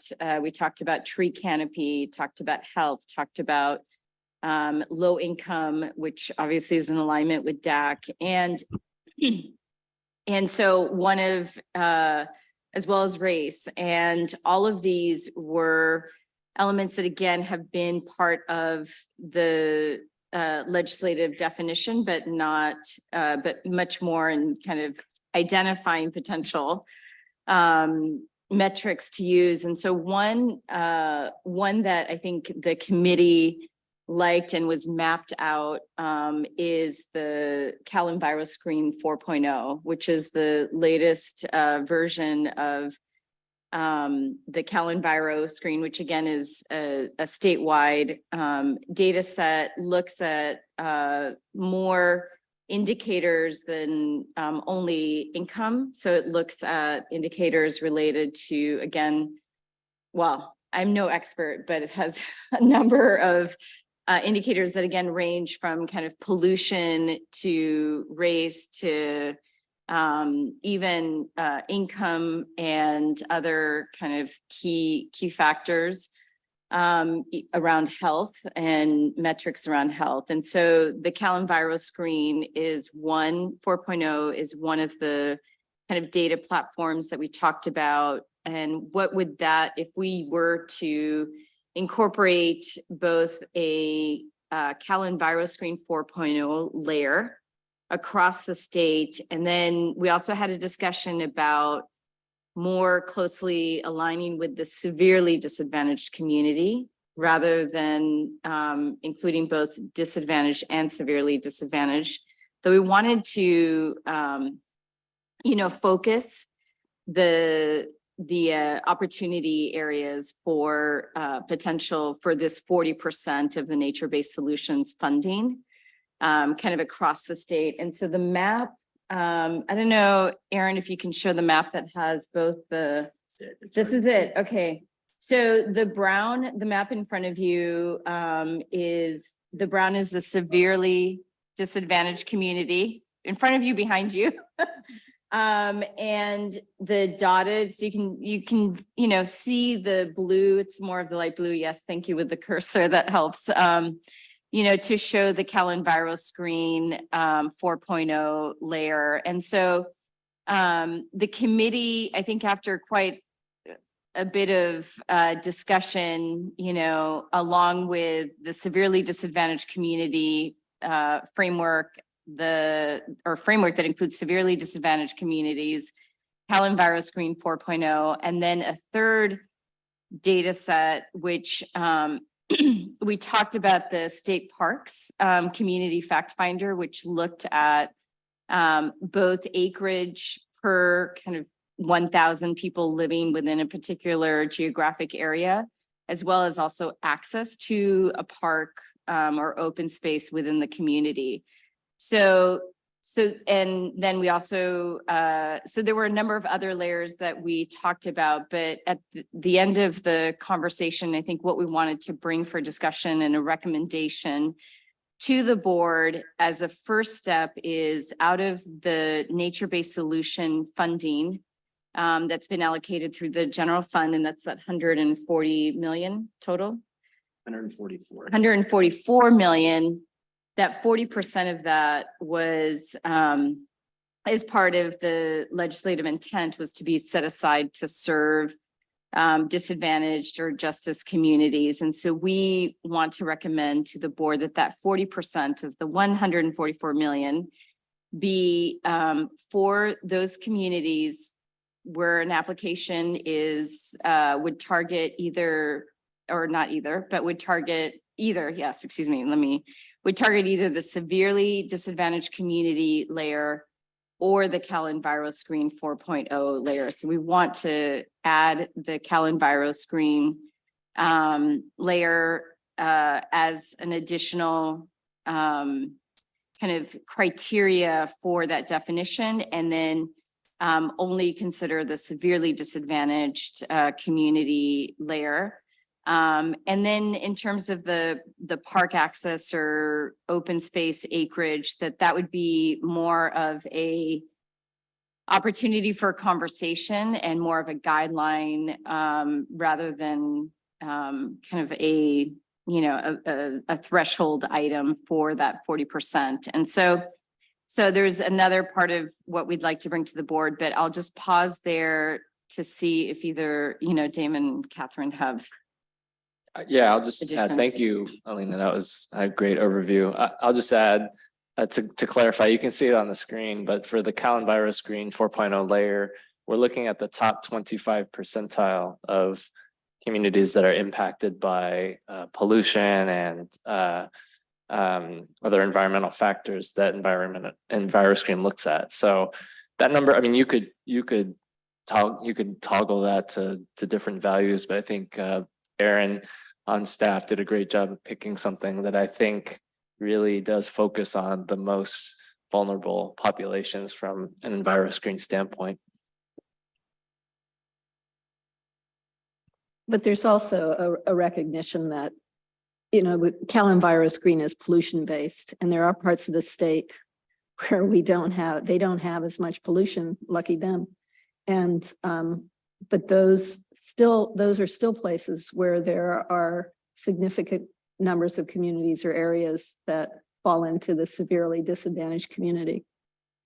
So if you look at something like any of the northern counties, you'll see that Del Norte, very fine air quality, but there are still areas where we can distribute funding to severely disadvantaged that would meet some of the requirements that the legislature sets out if we look at it from the severely disadvantaged community lens.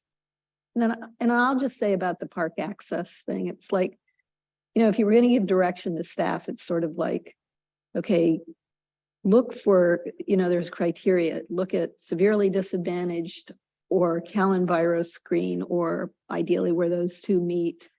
But then consider the park access and the park acres per 1,000 residents, because there may be areas that you get everything, or you know, you don't even realize that there are severely disadvantaged communities in Shasta County, for instance, that have very little park access. You wouldn't expect that there, but there are those places. Yeah, and just to put a finer point on our recommendation to the board, you know, we think that restricting the 40% set aside to severely disadvantaged communities or CalEnviroScreen 4.0 top 25% percentile communities for the location of the project, I mean, that should be a requirement for the project. The park access metrics seems more like a guide, because when you drill down to sort of the granular level, sometimes the park access metric doesn't adequately explain the situation in a particular place. Like in, you know, you zoom into, like, we had looked at a couple of places up in Humboldt or Del Norte County, and, you know, there may be large swaths of open space that are available to folks, but in the, you know, in because you're talking about proximity to where someone lives, it might show up red because they don't have park access in their neighborhood. But in the rural context, maybe walking distance to a park doesn't make as much sense because folks aren't really walking to where they would go to recreate.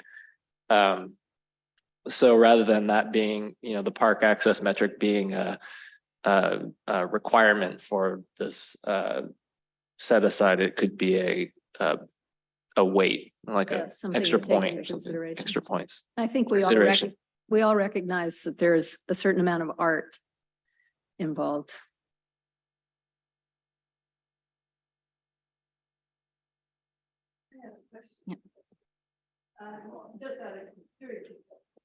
Just out of curiosity, skip down to that LA and Ventura County area. And I was just sort of puzzled by, all of Ventura County and only the upper northeast LA County by Lancaster, Palmdale is in the severe disadvantage.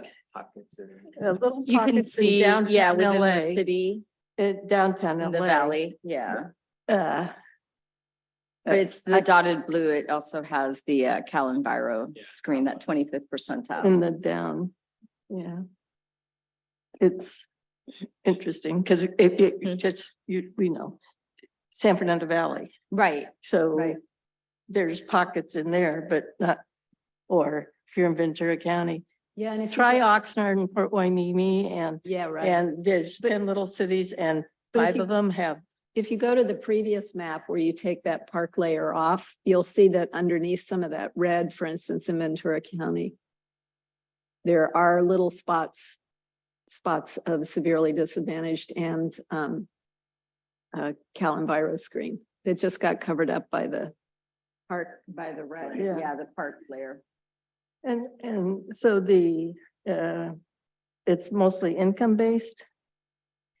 So the severely disadvantaged Yeah. is income-based, Yes. but the Cal Enviro screen is much It's- yeah, I more remember comprehensive. the original thing, but Yeah. it's just for- more localized air pollution, except if you were near the Yeah, coast. cumulative It impact. blew in and so Yeah. you weren't, that's what happened to Oakland and everything. And just for context, the maps, we overlaid just 1 year of our projects because we were just trying to get a sense of how many projects WCB has funded that potentially fall in some of these areas. So that was another bit of analysis. We didn't really get through that conversation, but we do have data looking at kind of what WCB has funded over the last 10 years and how much of that would fall into one of these layers. And we thought about talking about that more moving forward. So I think the intent is to have some more specific definition now for that 40%. But then the next conversation is, are there guidelines that the board wants to provide that actually go beyond just the nature-based solution funding and go toward all of WCB funding? And that type of conversation needs to continue and could also be captured then in the revision of our strategic plan, which is basically due by the end of this year. So we want to be more specific about what our definitions are, how we are going to continue to work an equity plan that we've been working on internally, how that gets incorporated into our strategic plan update. And then by the end of this year, kind of have our path forward on how we're going to do and work within underserved communities throughout the state. I think the subcommittee was the way to go. And this is a great kind of return with approach. So thank you for that. And just from my own memory, which is slipping, remind me the 40%. So this is a recommended approach. We now apply going forward for a portion of the nature. It was in bill language Yes. for that 40% of the nature-based solution funding that we received. So 40% equals what for us? 144 times 40%. Somebody has a calculator, I'm sure. I went to law school. It was I don't know what 90-60. When it was 150, it was 90 million non-DAC, 60 DAC, but We have already split this out. Yeah, that's 40% and 60%. So we've broken it out internally that of the 144, 40% of that goes to, So it's a just and right earmark, if you will. How do we let people know? so we ask for this type of data in every application we receive, and now we can expand our definitions. They need to tell us if they fit in a SDAC or a in the Enviro screen layer. And then we would place them appropriately in that fund source if they meet those criteria. And we also need to mention tribes. And we are taking a broad definition of working with any California Native American tribe. We're not restricting that to federally recognized. But that's information we gather at the project level and would come to you and let you know which fall into the disadvantaged community pot or not for that So- funding. John's calculation is approximately 57 million. But how do we publicize to people who may be in an identified area, but not yet know there's a $57 million asset? Yeah, that so could- that's part of our outreach. That's part of our job where we have, outreach meetings. We're meeting with new partners all the time. We're working with folks already in disadvantaged communities. We're basically in the process of getting the word out and welcome anybody that has connections in those communities to have them come talk to us to talk about projects. But we've been doing quite a lot in that space in the last year. Yeah, that's a really important question. Something I've been asking about. Apparently, there's a new public information officer that's being I was gonna hired ask. that can be helpful with Not yet that. hired, yes. That will be hired soon. It's like, wait, did you? Okay. So So that, very soon, that's yeah. going to be part of their charge, right? Correct, yes. And we're talking about doing outreach with the Department of Fish and Wildlife and just all the general, we go to workshops, we go to conferences, we're meeting with new partners, but that for us is the whole idea is to expand our reach, bring in new partners, bring in folks that we haven't traditionally worked with. And we've met a number of those folks just in the last year, I would say, that we're working with actively now. And we can also, put it out on the web as well. And we can Sure. broadcast it every so often that this is available And maybe John can become an ambassador. Ambassador emeritus for the board. So, That means unpaid. This morning. So yes, that is I think committee's recommendation to the board is to that 40% of the 144, which is, I guess, the 58 around roughly about 58 million would be for projects located in either severely disadvantaged community or a CalEnviro Screen 25th percentile area. And the map that was shared gives you at least a good statewide level overview of what areas would be covered. So Yeah, there was another piece too. I think we want to, we've done a lot of work here. We want to use it as the basis for some kind of recommendation for all of WCB's programs, but we weren't ready to sort of, I think we need more discussion and thought on that, but would be great to get feedback from other board members on, what you think about this approach, and then we can let that marinate for, how should this inform the rest of the pots of funding and programs. Thank you. right. So Eric, do you have any comments or questions about the process, about what we've come up with, or? No, I mean, I like the process. I think it's, yeah, I think that All it's right. like the kind of approach, and I'm supportive of it. Obviously, I'm kind of just looking at this stuff for the first time for a while, but yeah, I'm very supportive of it. Great. Thank you. Yeah, I'll need a motion to recommend that the board consider using and applying both the severely disadvantaged communities from the DWR mapping process and then the CalEnviro screen process as well to move projects forward under the 40% funding under the general fund that we received this year. so moved. All right, so a move by Alina Second. and seconded by Damon. So roll call vote. So for item number 33, we have Chuck Bonham. Gail is off. Eric Sklar, Aye. Alina Bokde, Aye. Damon Nagami, Aye. Fran Pavley, Aye. Catherine Phillips. Aye. Great, motion passes. And thank you, board members. This This has been great. This has been a great process. And I think, I think not only did staff learn a lot, but I think board members learned quite a bit as well. So that was a great thing. And so really looking forward to implementing this out in the field and really working with our stakeholders to really identify opportunities where and when we can and really bring those projects forward. We now know that Aaron can do a map like that on anything. Yeah, Aaron, you just got yourself more homework. Yeah. All right, so that brings us to item number 34 in the agenda, and that's the executive director report. And I'll be quick. I know we still have to go into closed session, but there's a couple key things that I want to go over. One, and probably the most important, we have several new staff members here at WCB. So first and foremost, I don't know if they're still here. I think some of them had to leave, but on the administration side, Michelle Maza is helping on our administration side as an associate governmental program analyst. So welcome, Michelle.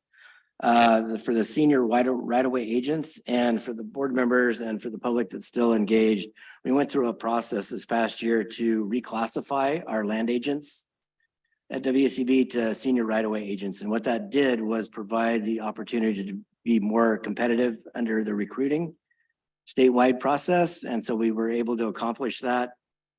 And so that was greatly appreciated. And I just want to reach out to Joe and Daniel Vasquez, who really were instrumental in getting that through the process. And Haya, forget Haya's last name with the department's HR program. Haya was instrumental in getting it through the Cal HR process for WCB. So thank you. And so the new senior right-of-way agents is Kendall Webster. There she is back there. David Dodds. David was here last meeting, but I don't think we introduced David. Kim Cruz, I think, yeah, Kim had to leave. She's actually, that's another thing that I want to let board members know. Kim is going to be based out of San Diego, and she has a office, will be working out of an office from her home, but also has a place at the department's Region 5 headquarters office down in San Diego. So we're diversifying that way a little bit. So that's a great thing. Yeah. And then lastly, we were able to create 2 supervising positions. Joe was actually going to manage 9 positions, and that just wasn't possible. And so we were able to create a senior right-of-way agent supervisor position. And then we have 2 of those at WCB. And Daniel Vasquez actually left WCB and then came back a short time later to be the supervisor for part of the acquisition program. And then lastly, we do have Amy Henderson, who is gone also, but Amy was hired to be our desert conservation program manager and really start implementing, and she's really hit the ground running. She's had several meetings with tribes, with stakeholders down in the desert, and spends a lot of time down there. Yes, she actually loves the desert, so she knows what she was getting into. And then also, there were also 7 positions in this year's budget that were approved for WCB. The acquisition supervisor that Daniel filled was one of those positions. We filled that. We also have associate right-of-way agent position, which we've turned into a training and development position for a current WCB staff person to actually work with us, work with staff to bring them up to be a land agent or right-of-way agent. So that's an internal work that we've done to support staff internally. We fill the AGPA position with Michelle. There's out on the street right now 2 senior environmental services positions, and we're doing checks on 3 of those candidates right now. The attorney 1 position has been posted, and we have 10 applications in so far. So we'll be holding probably interviews the next week or 2. And then the information officer, public information officer, we have held interviews and we're checking backgrounds on that right now. And so hopefully that position will be filled within the next 2 to 3 weeks or a month. So great work from the staffing side and supporting side of WCB. And so thanks to staff, Rebecca too, in getting these positions up and running. So thank you. Any questions on the positions or anything? No, just a comment. These processes are take a lot of work and hard work and not automatically guaranteed. So just congratulations on, it sounds like a really wonderful, opportunities for staff within WCB to advance and kind of grow even within the board. So that's exciting. So congratulations. I mean, that's wonderful. Thank you. And John, probably brilliantly smart to do this encumbering and additional staff.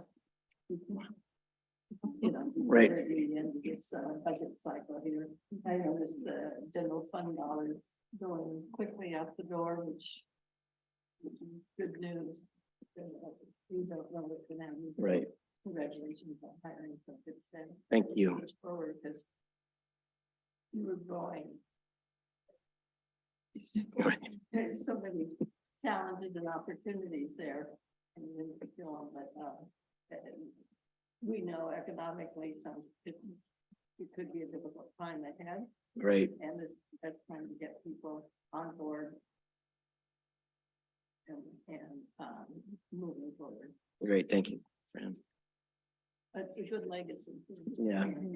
Absolutely. Thank you. So next up is we published and sent out last week, I believe, our Wildlife Conservation Board 22 year in review. This kind of highlights WCB's activity over the past year. And just as some quick numbers, what that does is say what we've done, but then also how we've met our strategic plan goals in that document. So the numbers as they came out at the end of last year was you allocated $161.6 million for 92 projects.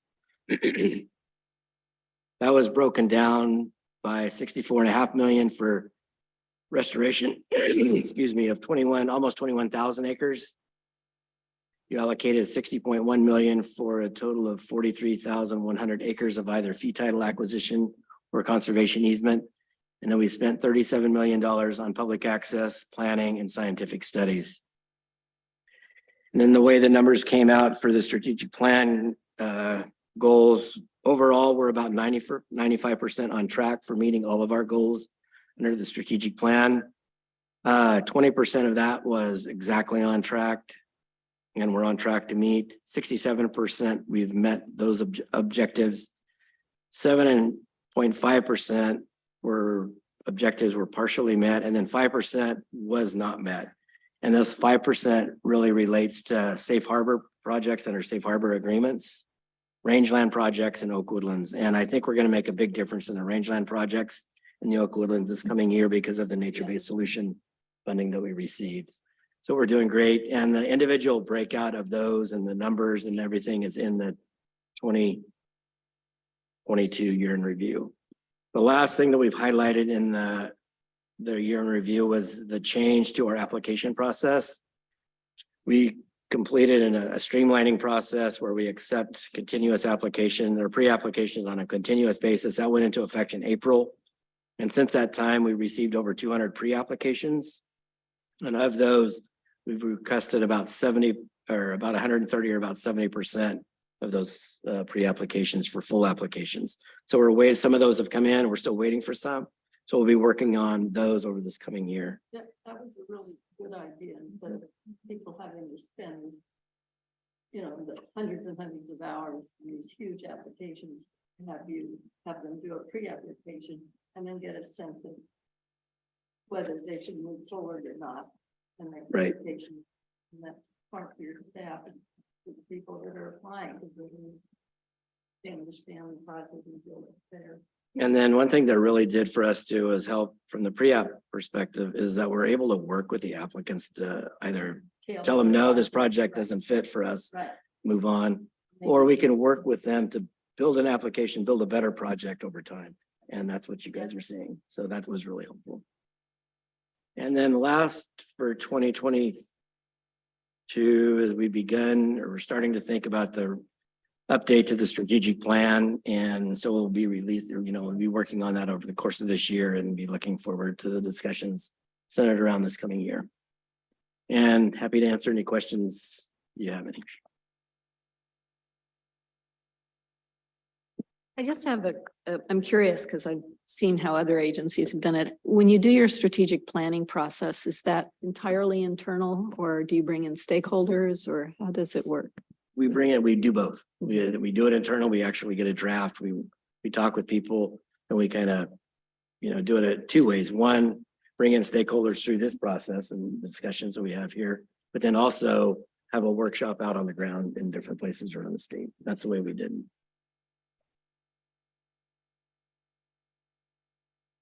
Any other questions? So Alexa, is any public comment? We have one public comment. It looks like Patricia McPherson. Patricia? Hi, Patricia McPherson, Grassroots Coalition. Can you hear me? Yes. Thank you for the executive director's report. My question centers around things that I've certainly spoken with you about in the past with regard to follow through to help ensure that the money spent by you in these projects, there is actual follow through. And my understanding is that the Fish and Game Commission provides the regulations, and it is the Department of Fish and Wildlife that is supposed to enforce those regulations. But what has been our situation, certainly with the Bayona wetlands here in Los Angeles, is that, for instance, the Fish and Game Commission will approve it as a Title 14, Section 630 terrestrial non-marine ecological reserve. And there is no follow through for that status. And it's important to have definitions and follow through. For instance, when you discuss here the amount of money, 64.5 million for habitat restoration and enhancement, what does restoration mean to you? What does enhancement mean to you? Because these are critical definitions when it comes to ecological restorations. Earlier, I had brought up my appreciation for you approving the money to go to protect the salt pans. Salt pans have become very rare areas here on the in California and along the coast. And we do not have them being protected by the Department of Fish and Wildlife. There is an intent to lower Bayona to below sea level, which is the only ecological reserve that we are aware of anywhere along the coast or across the country that is being lowered below sea level to provide resilience to sea level rise. So we also have a land management plan that you approved money for, not the current people, but back in the 2005 timeframe. And that land management plan has never occurred. So can we have that as an action item through you? How do we get back to accountability and definitions and enforcement of definitions? A lot of the strategic plans discuss ensuring that this will happen and that will happen. And I love the language, but the reality is missing. And to that is what we seek your help. Thank you. Thanks for your comment. And I mean, just for the board's information, you know, our monitoring program, I think we've spoke to you all about our monitoring program over the years, but it kind of took a hiatus during the COVID. And we're getting back on track. Staff are starting to go out now and monitor projects and monitoring for compliance and that kind of thing. And recognizing that, you know, we have, I don't know, upwards of 2,000 projects that WCB has funded over the years. You know, we can't go to all of them. So we take a subset of those, and staff are responsible to monitor 5 to 8 to 10 projects individually to reach about 100 projects per year to monitor. And so we do that through that process. And as far as definitions, you know, we could definitely look at something like that through the strategic plan update and talk about that through that process, if that works for the board. So hope that helps. All right, is there any other hand raised, Celeste or Alexa? I'm sorry. There are no more raised hands. Great, thank you. So that completes my executive director's report. So now item number 35 is the executive session. And so as a reminder, the board is going to move into closed session, and we're going to relocate to room 301. And room 301 is on the second floor, so go up the stairs and I think it's just off to your right. So, and I think somebody's gonna take us up there, so.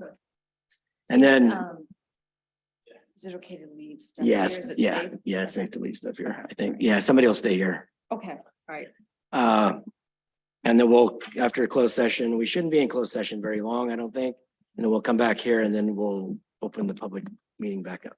We're coming back. Yeah, we need to come back here. We need to open up and then adjourn that in the public arena.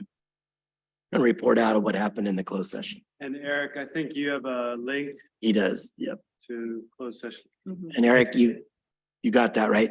Thank you. I'll join. Okay, great, thank you. So we'll be back.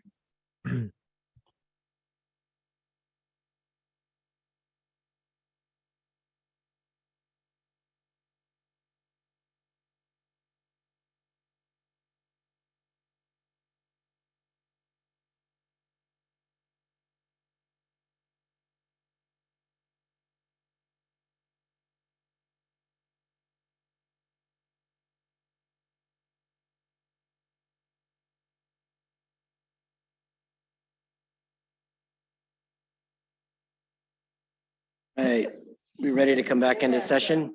It does. It does.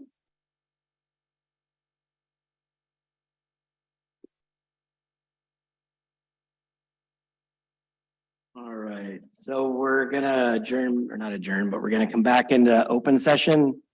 And our counsel, Colin Mills, will read what took place. Yep. Thank you, John. The board met in closed session to discuss John's retirement and the process to hire a new executive director. The board set up a subcommittee to assist and work with staff on hiring a new executive director. And the board named Rebecca Friss as acting executive director effective as of April 3rd, 2023, until a permanent executive director is appointed by the board. Great, thank you. Congratulations. Congratulations, Rebecca. Thank you, Rebecca. So that's the last item on the agenda. And so I think folks know this will be my last WCB meeting, at least as the executive director. It's been a great ride. You know, we haven't figured up all the acreage and the projects and the areas of the state that I've worked in, but I did calculate last night. This is I think my 68th WCB meeting that I've been a part of, at least as the executive director. So it's been great. But I couldn't have, I don't think this board could have been, I mean, they would have not been successful as we have been over at least the last 17 years that I've been here. And then the previous 10 years as a land agent working at the board without the staff of the Wildlife Conservation Board. I mean, you guys are what makes this place what it is. And I think the representation of the support that we get through the legislature, the support that we get through the administration, I think is a reflection on all of our work. And, you know, it's not often seen or, you know, touted, but the actions speak louder than the words. And, you know, I'm going to be stepping out when WCB has almost $1 billion to work with over the next 3 to 5 years. And that's the largest budget WCB's ever had. That's amazing. We got close when Proposition 50 passed, but you know, that was a proposition that was voted on by the voters, public of California, which is really important, and they support everything that we do.